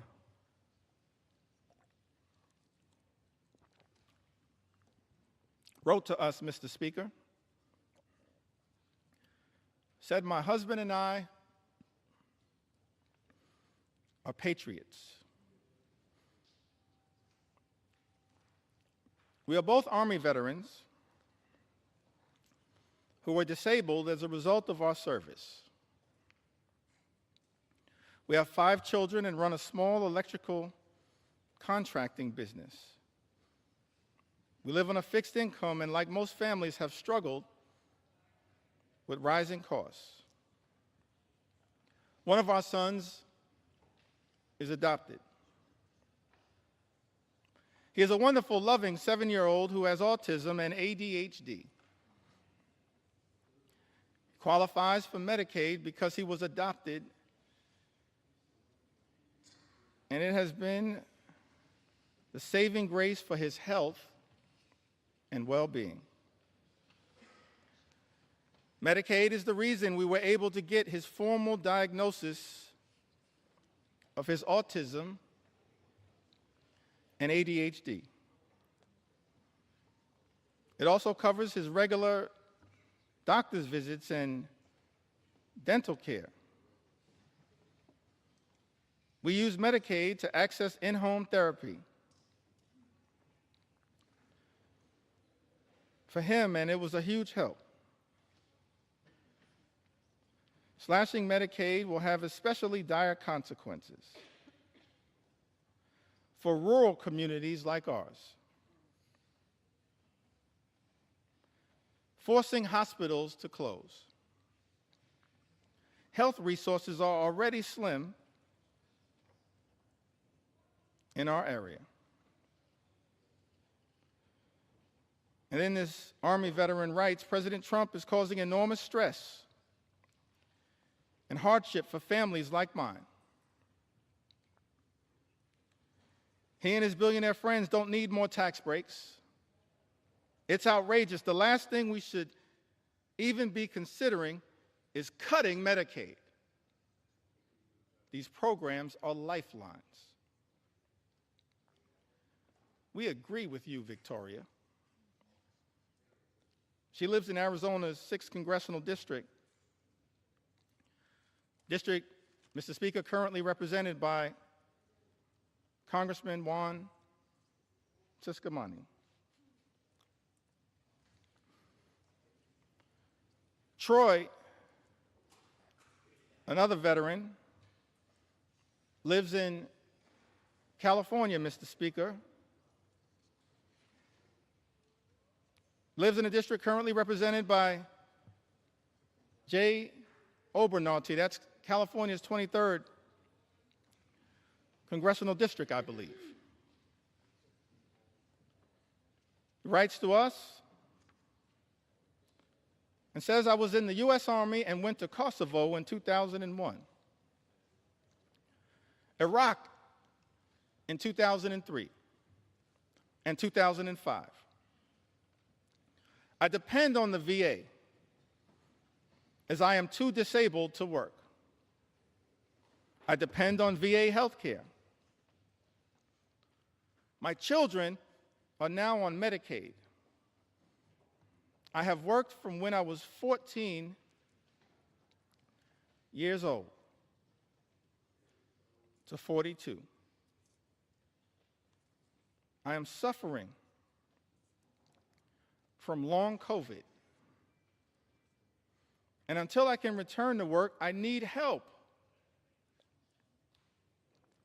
from the American people.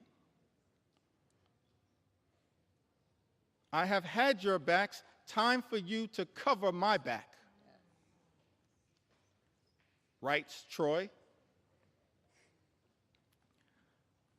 Mr. Speaker, I need NIH's help. Now is the time to stand up for all Americans. Stop the assault on the VA, NIH, Medicaid, and the rest of Americans. We agree with you, Troy. It's time to stop the assault on the American people.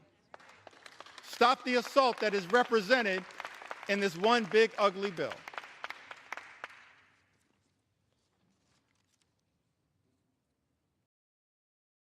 Christie, another veteran, wrote to us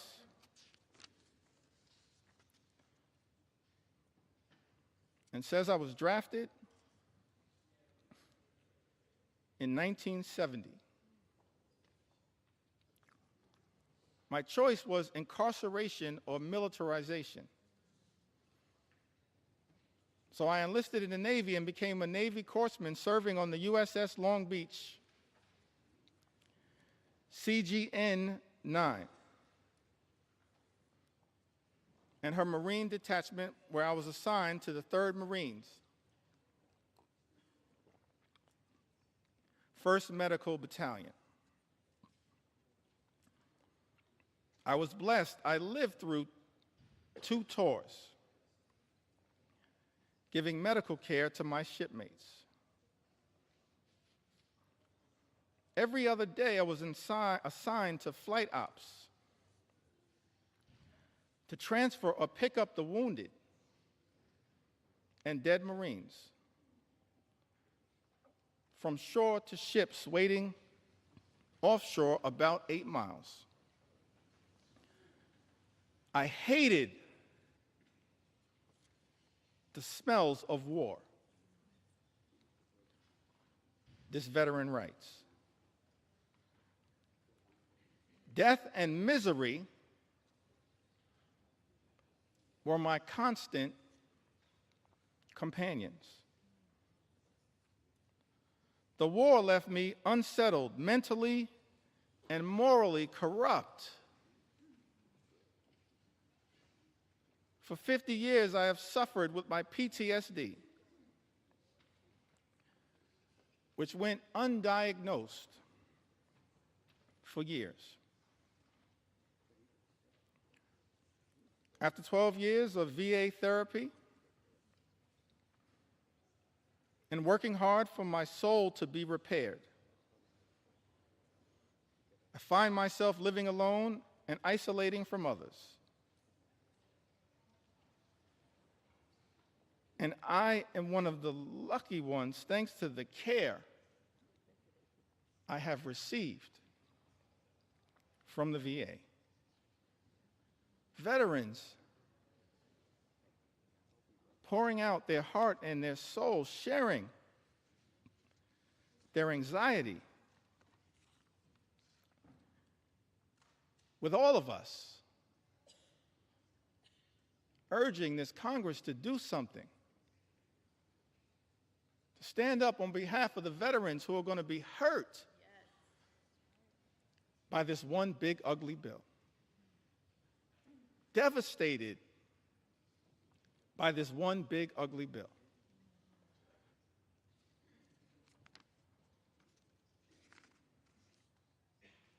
We also heard, Mr. Speaker, from Timothy, who I believe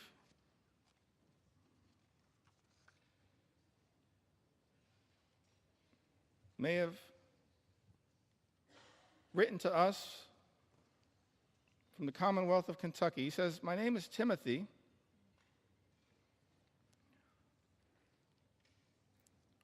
And for the past 5 years, I have worked at the Department of Housing and Urban Development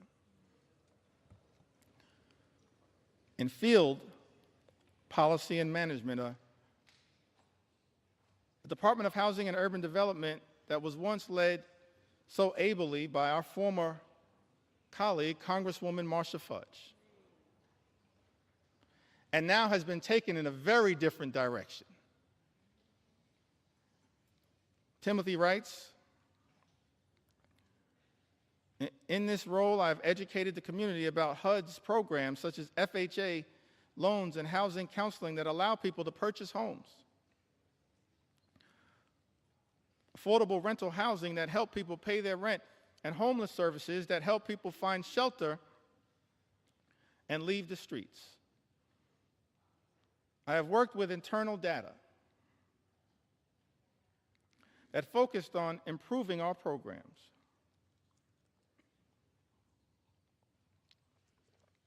Most recently, I worked with a team that hired people from housing authorities and Job Corps with the goal of providing people a career and a way off government assistance. Those incredible people, along with myself, have been fired by Elon Musk's Doge.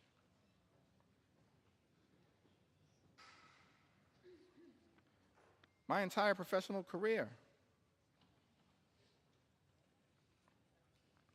I have taken jobs that I considered bigger than me. I served in the military, both enlisted and as an officer. I deployed. And I'm now a disabled vet with a rating of 90%. After the military, I focused on giving back and challenging myself in a way while continuing a job that was bigger than myself, so I joined the Peace Corps. Served in Ukraine for years, working as a youth development volunteer. Now as a HUD employee, I'm being fired by an unelected official and being called lazy by my president. I want to know why Elon Musk has this power and authority and why our elected officials are not doing more to stop it. I have served this country and the government my entire life because I love my country. Why is this happening? Tim writes to us. That is such an important question, Mr. Speaker. Why is this happening in the United States of America?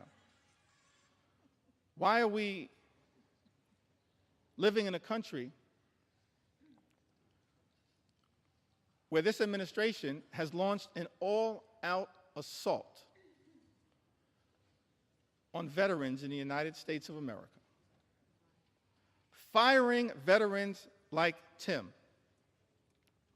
in the United States of America, jeopardizing services from the VA, earned benefits that these veterans are entitled to because of their extraordinary service. Men and women in uniform who serve this country, Mr. Speaker, benefits that they've earned, and now find themselves in the legislative line of fire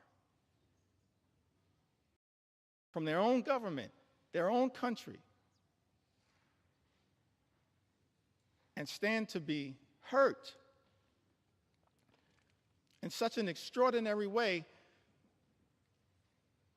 by this extreme Republican budget, this one big, ugly bill. We're here on the House floor, Mr. Speaker, to say to Tim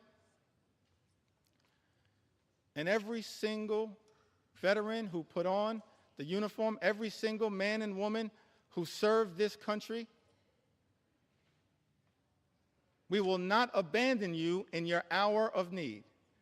We're going to stand up for every single veteran in this great country and make sure that the veterans of the United States of America are treated with the dignity and respect that you deserve. That is our promise to each and every veteran in the United States of America, and that's why, Mr. Speaker, we stand in strong opposition to Donald Trump's one big ugly bill. An all-out assault here in the United States of America, an extraordinary assault. An assault on the economy, an assault on our veterans, an assault on farm country, an assault on health care, an assault on nutritional assistance. And of course, this one big ugly bill and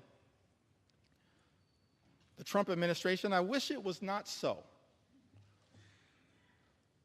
Because at the beginning of this Congress, Mr. Speaker, I stood right where you stand right now and said in my first remarks to this Congress and the American people that as Democrats, we were prepared to find common ground on any issue to make a difference in the lives of the American people we all represent. But then, Mr. Speaker, beginning on January 20th, a flood of extremism, the likes of which have never before been seen in the United States of America, has been unleashed on the American people. An all-out assault on the American way of life. An assault on small businesses that is underway here in the United States of America. We should all recognize that small businesses represent the heart and soul of the American economy. And if we're going to stand up for any group of people here in the United States of America, in addition to our veterans, our men and women in uniform, and I'm proud that I stand here as the son of someone who once wore the uniform. My father, he's in heaven right now. Marlon Jeffries grew up in Newark. His nickname was Pudding. One of my regrets is that I never got to ask him, how did he get the nickname Pudding? But he left Newark as a high school graduate and put the uniform on, enlisted in the Air Force, and served in Germany during the Cold War. We have to stand up for our veterans, stand up for small businesses. And we've heard a lot throughout this process about concerns from small business entrepreneurs here in the United States of America. Heard from Mercedes, lives in the great state of Colorado. Mercedes writes, "My husband and I are the owners of a small business. Without the ACA, my family would not be able to afford health insurance. My daughter also receives free dental coverage as a result of the ACA. I still have major issues with our health care system, but at least we have health insurance. My mother, who is retired, also receives benefits from Medicaid in addition to her Medicare. She would not be able to afford health insurance or dental insurance due to the fact she lives on a fixed income. Any cuts to these programs would be detrimental to our health and welfare as a family." I want to thank Mercedes for reaching out and sharing her story, because it helps to put to bed the lie that's been told, Mr. Speaker, by some people in this town. That the people, the everyday Americans who are participating in, have access to programs like the Affordable Care Act, are unworthy, aren't hardworking American taxpayers. They are hardworking American taxpayers. A group of people that real leaders in this country, beginning in modern American history, as I illustrated earlier from President Franklin Delano Roosevelt all the way through our most recent president, who we served with in the last Congress, have recognized that we have a sacred obligation to stand up for everyday Americans who are struggling right now, including our small business entrepreneurs, the heart and soul of the American economy, who right now are dealing with such economic uncertainty because of the erratic, reckless, and dangerous Trump tariffs that have unleashed so much chaos and uncertainty, raising costs for small business owners all across the country, undermining their ability to fully achieve their entrepreneurial dreams. This is not who we should be in the United States of America. Small business owners under assault by this administration. And as a target on the back of many of these small business owners as a result of this one big ugly bill. Janice wrote to us. She's from the great state of Michigan, the heartland of our country. So thankful to all the members of the Michigan delegation and what they represent. Janice, however, she resides, Mr. Speaker, in the 7th Congressional District, represented by Congressman Tom Barrett.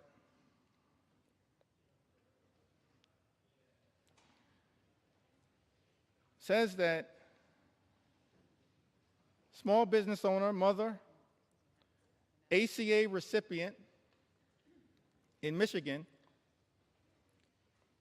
who recently spoke about how Trump's tariffs would potentially force her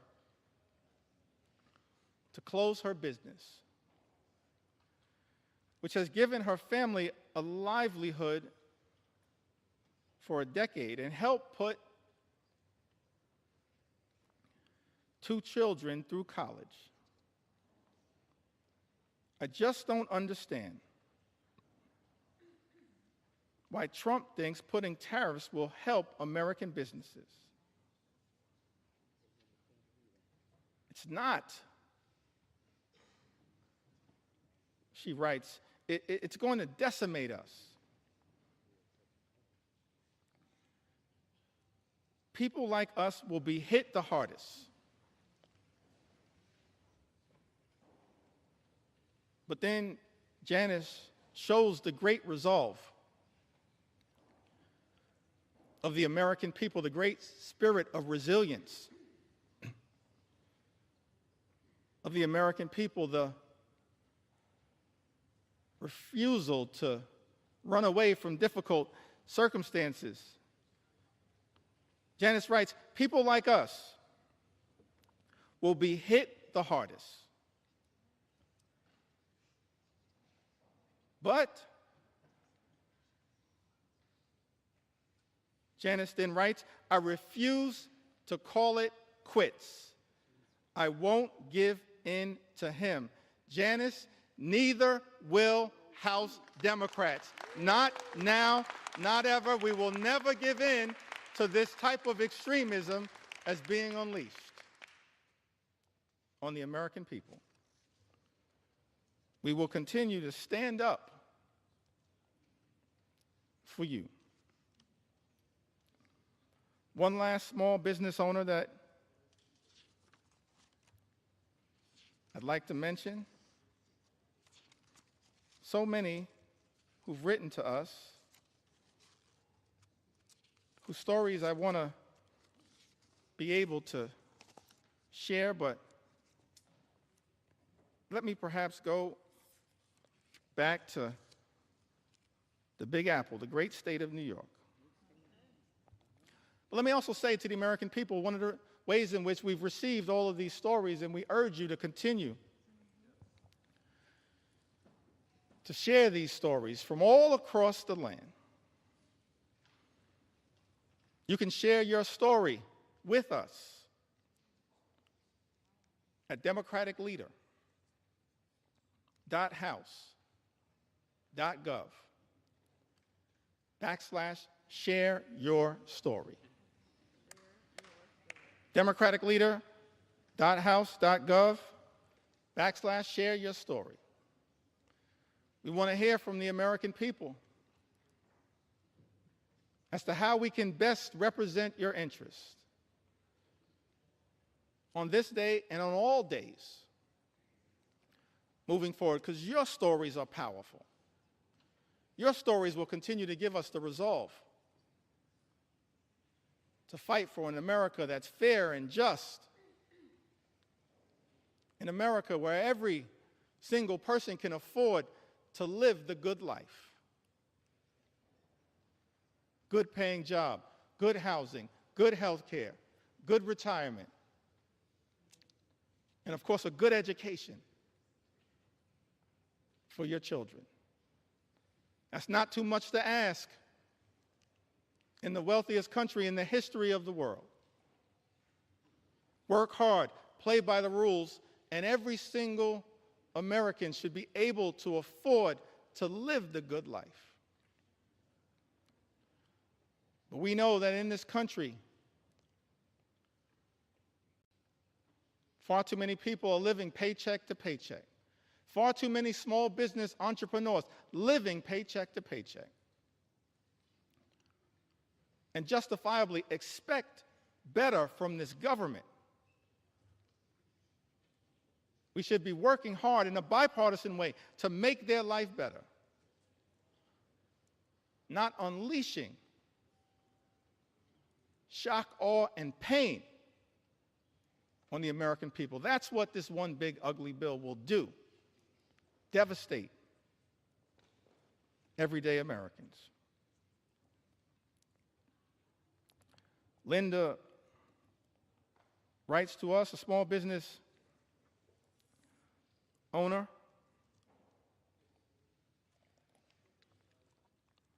I believe she's from the North Country. Lives in New York's 21st Congressional District, Mr. Speaker. Linda's a flower farmer and flower importer in upstate New York. Small business has been impacted by Trump's tariffs on products being imported from Western Europe, the Netherlands, I believe. The economic strain and uncertainty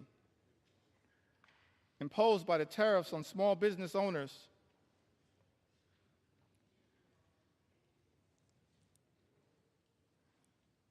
operating on slim margins has caused Linda and her customers to incur additional expenses.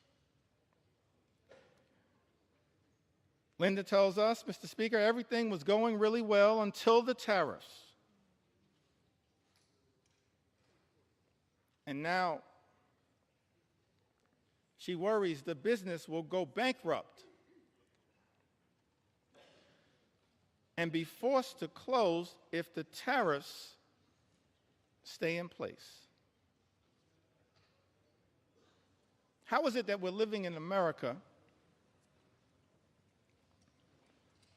where President Trump, Mr. Speaker, and House Republicans promised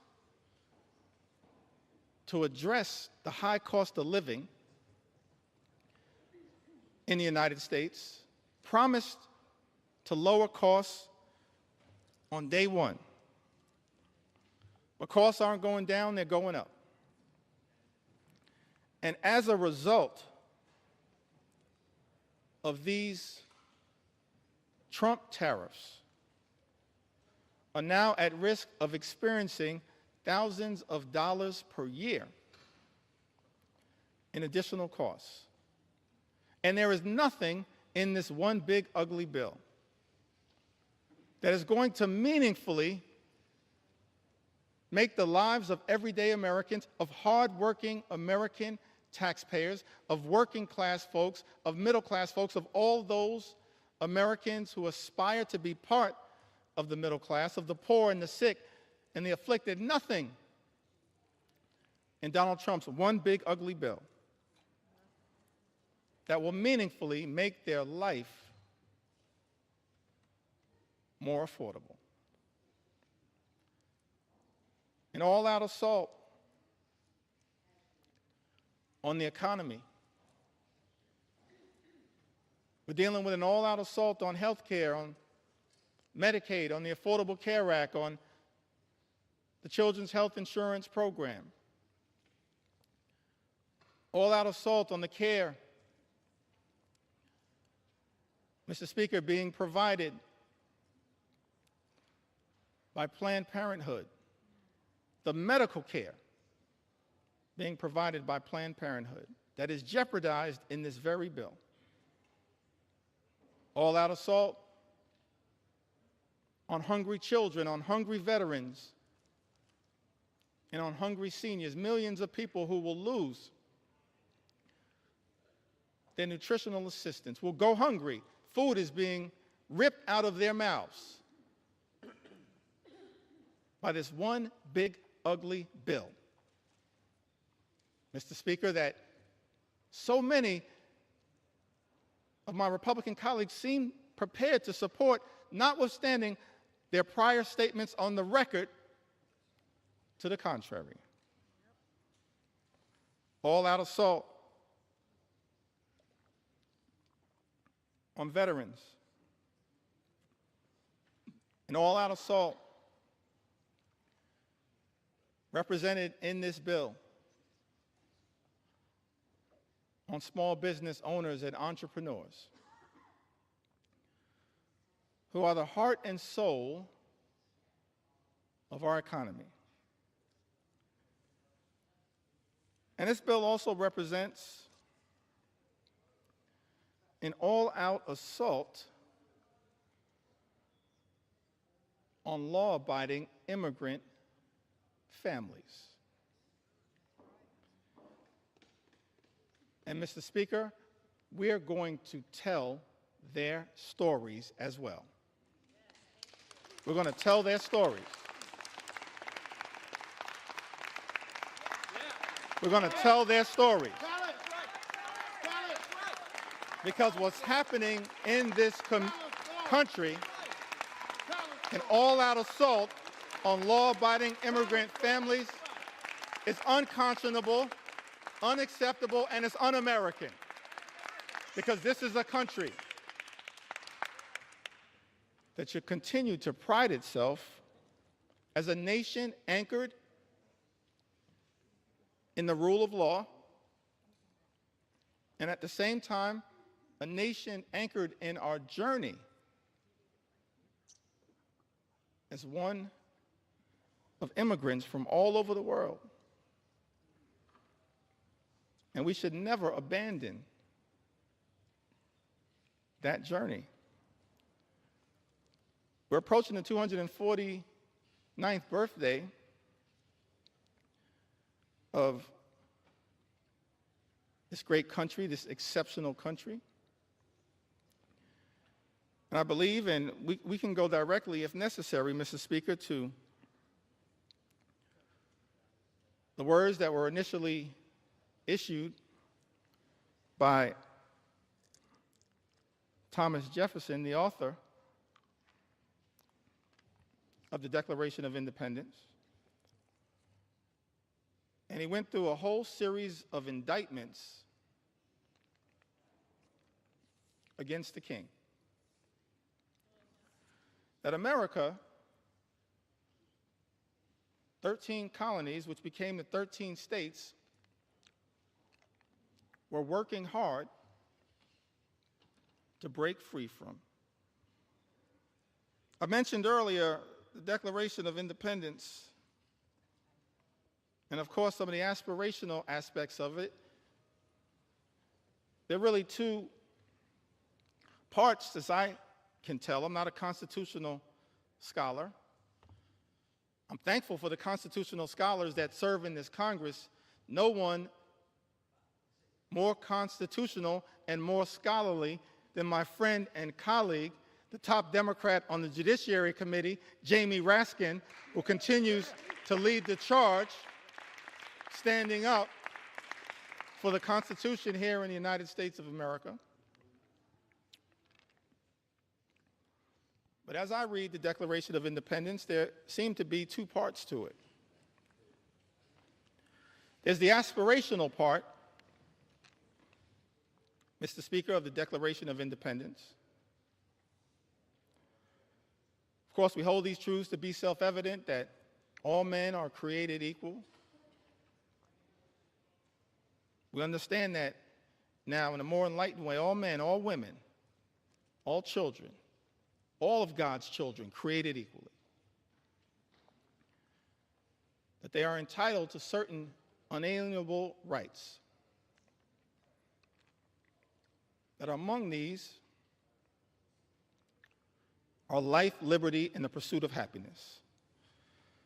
And so we spent a little time talking about what that could look like, our commitment to bringing about the American dream, the good life for every single person in this country, everybody.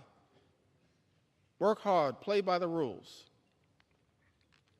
You should be able to afford the good life in the United States of America. That's what we're going to continue to work on. bring the American dream to life, consistent with that aspirational part of the Declaration of Independence, the life, the liberty, and the pursuit of happiness. But then, as far as I can tell, there was also a second interesting part of the Declaration. It was the indictment against the king. And I commend everyone in this chamber, all of the American people who may be observing the proceedings in the House of Representatives, particularly as we approach July 4th, to read that Declaration of Independence. Perhaps I may even enter it into the record later on today. Because we're here, Mr. Speaker, to take our sweet time on behalf of the American people, to make sure as best we can, to cover all of the things that as Democrats we're fighting hard to defend during this extraordinary moment of assault directed at the American people as a result of this one big, ugly bill that will hurt everyday Americans in order to reward billionaires with massive tax breaks and then exploding the deficit and the debt in ways that will jeopardize the future of our children and our grandchildren. But the aspirational part of the Declaration of Independence, of course, that is often famously quoted. But then if you read other parts of the Declaration of Independence, extraordinarily written document, it reads like an indictment against the extremism of the king. It reads like an indictment against the kings. I think of King George. It reads like an indictment against King George's flood the zone strategy. It reads like an indictment against King George's shock and awe strategy. It reads like an indictment against what I think may have been called Project 1775, which is what brought us to Project 1776. And you look at this indictment, and one of the things it alludes to, it talks about, is the notion of the king's effort to stop the assimilation of people from other parts of the world into the United States of America. So we understand that from the very beginning of this great country, there was a recognition, of course, of the importance of immigration to the success and vitality of the United States of America. And let me be clear, Mr. Speaker, so there's no misrepresentation. As House Democrats, we understand the importance, the urgency of securing the border. We believe that our immigration system is broken and that it should be fixed in a comprehensive and bipartisan way.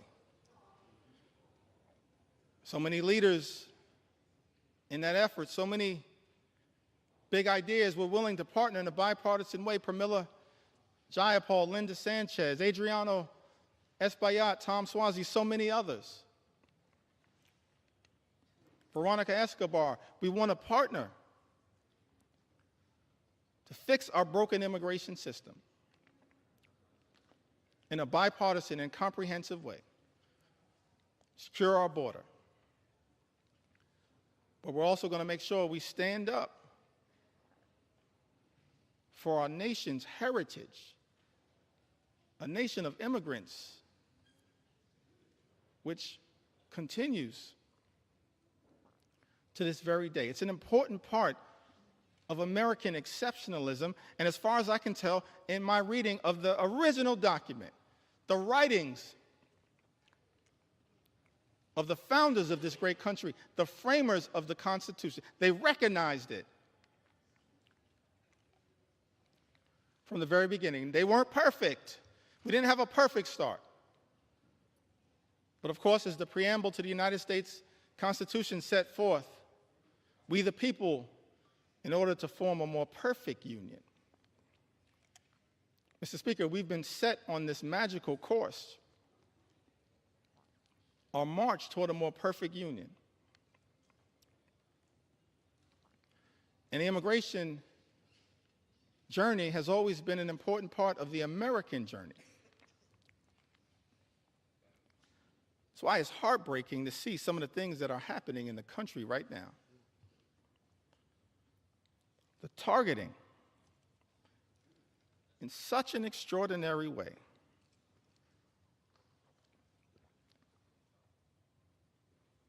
of law-abiding immigrant families, including American citizens. How can this be in the United States of America? Some people who might suggest that we should stay away from these stories. No, I'm going to lean into this part of the American journey because we support our heritage as a nation of immigrants.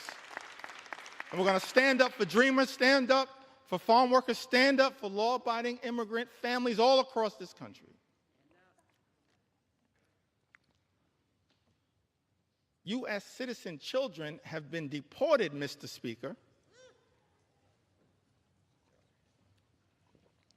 Is this who we've become in the United States of America? How can this be? This is extraordinary. 2-year-old American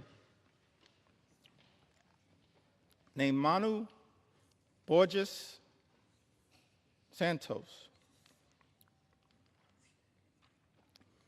was born in Fort Lauderdale, Florida, in September of 2022. February, she was taken into custody in Florida alongside her mother and father, both of whom were undocumented. And as a result of this situation, 2-year-old Manu was deported to Brazil. Because of the Trump administration, Manu, a U.S. citizen, only 2 years old, is now effectively stateless. Manu is not a citizen or resident of Brazil. It's a 2-year-old girl, an American citizen.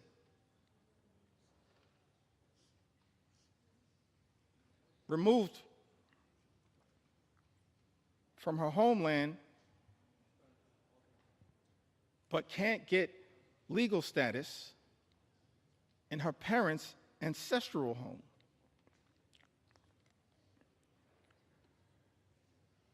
And as a result of her inability to get citizenship down in South America, because she's an American citizen. She has no right to routine pediatric checkups, even though Brazil has a public health system. Cannot easily enroll in daycare, and finds herself in an untenable situation. I think we are better than this. We've got to find a better way, because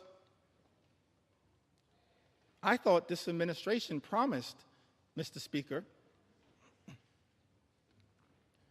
to target violent felons,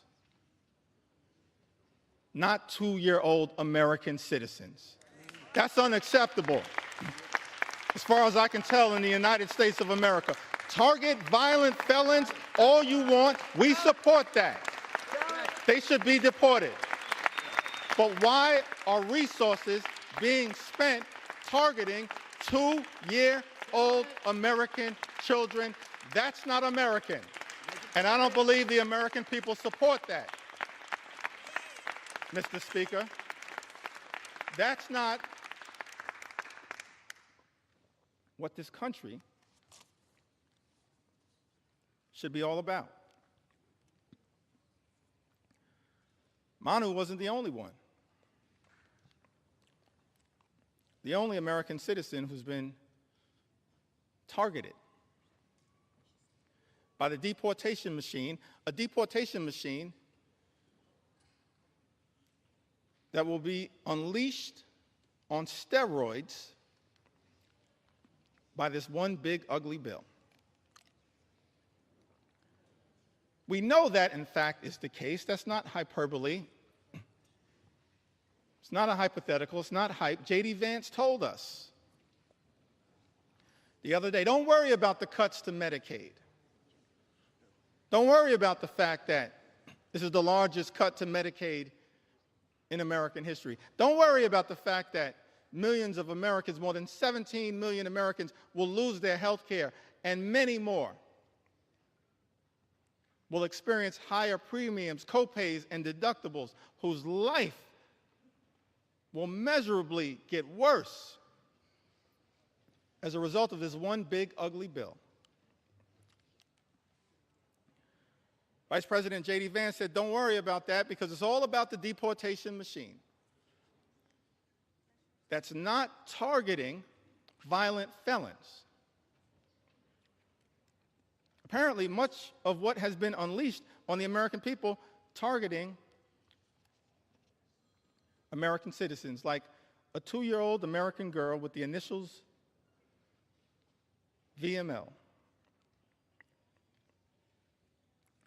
who was deported alongside her mother and sister to Honduras without any meaningful due process.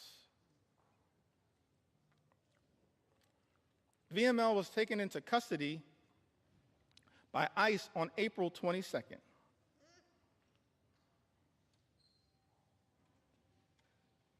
April 22nd happens to be the birthday of my mom. I love you, Miss Lanita Jeffries, if you're watching right now. I love you. My younger brother and I, we thank you for what you did, for your sacrifice in raising us, to try to be the best citizens that we can be. VML was taken into custody by ICE on April 22nd while attending a routine check-in at a New Orleans immigration office with her mother. VML's undocumented mother had no criminal history. And had she been allowed due process, they could have contested the removal.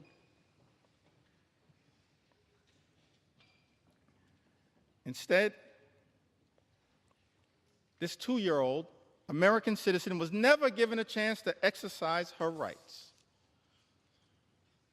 by the Trump administration. That is not who we are. We are better than this in the United States of America.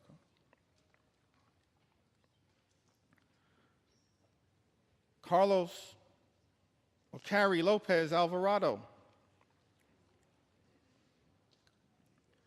a U.S. citizen, arrested while she was 9 months pregnant, masked men wearing Border Patrol uniforms, followed by a white truck into a building's private parking in the city of Hawthorne. In that truck was Carrie's partner, Brian. When she tried asking questions about who the agents were and what authority they had to arrest her partner, she was arrested. And Carrie, an American citizen,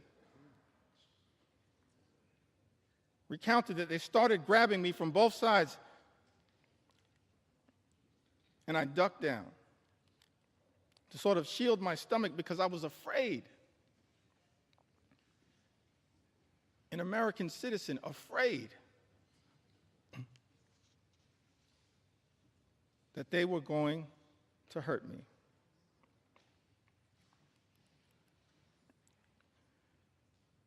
She told them her due date. She was 9 months pregnant.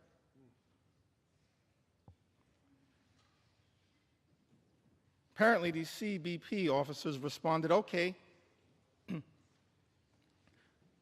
your baby is going to be born here, but you're from Mexico, right? They were wrong. They were detaining an American citizen. This is what has been unleashed on the American people. One last story that I feel compelled to share on this issue. Mr. Speaker, I still got some ground to cover. Take your time. Take your time. On a few other issues of importance to the American people, but one last story that I think needs to be shared, Mr. Speaker, in connection with this issue. This received some attention, some notoriety. Americans were horrified, should be horrified. All of us should be horrified. I'll never forget the journey that we were originally on. Set forth, spoken to by the founders of this country. E pluribus unum, out of many, one. How can we forget that at this moment in time? One last story in this area that I feel compelled to share, Mr. Speaker. Story of Narciso Barranco, 48-year-old undocumented landscaper who has been in the United States since the 1990s and has no criminal record.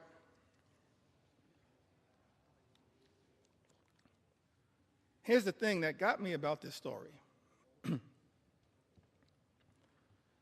Caused me to ask the question about this particular moment, the type of deportation machine that has been unleashed on the American people. Narciso, this landscaper,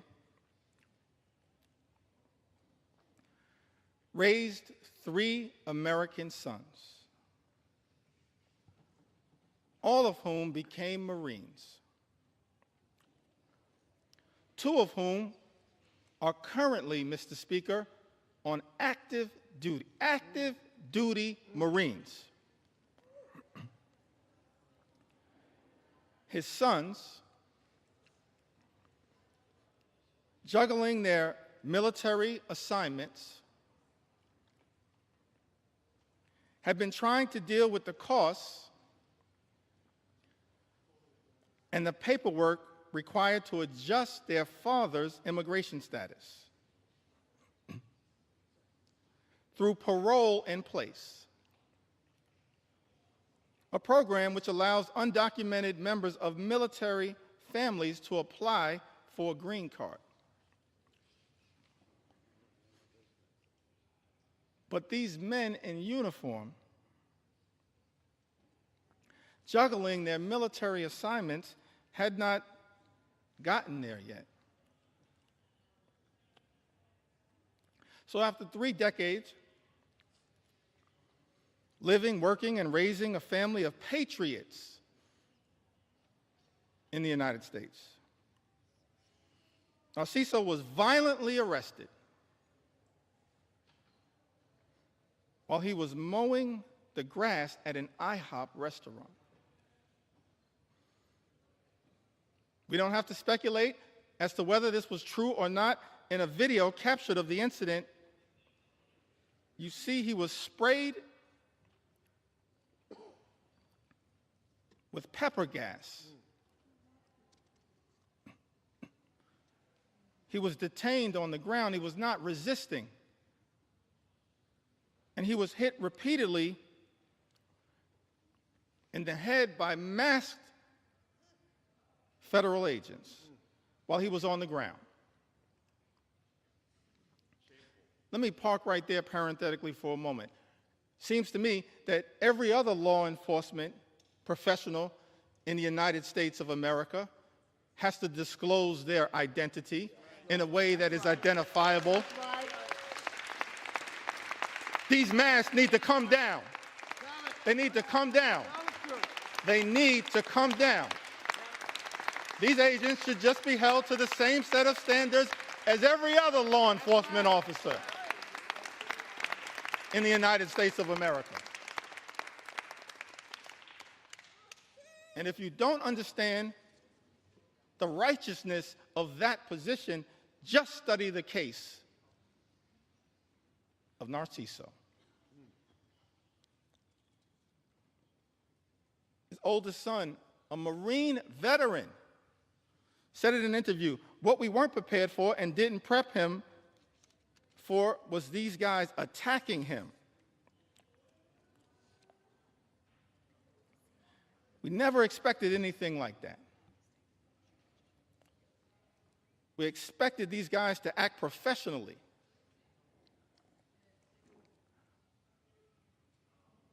And up to the standards of the United States government. Are masked, armed federal agents who beat people on the ground really the standards the United States government should be standing by? Are these the types of actions, Mr. Speaker, that House Republicans endorse and support? This is not the way that anyone, but certainly not the father of 3 patriotic Marines in the United States of America. It's outrageous. It's out of control. And it's completely and totally unacceptable. Unacceptable. Unacceptable here in the United States of America. We are better than this. Better than this. Mr. Speaker, I've talked about the aspirational vision that we have for a country where everybody can afford to live the good life and work hard, play by the rules, experienced the American dream, lived a good life, good paying job, good housing, good health care, good education for their children, and a good retirement. That's not too much to ask in the United States of America, the wealthiest country in the history of the world, a great country, an exceptional country, as Abraham Lincoln once observed in a speech in the chamber of the House of Representatives. America, the last best hope of Earth. Spent a little time talking about the type of things, the type of America that we should be working hard in a bipartisan way to bring about, and spent some time critiquing this one big, ugly bill. And it's not like Republicans, Mr. Speaker, weren't given every opportunity to try to address the concerns that we have raised. I'm thankful for my colleagues in all of the committees of jurisdiction who worked hard, pulling all-nighters, offering amendments to try to improve this one big, ugly bill. We've actually introduced throughout this process, Mr. Speaker, hundreds of amendments. Just yesterday, before the Rules Committee, hundreds of amendments. And before that, in late May, when the initial bill was being debated in a marathon session before the Rules Committee, more than 125 or so Democrats offering more than 500 different amendments to improve this bill, to stand up for the American people. Doing so over and over and over again throughout this process. And so, Mr. Speaker, I think it's important for the American people to understand what exactly House Republicans have rejected. What changes have House Republicans rejected to this one big, ugly bill?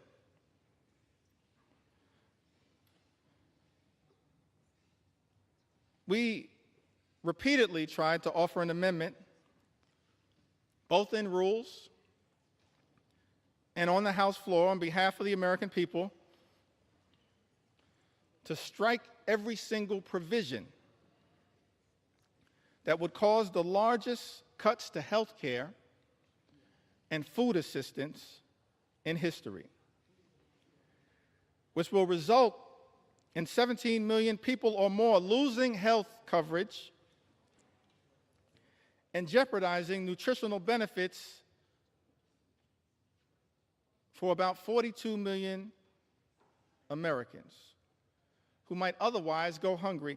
Republicans voted down that amendment.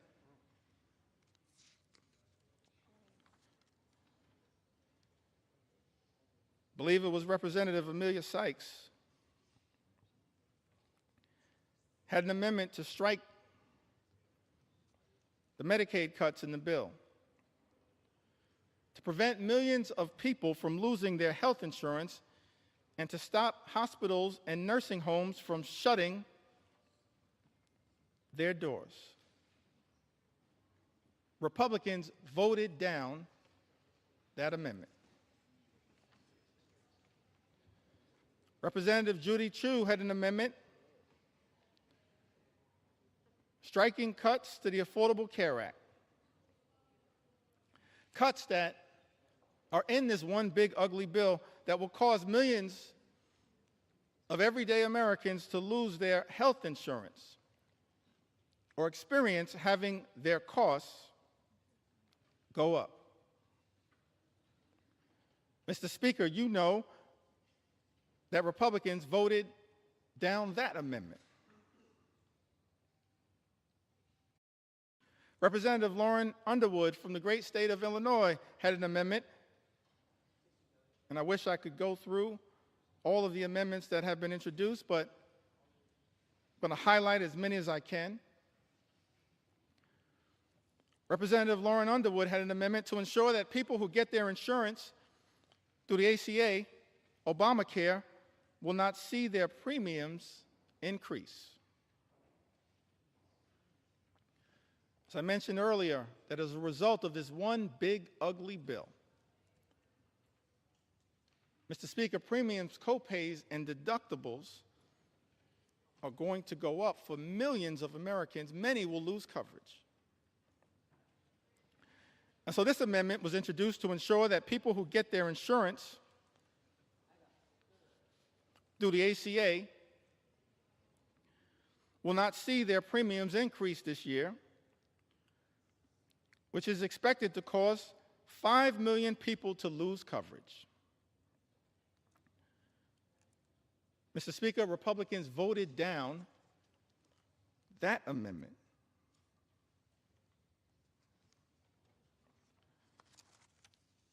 Representative Kelly Morrison had an amendment that strikes the defunding of Planned Parenthood, which provides access to life-saving cancer screenings and reproductive health care. Now, last year, Republicans, Mr. Speaker, promised that reproductive health care, reproductive freedom was a state issue. President Trump promised that reproductive health care, reproductive freedom was a state issue. And yet in this bill, there's a backdoor attack on reproductive freedom by targeting health care, preventative health care, that Planned Parenthood provides to millions of people all across this country. Representative Kelly Morrison had an amendment that strikes the defunding of Planned Parenthood, which provides access to life-saving cancer screenings along with reproductive health care. Republicans voted that down. Let me pause there parenthetically just to make one observation on this issue of reproductive freedom. What we're seeing right now in the House of Representatives, Mr. Speaker, Republicans unleashing a march toward a nationwide abortion ban. That's what's going on right now. What does this provision have to do with making life more affordable for everyday Americans? Nothing. This is all part of a right-wing ideological extreme effort to undermine reproductive freedom in the United States of America. Let me make something clear, Mr. Speaker. House Democrats believe in a woman's freedom to make her own reproductive health care decisions, a decision that should be between a woman, her family, her faith, and her doctors. That's it, period, full stop. And we will continue to fight for reproductive freedom in the United States of America. And we will not rest, Mr. Speaker, until the Women's Health Protection Act becomes the law of the land here in the United States of America. Big difference between us and them. Big difference.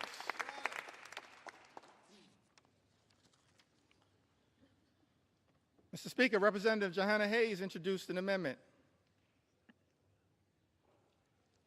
to strike all provisions that would cut food assistance for children, seniors,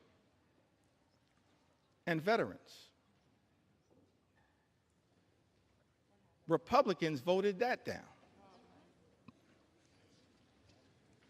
How cruel. How cruel. Representative Shontel Brown had an amendment to strike burdensome red tape requirements that threaten nutritional assistance for millions of Americans and their families.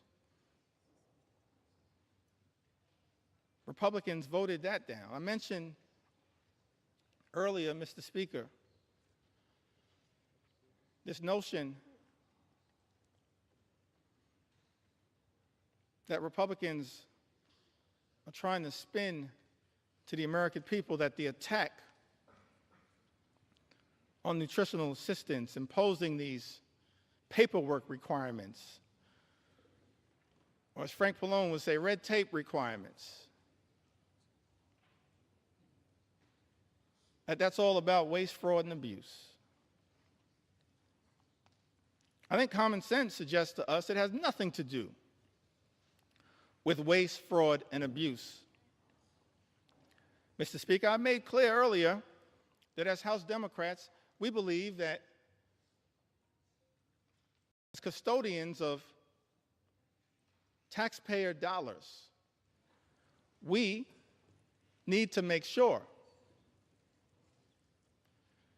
that we are spending that money efficiently, effectively, and equitably.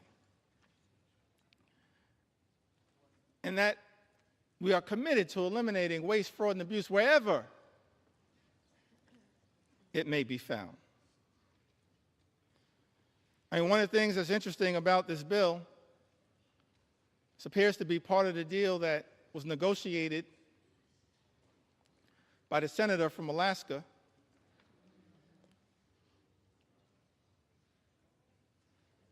is that the states apparently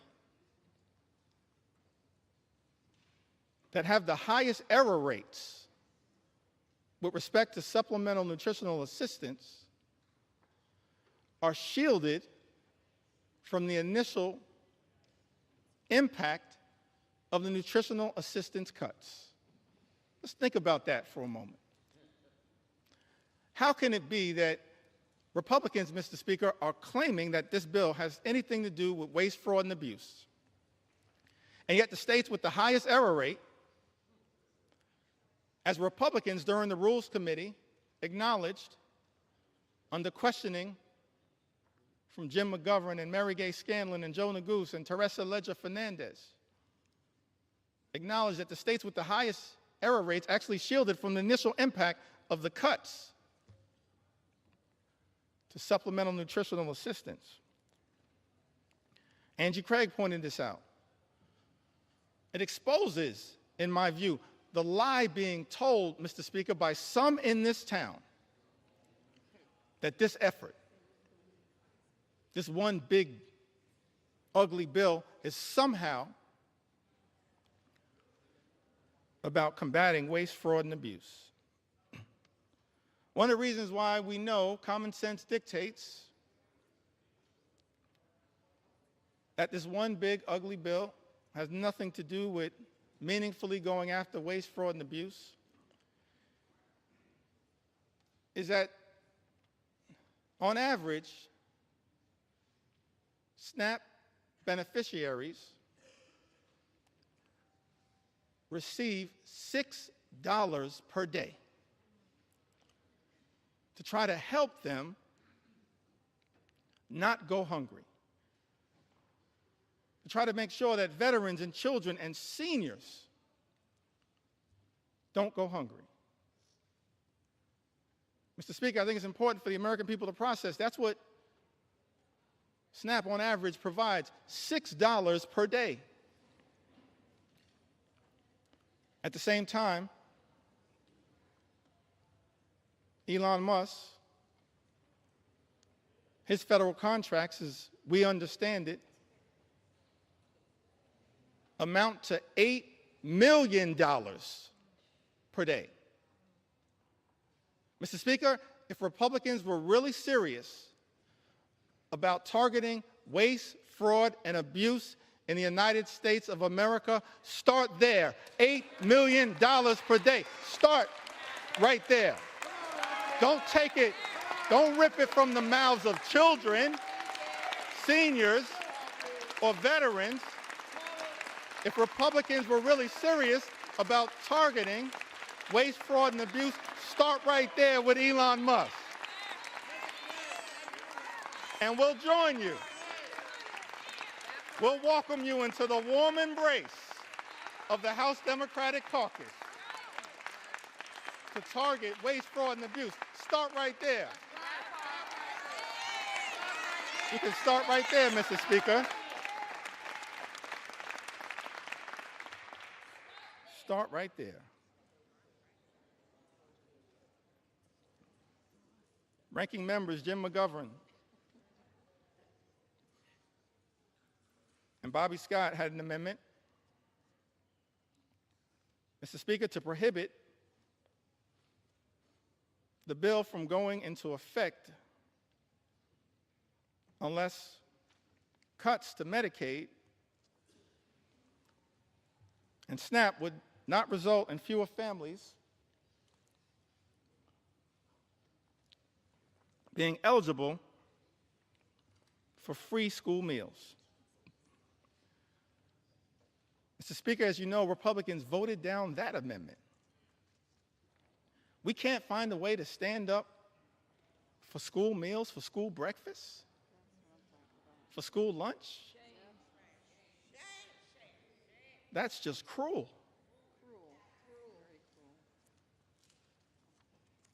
It is callous. It's a corrupt perversion of this process, targeting, as this one big, ugly bill does, school children, hungry school children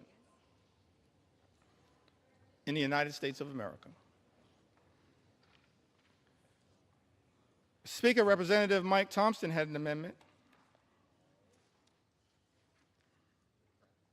that would have ensured Americans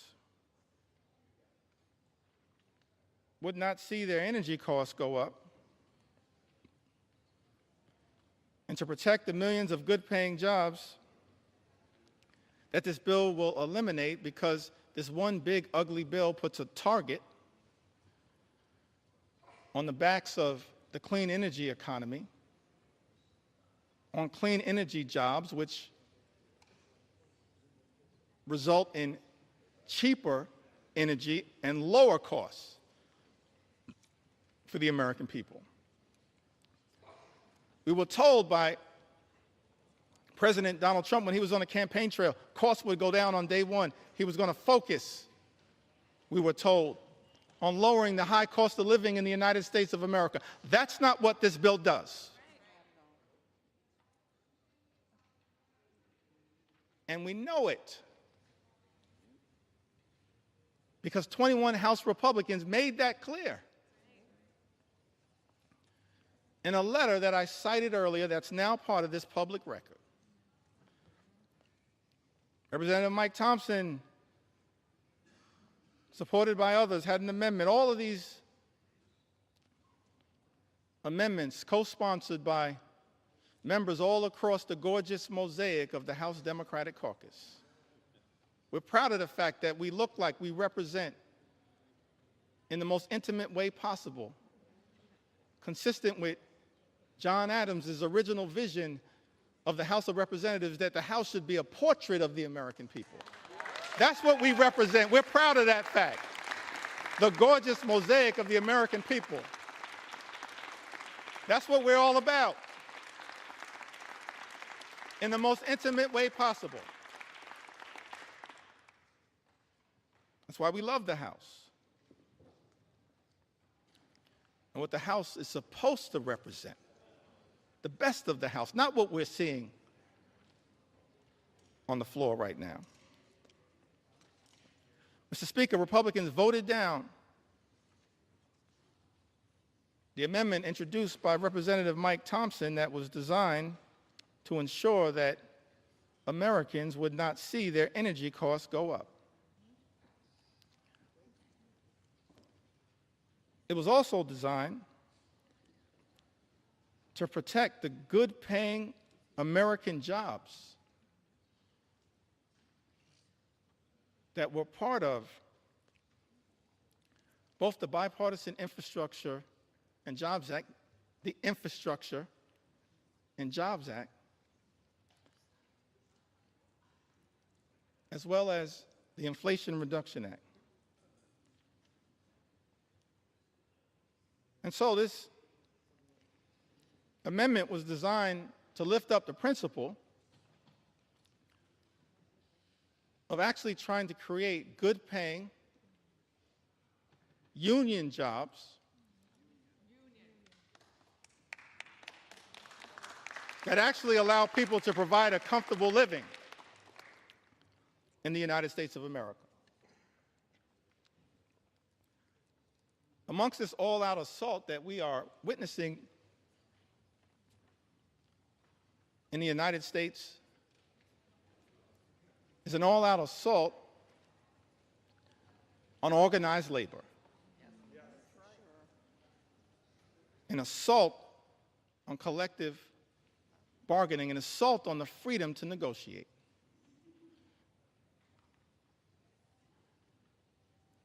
What's the difference, Mr. Speaker, between us and our colleagues on the other side of the aisle? I think one of the things that is a clear difference, Mr. Speaker, is that we believe, we recognize that in connection with this journey, work hard, play by the rules,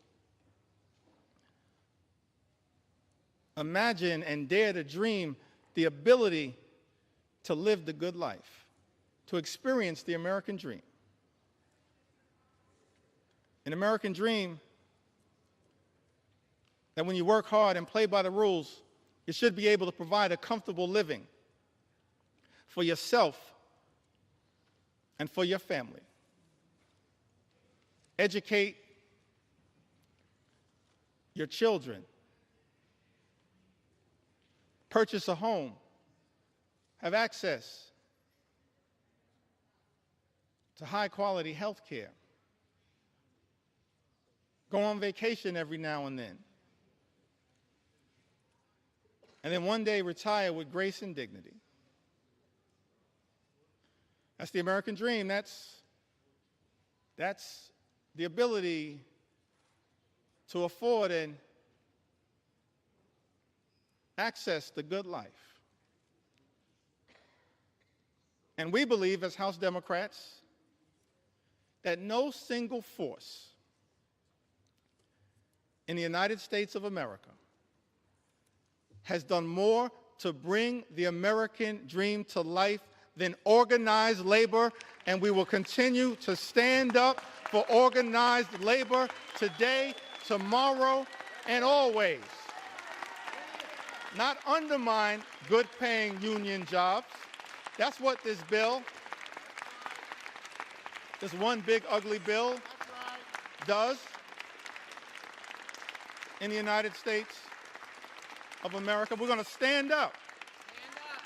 Stand up. Stand up for organized labor.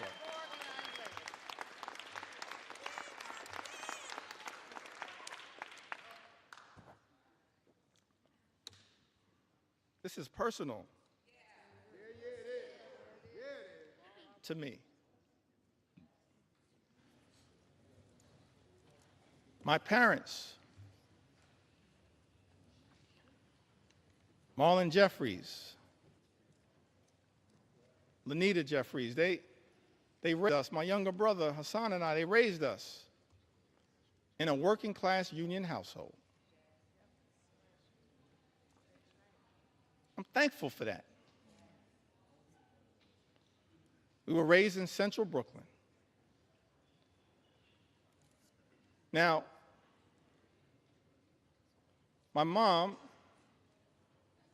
grew up in Connecticut, And I mentioned, that must be Johanna Hayes. Rosa DeLauro in my sight line, but we're so thankful for all of the members of the Connecticut delegate. I'm an unofficial sixth member of the Connecticut delegation. My mom raised in Bristol, Connecticut. She went to Bristol High School. Thankful for my mom. And my dad, I mentioned earlier, he grew up in Newark.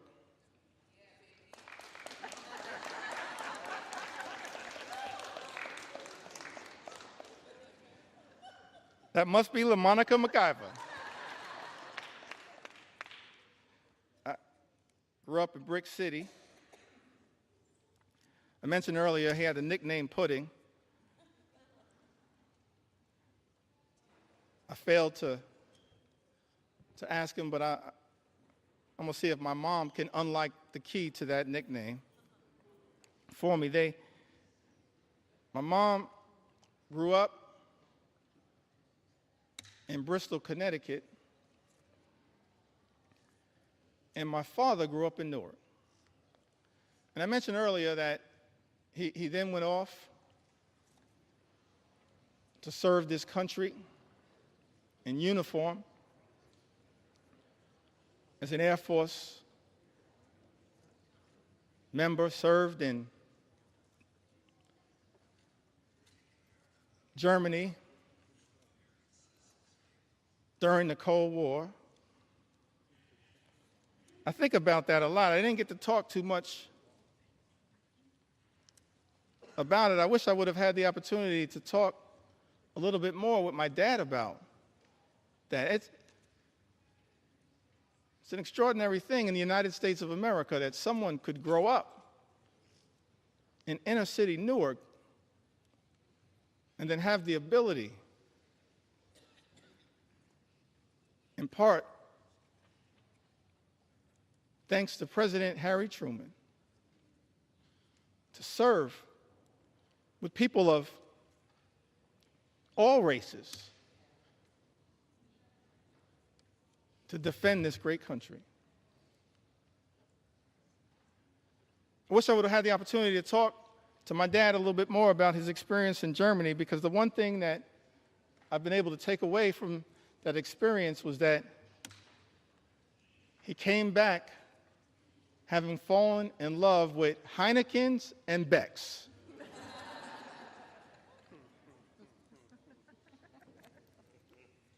But he came back after serving this country, Mr. Speaker, in uniform, as so many men and women do right now in uniform. And let me make clear, we're so thankful, we're so appreciative of the courage of the men and women in uniform who serve in the United States military, and we will always stand behind you. We thank you for your service, your patriotism, your courage, your heroism, and your sacrifice, lifting up the freedom that is America. You are not suckers, you are heroes. You're not suckers, you're heroes.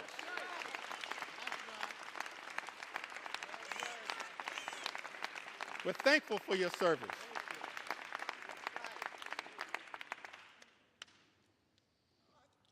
The men and women, no better hype person than Frederica Wilson.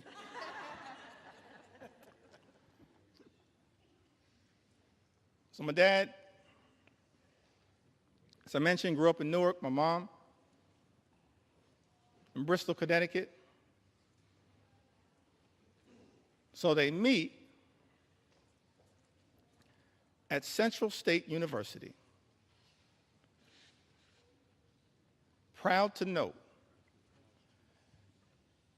a historically black college and university that has given so much.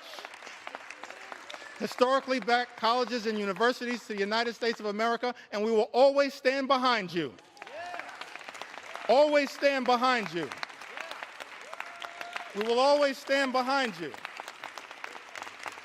I wouldn't be here right now without a historically black college and university. I'll never run away from that. I will never run away from that. And we're proud of the fact, we can check the record, proud of the fact that over the last few years prior to this administration, historic investment in Hispanic serving institutions, in historically black colleges and universities, in higher education.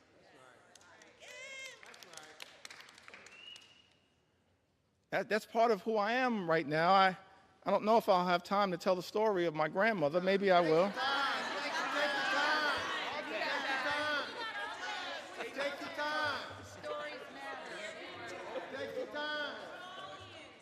I got so many stories, I feel like I'm in a hip-hop studio right now.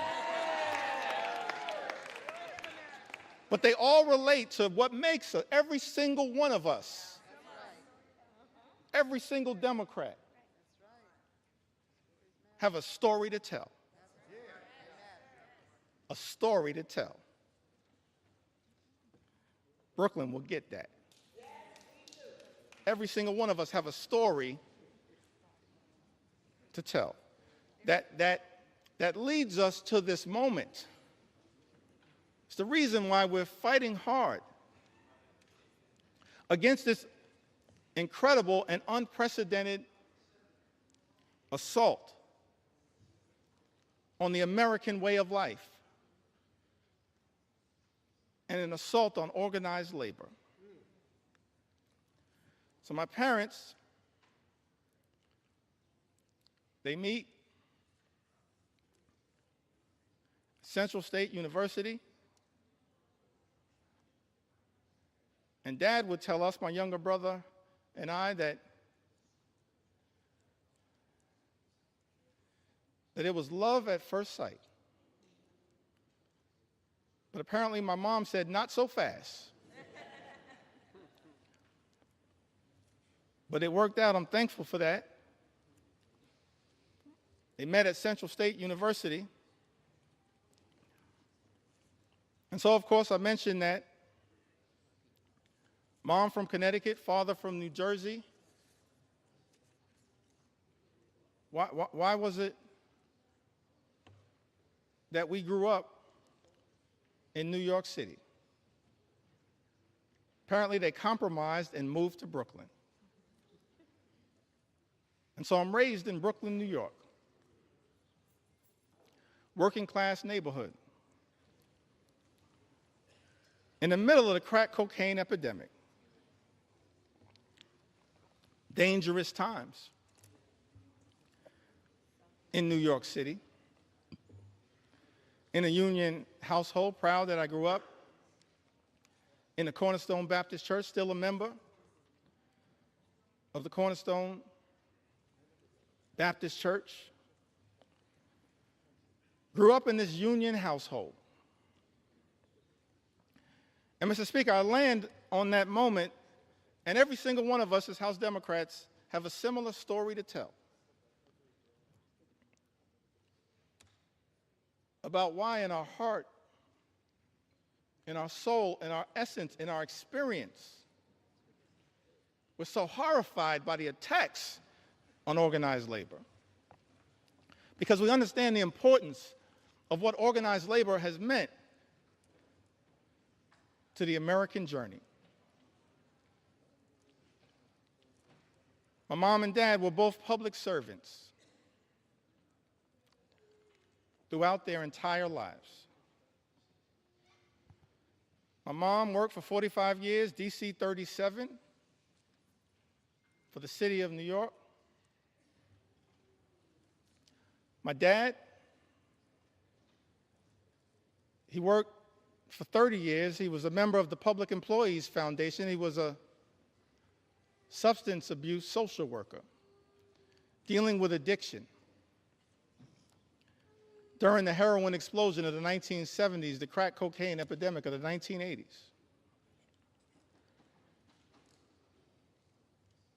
But they got married in 1967.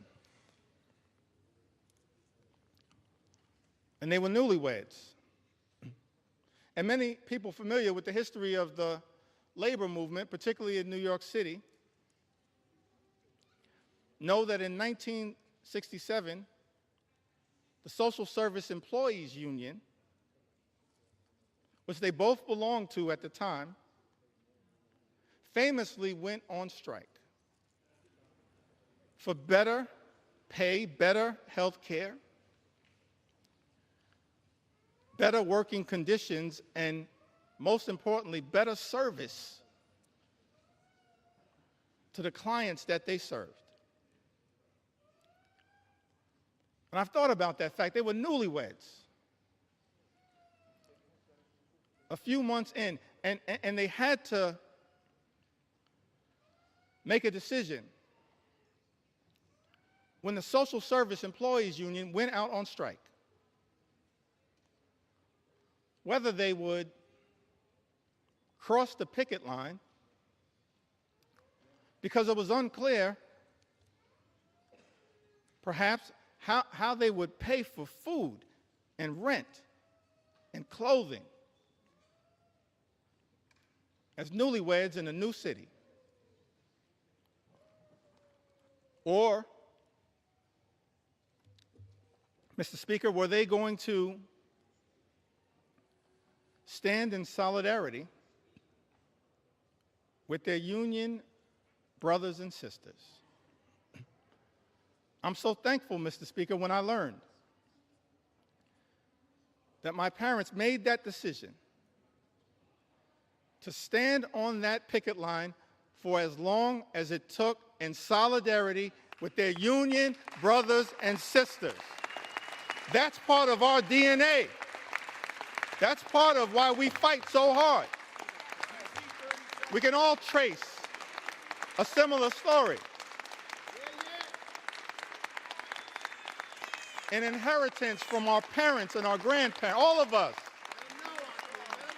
have that kind of story to tell.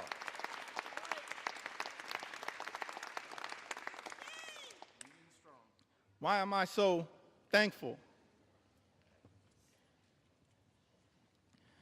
that my parents made what I believe was a tough personal decision, but of course the right decision? It's because what that union membership actually meant to my journey and my younger brother's journey. 1973, my younger brother was born with a serious heart condition. He's okay right now. He's doing well. Right now, he continues to say on social media that he's our mother's favorite son. Let me say from the House floor, no, you are not. I think she favors both of us. A younger brother, 1973, he's born with a serious heart condition. He's okay right now. He's born with a serious heart condition. I'm thankful that it was that union negotiated health care that got our family through that difficult moment. That's why we do what we do. Our own personal experience.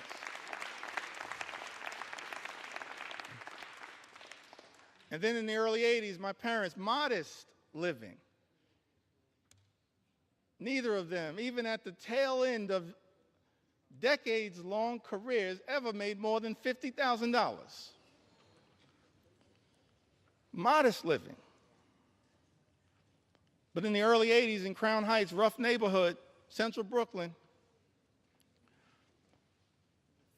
they bought their first and only home. They were able to buy that home, the home that my younger brother Hassan and I were raised in, because of that union negotiated salary, and pay off the mortgage down to zero because of that union negotiated salary. This is personal to us,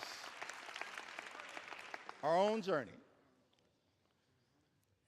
And lastly,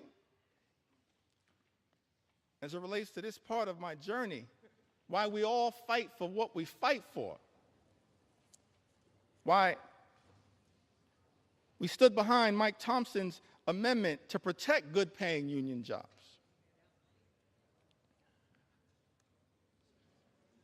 I went to college. I went to Binghamton University.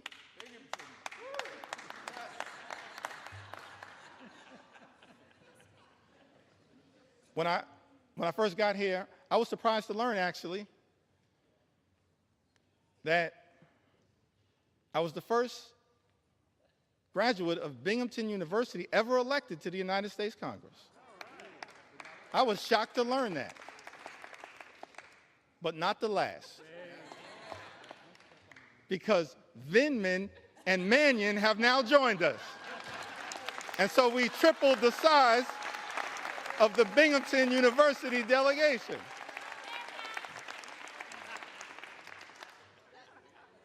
It's part of the reason why we stand up for higher education and public education. That's our own experience. So I graduated from Binghamton University.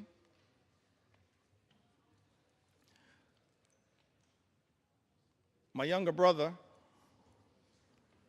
graduated from Morehouse University. I think that was Hank Johnson. Sanford Bishop.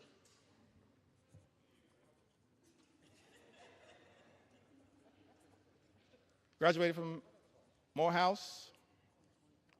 I graduated from Binghamton University. And somehow, we managed to graduate from college without owing anything.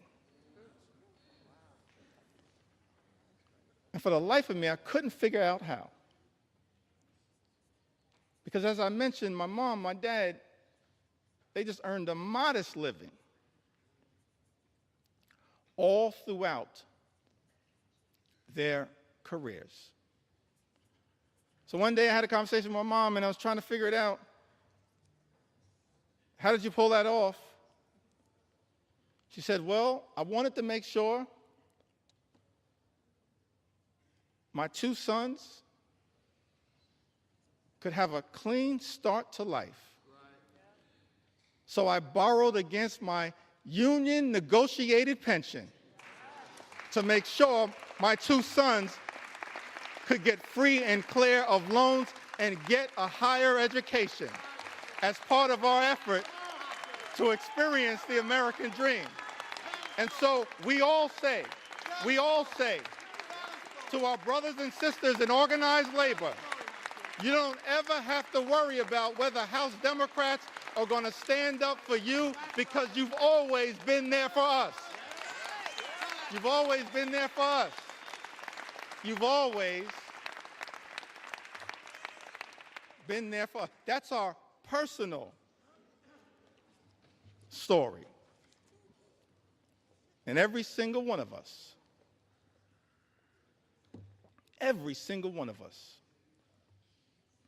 we do this work because we've lived a life of opportunity that this great country has provided to us.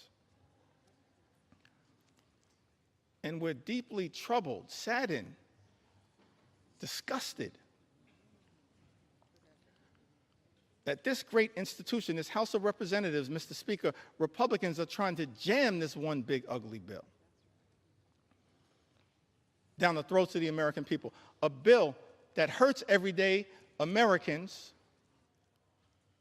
in order to reward billionaires with massive tax breaks.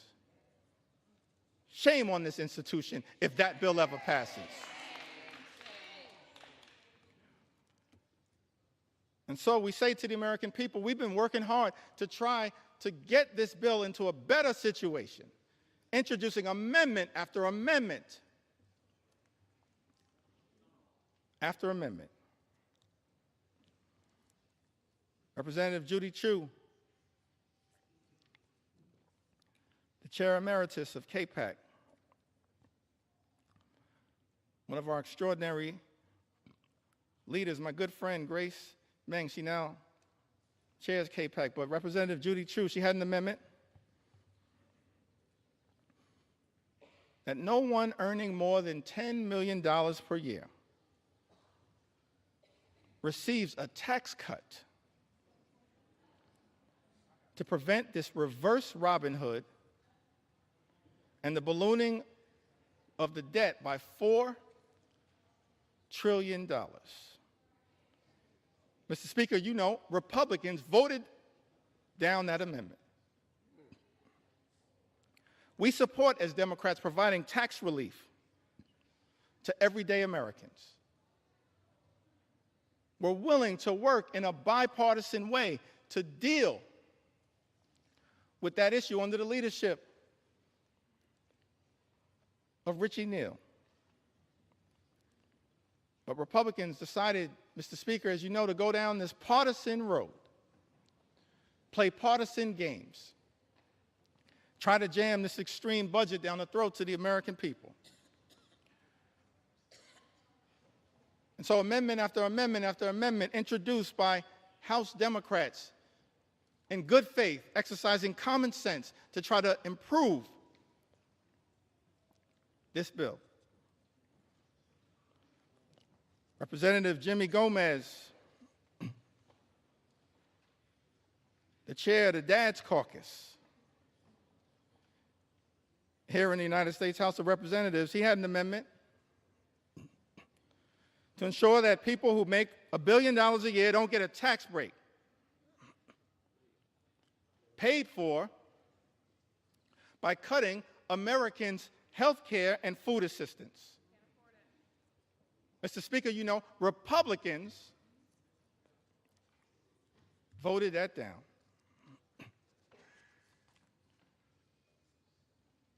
My good friend and classmate,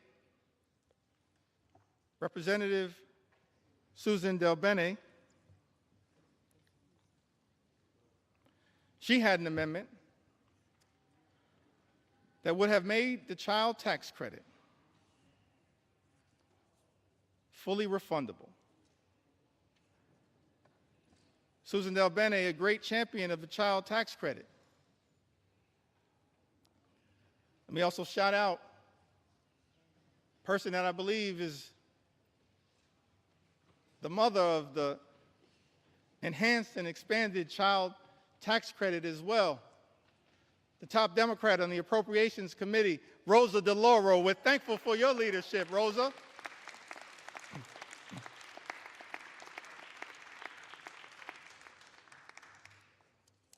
Fighting hard on behalf of the American people. Susan Del Bene, a great champion of the child tax credit. She had an amendment, Mr. Speaker, to make the child tax credit fully refundable, covering the 17 million children who are being left behind by the big, ugly bill, and increase the child tax credit for families. Because what Republicans are doing, Mr. Speaker, as you know, in this particular bill, not enhancing and expanding the child tax credit, you are undermining the child tax credit. And Representative Susan Del Bene, my classmate, along with Catherine Clark and others, the class of 2012. We used to be the new kids on the block, now we're just the OGs.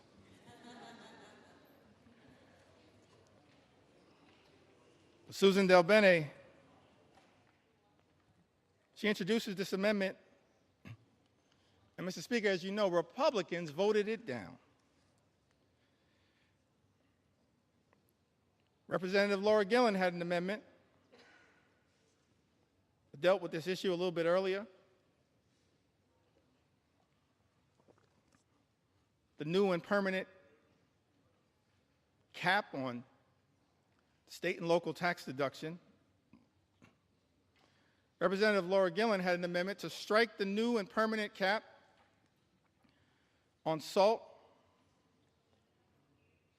which is something that members of the House Republican Conference, Mr. Speaker, as you know, claimed was a line in the sand for them, specifically from New York, and said that they support. But Republicans voted down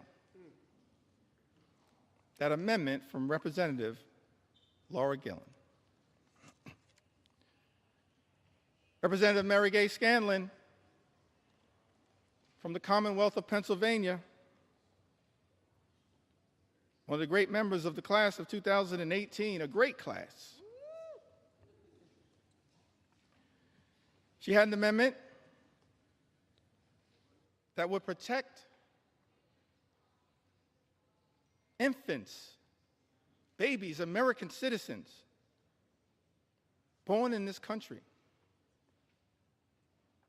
from the unconstitutional and un-American Trump executive order to end birthright citizenship. Republicans voted that down.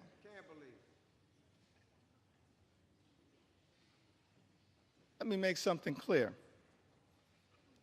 No matter what it takes,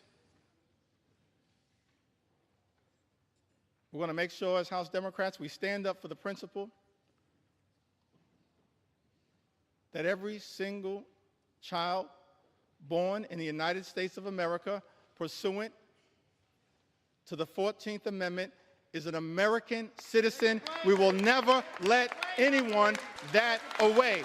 Not now. Not ever. Not now. Not ever. Not now. Not ever.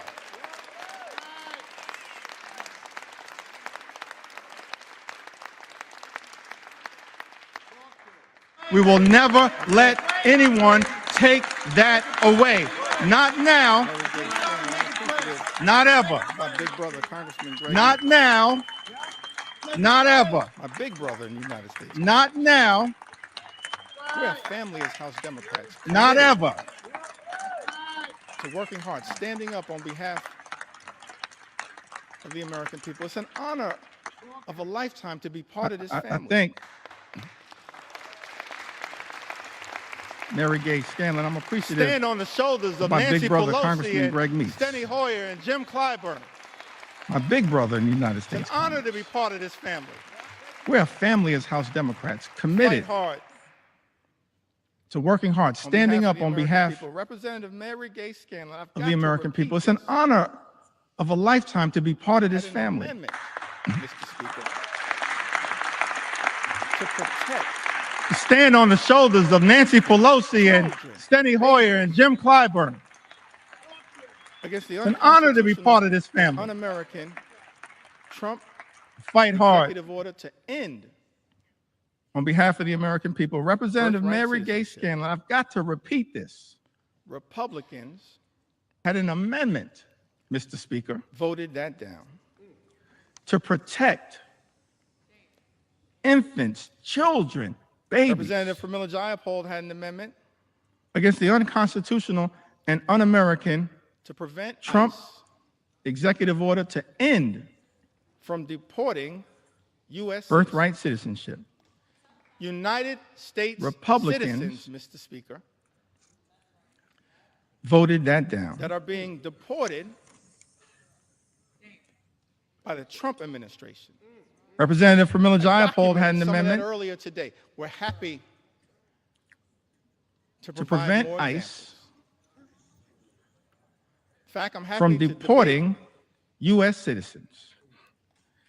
United colleague, States Speaker Mike Johnson, on citizens, any of these Mr. issues Speaker, anytime right here on the floor of the House that are of being Representatives. deported I sent you that by invitation. the Trump administration. I documented some of that earlier today. We're happy I sent you that invitation months ago. to provide more examples.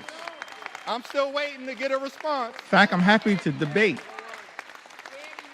We're not running from the American my colleague, people. Speaker Mike Johnson, on any of these issues, anytime, right here on the floor of the House of Representatives. I sent you that invitation. I sent you that invitation. I sent you that invitation months ago. I'm still waiting to get a response. ICE from deporting U.S. citizens, Republicans We're not running from the American people. voted that down. We're ready to debate any of these issues, anytime, any place, Ranking Member Jim McGovern. particularly right here on the This floor of the issue is House of personal. Representatives. To him. Representative from I mentioned Jayapal, earlier, we do this work. she had an we're amendment, informed by Mr. our Speaker, own to prevent personal ICE from experience. deporting U.S. citizens. Republicans It's not about glory. It's not about profit. voted that down. It's about improving the lives of the American people that we're privileged to represent. Ranking Member Jim McGovern, Jim McGovern, and this issue is personal. his wife Lisa, him. dealing with immense pain, immense personal tragedy. I mentioned earlier, we do this work because we're informed by We're our own fighting so personal hard. experiences. It's not about glory. It's not about On profit. behalf of the American people, he had an amendment It's about improving the lives of the American to restore the critical people that we're NIH privileged research to funding represent. withheld by Jim McGovern, Donald Trump, his wife Lisa, And dealing Elon with Musk immense to cure pain, immense diseases personal like- tragedy, Alzheimer's, and cancer, but fighting so hard including pediatric cancer, on behalf of the American people. He had an amendment childhood cancer. to restore the critical NIH research funding Mr. Speaker, you know Republicans voted withheld by Donald Trump and Elon Musk to cure diseases hundreds like of amendments introduced Alzheimer's and cancer, by Democrats including pediatric cancer, to try to deal with the cruelty and childhood cancer. callousness of Donald Trump's one big Mr. Speaker, ugly you know bill. Republicans voted that down. Many amendments were offered by Democrats, and Hundreds of amendments introduced by Republicans chose not to make Democrats. these amendments in order. In other words, just ignored to them, try to deal with the cruelty and dismissed their importance. callousness of Donald Trump's one Representative big Debbie ugly Wasserman bill. Schultz and Gottheimer offered an amendment that adds a new Many amendments were offered by requirement Democrats that the and Secretary of HHS Republicans chose not to make these amendments in certify order. in writing In other words, just that the ignored them, reduction and rescissions made by this act will not affect dismissed cancer their survivors importance. currently on Medicaid. Representative Debbie Wasserman Schultz and Gottheimer offered an Speaker, amendment as you that know, adds a new Republicans dismissed requirement that the That Secretary of HHS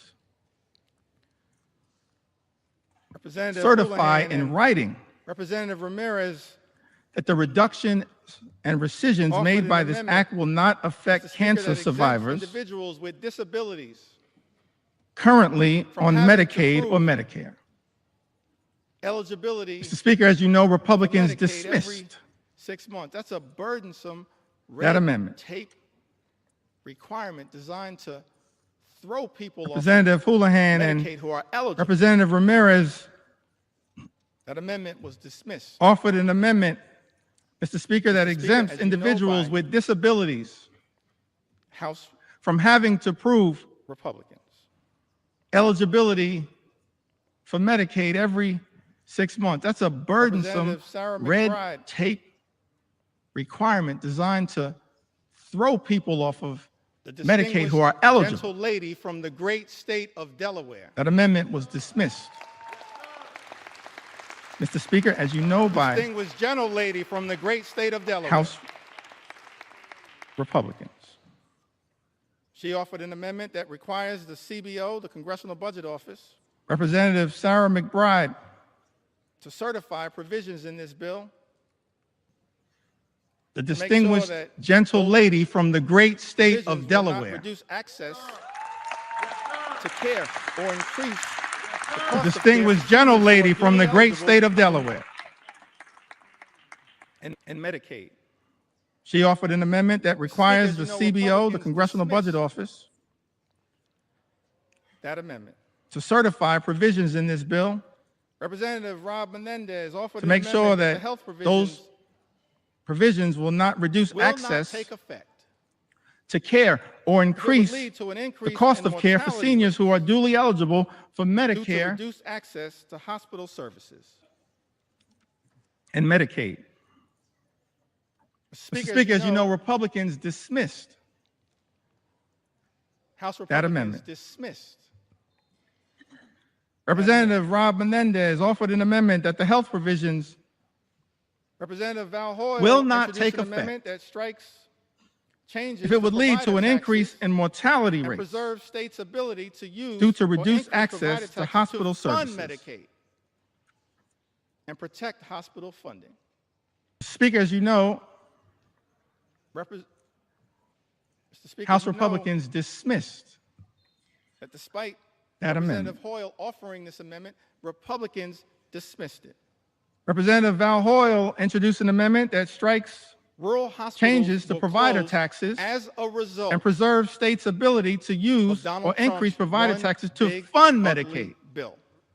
They will and close. protect hospital funding. Susan Collins acknowledged that fact. Repre- But House Speaker, you Republicans know are here jamming that a despite bill Representative down the throats Hoyle of the American offering this people amendment, that will Republicans close hospitals dismissed in rural it. America, in urban America, in small town America, in the Rural heartland of hospitals will America. close as a Apparently, Mr. result Speaker, couldn't care of Donald less. Trump's Let me one be clear. big, We're gonna ugly stand up bill. for those communities They will that close. my colleagues on the other side of the aisle Susan have Collins abandoned. acknowledged that We're fact. going to stand up for rural America, But House Republicans are urban here America, small town jamming America, a bill the down the heartland throats of of the America. American people that will close hospitals in rural America, Appalachia. in urban America, in We're gonna small stand town up for all of America, America. in the heartland of America, whether we represent and you apparently, Mr. Speaker, couldn't care not. less. Let me be clear. We're going to stand up for those communities that my colleagues on the other side of the aisle have abandoned. We're going to stand up for rural America, of our co-chairs, urban America, small town America, the heartland of Ryan America, Kelly and DWS. She offered an amendment Appalachia. We're going to stand up for all of increasing the America, hospital stabilization fund. whether we represent you or not. That they had to include in this one big ugly bill. This amendment Representative Nanette Barragan, was designed to protect hospitals from closing and expand one of our eligibility co-chairs of steering and safety policy, net hospitals that we know exist all across America. along with Robin Kelly and In every corner DWS. She offered an amendment in this country. increasing the hospital stabilization fund. Safety net hospitals that serve a large number of low-income patients. But they had to including those include with in this Medicaid. one big ugly bill. This And yet, amendment Mr. Speaker, as you know, House Republicans was designed to protect hospitals from closing and expand eligibility for safety net hospitals that we know exist all across America. amendment In every after corner amendment after amendment. In this country, Democrats have introduced safety net hospitals that serve a large number of to try to low-income patients, relieve including the those with pain that is being Medicaid. visited upon the American people by this one big ugly bill. And yet, Mr. Speaker, as you Voted know, down by House Republicans or dismissed dismissed out of hand. this amendment. Representative Costa introduced an Amendment to after protect amendment those on after amendment. the low-income The heating and Democrats have energy assistance introduced program, who are also targeted to try to by this one big relieve ugly the bill. pain that is being visited upon the American people by this Part of an one effort to big ensure ugly that all bill, households voted down by Republicans or on dismissed SNAP can continue to qualify. out of hand. Mr. Speaker, as you know, Republicans dismissed Representative Costa introduced an amendment amendment out to of hand, protect ignored those it. on the did low-income not see fit to take it up. heating and energy assistance program, who are also targeted Representative Jill Takuda by from this one big ugly the bill. great state of Hawaii.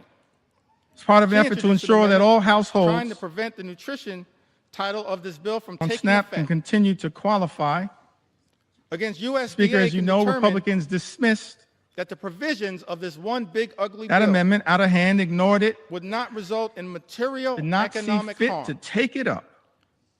to farmers, ranchers, and producers. Representative Jill Speaker, as you know, Takuda from Republicans the great state of Hawaii, dismissed that amendment. she introduced an amendment trying to prevent the nutrition title of this bill from taking effect. Representative Lloyd Against USDA can determine Doggett had an amendment that the provisions of this one big ugly bill would not To result in extend tax material cuts economic harm for to the farmers, 98% ranchers, of the and American producers. Mr. Speaker, as you know, Republicans people $400,000 or less dismissed that amendment per year. out of hand. Had that amendment been taken Representative up Lloyd and passed, it would have cut the cost of this Doggett one had an big, amendment ugly bill by approximately 50%. to extend tax cuts And we would have been standing up for those for the everyday 98% Americans who of are the now gonna American be people hurt who make by other provisions $400,000 or less. in this GOP tax scam, this Per year. disgusting abomination. Had that amendment been taken up Speaker, as and you know, passed, that it would have cut the cost amendment of this dismissed one out of big, ugly bill by approximately by the 50%. House Republican majority. And we would have been standing up for those everyday Representative Seth Americans Magaziner who are from the now great going to be state of Rhode hurt Island. by other provisions He's only in his second in this term. Somehow GOP he's tax the dean scam, of this the delegation. disgusting abomination. Mr. Speaker, as Along you with know, my good that friend Gabe Amo, amendment Seth dismissed out of Magaziner, he hand had an amendment by the House Republican majority. provide a tax cut for the middle class, paid for by increasing taxes on Representative the Seth wealthy Magaziner from the great state of Rhode Island. here in this country. Taxes. He's at a only in tax his rate second that term. had Somehow previously he's the been at dean of the delegation. 39%, lowered by the original GOP Along tax with my scam good friend Gabe Amo, Seth in Magaziner, he had an amendment He had this amendment provide a to tax provide cut for the middle cut class, paid for by for increasing middle-class Americans. Instead, taxes on the Republicans are spending wealthiest $1 trillion on here massive in tax this breaks country. for the Taxes wealthiest amongst them. and a tax rate that had previously been at 39%, lowered Was dismissed by the original GOP tax out of scam hand. in 2017. Representative Stephen Horsford He had this Also amendment to came in provide a tax cut for middle-class of Americans. 2012. Instead, Republicans are spending $1 trillion he had an on amendment massive tax breaks for the to wealthiest make amongst no us. tax on tips, which we support, And that amendment but we was support dismissed no tax on out of tips hand. becoming a permanent part of the Representative law. Stephen and Horsford that's not what this one who also big, came in ugly bill does. the class of 2012. Tax breaks for billionaires. He had an permanent. amendment Tax breaks for everybody else expire. to make no tax on tips, which That's we not the support, way to stand up for everyday Americans. but we support no tax on tips extraordinary. becoming a Representative permanent part of the law, and that's not what Amendment. this one big ugly bill to does. make no tax on tips permanent. Tax breaks for billionaires loopholes that are in this permanent, one big ugly tax bill. breaks for everybody else expire. Dismissed That's not the way out of hand. to stand up for everyday Amendments Americans. introduced by Ranking Member Huffman, That's extraordinary. Andrew Salinas, Representative Dave Min, Emily Randall, and Stephen others, Horsford's protecting public land. amendments Dismissed to make no tax out on of tips hand. permanent Amendments and to close loopholes that are in this one big ugly on bill. energy introduced by members like Luz Rivas. Dismissed Dismissed out of hand. out of hand. Amendments think I'll end introduced this by portion of my Ranking Member presentation. Huffman, Andrea Salinas, Dave Min, Emily Randall, and Mr. others. Speaker, Protecting Speaker, I public said- lands. Dismissed. I said this portion of my Out of hand. presentation. Amendments on energy introduced by members like Luz Rivas. Dismissed. Out of Still hand. got a little more And I think I'll end this portion of my time. presentation. Donald Trump's deadline may be Independence Day. That ain't my deadline. Mr. Speaker,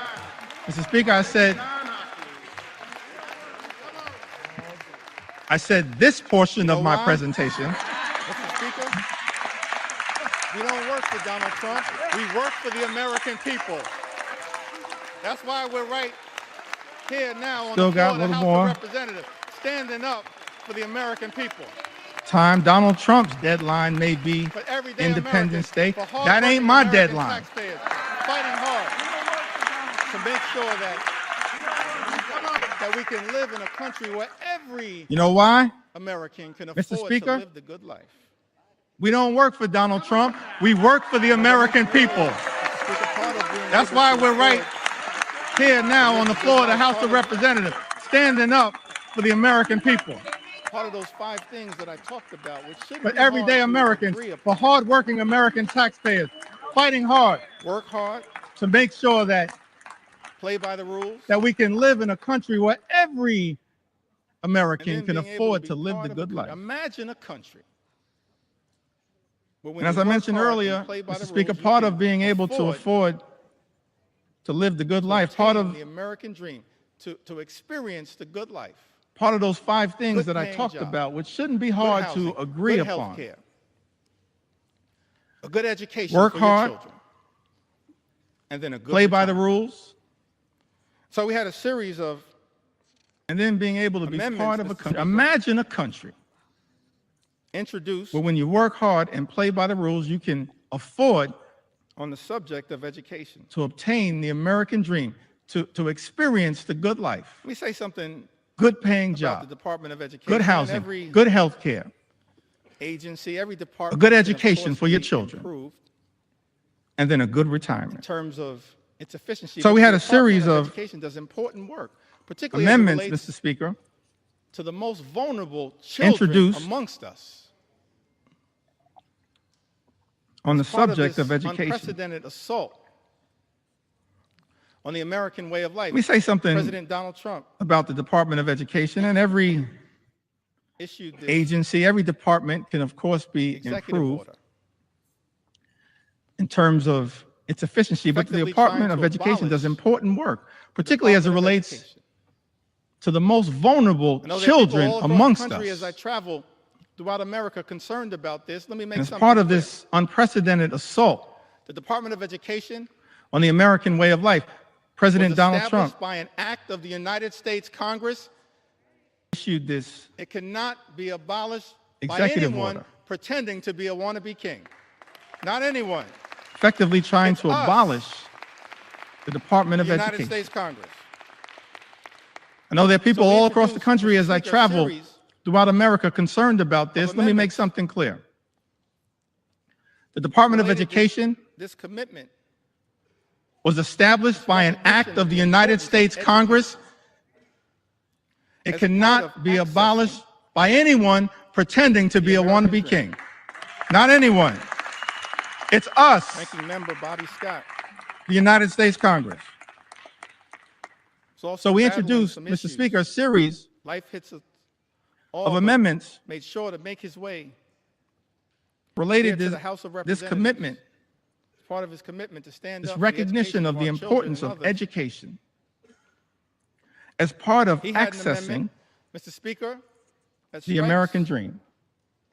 all of the Ranking Member Bobby Scott extreme parts of the Committee on the Education is also and battling Workforce some issues, elements hits of us this bill all but made sure to make his way that make it harder here to the House of for students Representatives. to access, Part of his commitment to stand up for the high-quality education of our children and others. jeopardizes He had an child amendment, nutrition Mr. programs Speaker, and threatens that strikes financial student all aid, of the all of which is being done recklessly, extreme Mr. parts Speaker, by this one big of the Committee ugly on the bill. Education and Workforce elements And of as you this know, bill Republicans chose to that ignore make this it amendment, harder dismiss it. for students to Out of hand. access high-quality education, Representative jeopardizes child Sarah nutrition programs, and threatens Elfrith introduced an amendment financial student aid, all of which is being done recklessly, try to increase Mr. Speaker, the by this amount one that big, ugly hard-working bill. teachers and educators And as you know, Republicans are chose able to deduct ignore this amendment, dismiss it. unqualified, out-of-pocket Out of classroom hand. expenses. Representative And that amendment was Sarah dismissed out of hand. Elfrith introduced an amendment Tax breaks for to try to billionaires. increase the amount that Mr. Speaker, but hard-working Republicans have decided teachers hard-working educators can't get are an able enhanced to deduct tax benefit on qualified for the out-of-pocket classroom out-of-pocket expenses. That's wrong.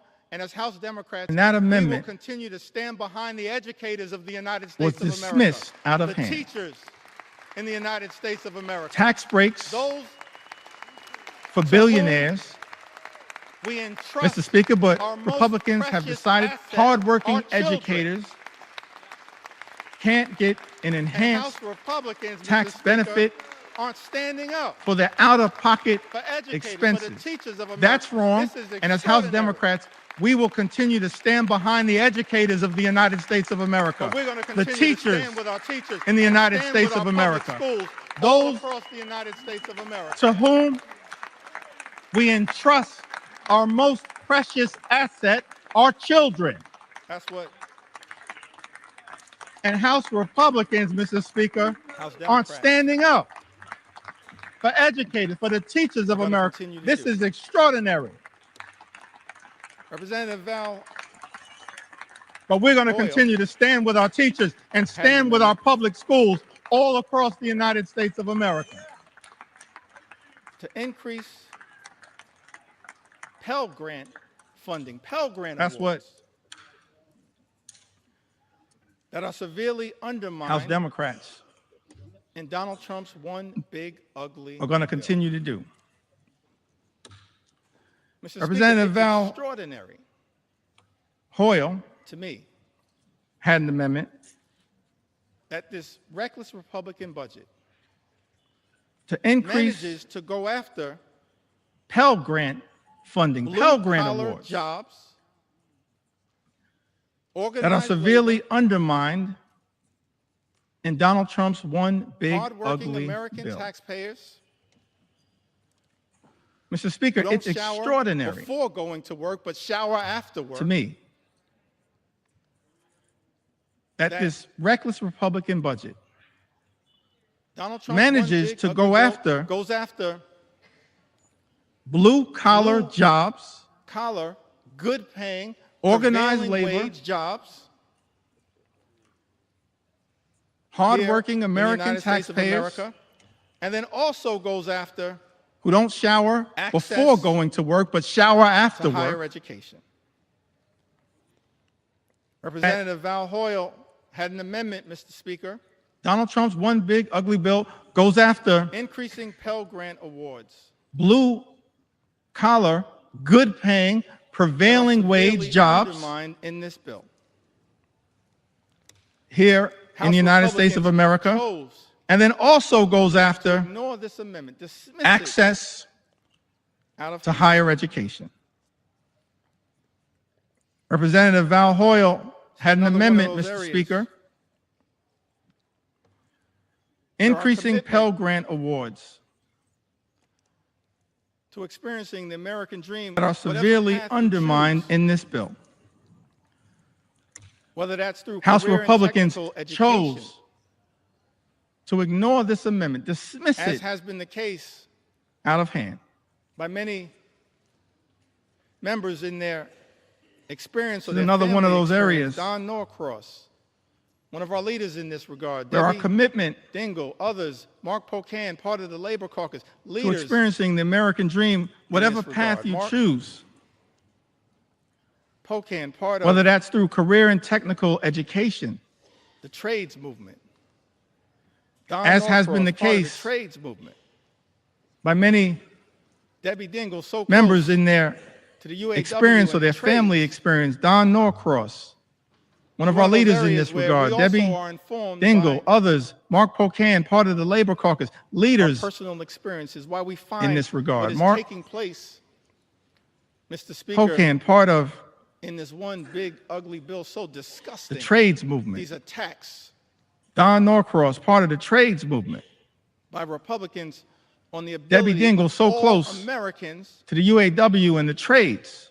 to achieve, It's one of those areas American where dream we to- also are informed by to be part of imagining an America where our personal everyone who experiences, works why hard we and find plays by the what is rules taking place, can live this Mr. good life. Speaker, in this one big Higher ugly bill so education is not the disgusting. entire solution, but it's These certainly a part attacks of it.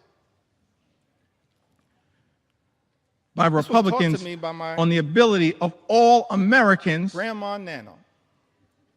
to achieve the She never American had dream, a to formal 4-year education. be part of imagining an America where everyone who works hard and Perhaps she plays was by the rules wisest can live the woman good I've life. ever known. Higher education is not the entire And she solution, but was it certainly is determined part to of make it. sure that her 2 grandsons This was taught to me by my had the ability, as best grandma Nana. she could, She never had a formal obtain an 4-year that education, might ultimately, for us, but perhaps she coming was out the of wisest this working class neighborhood, woman Crown I've Heights, ever known. in central Brooklyn, spending a lot of time in Bedford And she was Stuyvesant, where determined to make sure that she her lived, 2 grandsons on the corner of Putnam and Lewis, had the right down ability the as block from the best Cornerstone she could Baptist Church. She was to determined obtain to an make sure education that her that might ultimately, sons had the best for us, opportunity. coming out of and in her view, this working class in Grandma neighborhood, Nana's Crown view, Heights in central Brooklyn, spending that a lot of meant time in Bedford access to Stuyvesant education. where she lived, And so on the corner of Putnam and Lewis, right When we down the were block young, from the Cornerstone she said to my younger Baptist brother and I, Church. She was determined to never make forget sure this that her 2 conversation. We were in her home in Bed-Stuy. grandsons had the best opportunity, Said and that the 2 of in you her view, and Grandma Nano's view, are going to go to elementary school, that then meant you'll graduate. access to education. Go to middle school and graduate. And High so school and graduate. College when we and were graduate. young, she said to my younger then brother she and I, dreamed about us, I'll never going forget to this graduate conversation. school, We get were a in law her home in degree. Bed-Stuy. a PhD, a medical degree, She said that the 2 of you an MBA, some form of advanced education. We were like, are going to go to "Grandma, we're elementary gonna school and be then in you'll school our graduate, entire lives." go to middle school and graduate, And she was so committed. high school and graduate, college journey. and graduate, that and then she every dreamed single about time us going to graduate school, get a graduate, law this is degree, a woman of modest a means. PhD, a medical degree, She gave my an younger MBA, brother some and form I, of whoever advanced was to education. We were graduate, like, Grandma, we're going to be in school our entire lives. $500 in cash. And she was so committed I still don't know where to that Nano journey got that money from. that every single time I know it came by her honestly. we She graduated, saved this for is it, a woman of modest means. but it was designed to help She gave my younger incentivize brother her and I, grandchildren whoever was the graduate, to keep going through all of the obstacles. $500 in And Mr. cash. Speaker, I made the mistake one day of telling that story, this $500 I still don't know where incentive Nano got that money from. in front of my 2 sons. I know it came by her Dad, you've been honestly. She saved shortchanging for us it, our entire lives. but it was designed to help Access incentivize to her education is a grandchildren part to keep going through all of the obstacles. For many of us, And Mr. Speaker, I made the mistake shocking to me one day of telling that story, this $500 incentive that this one aspect, not the only aspect, in this front of one my two aspect sons. that Thomas And they Jefferson, said, Dad, you've been the author of the shortchanging us Declaration our of entire Independence, lives. Access to education is a part of the journey articulated, father of the for University many of of Virginia. us. Shocking to me Ben Franklin, the father of the University of Pennsylvania, others that this one aspect, not the only saw an aspect, this important one role for aspect enlightened education as just one path. that Thomas Jefferson, We as House the Democrats are author of trying the to protect, Declaration of Independence, while also making sure that every single hardworking American Once can get the type of career and technical education if they choose articulated, that path father of the University of Virginia. to experience. Ben Franklin, the father American of the dream. University of Pennsylvania, others saw an important Mr. role Speaker, for as enlightened education as just one path I perhaps approach that we as House Democrats are trying to protect, the end of this while also particular making sure that every single hardworking American can get the type of career and journey. technical education if they choose that path to experience Let me just reiterate that the American dream. as House Democrats, Mr. Speaker, as we maintain from I the perhaps very approach beginning of this Congress, the end of this we particular acknowledged the election of President Donald journey, Trump, offered to work with our colleagues let me just on the reiterate other side that of the aisle, whenever and wherever possible, as House Democrats, in order to make life better for the American people. we maintain from the very beginning Stand up for the things that of this Congress. matter. We Not as acknowledge Democrats, independents, or the election of President Republicans, Donald but Trump, as Americans.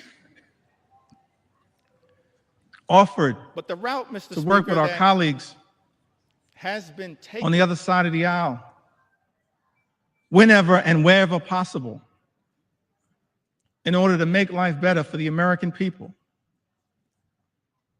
to stand up for the things that matter, not as Democrats, independents, or Republicans, but as Americans. But the route, Mr. Speaker, that has been taken by House Republicans is to go it alone and to try to jam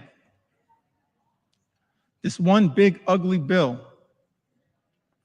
filled with extreme right-wing policy priorities down the throats of the American people. That's why, in good conscience, we can't stand here, Mr. Speaker, and support this effort, this one big ugly bill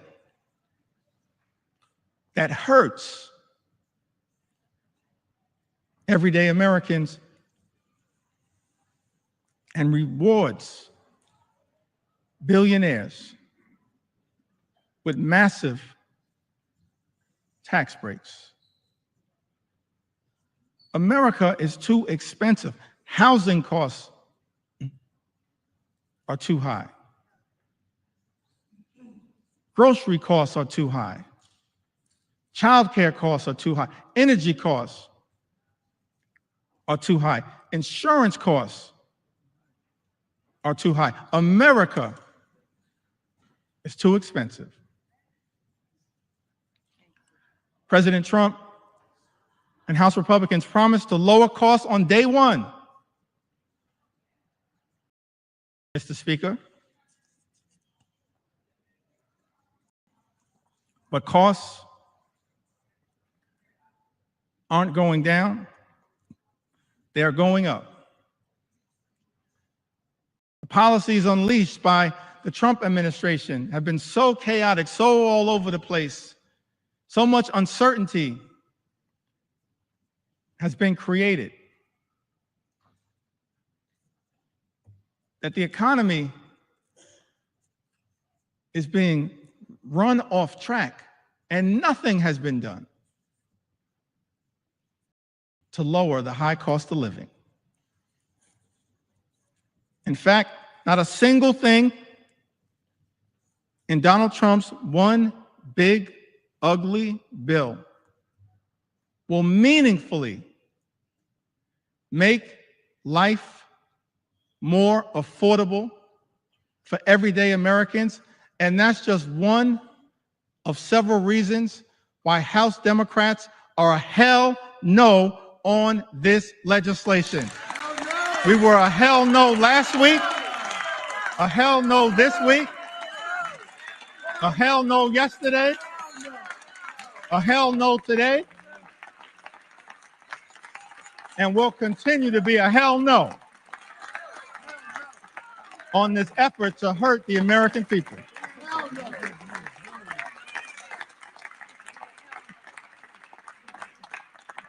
And I note for the record, Mom, hell is in the Bible.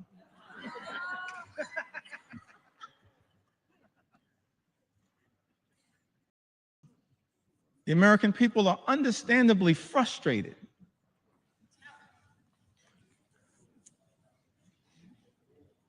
by the high cost of living. Yes, they're frustrated by the unprecedented assault on the American way of life, on our democracy, on the rule of law, on due process, on healthcare, on Social Security, on nutritional assistance. But it's my sincere hope that we can find a path forward to actually address for the American people some of the underlying sources of their frustration. The fact that people, far too many people, you've heard the stories, Mr. Speaker. And that's just a fraction of the stories that have been shared with us, members of the United States House of Representatives. Just a fraction of the stories that I've been able, on behalf of House Democrats, to enter into the record. They're frustrated by a lot of the things that have gone on in this country since January 20th. I'm frustrated by a lot of what has gone on, disgusted by a lot of what has gone on, Mr. Speaker, in this country since January 20th. We are better than this. But it's also important, one of the things that I hope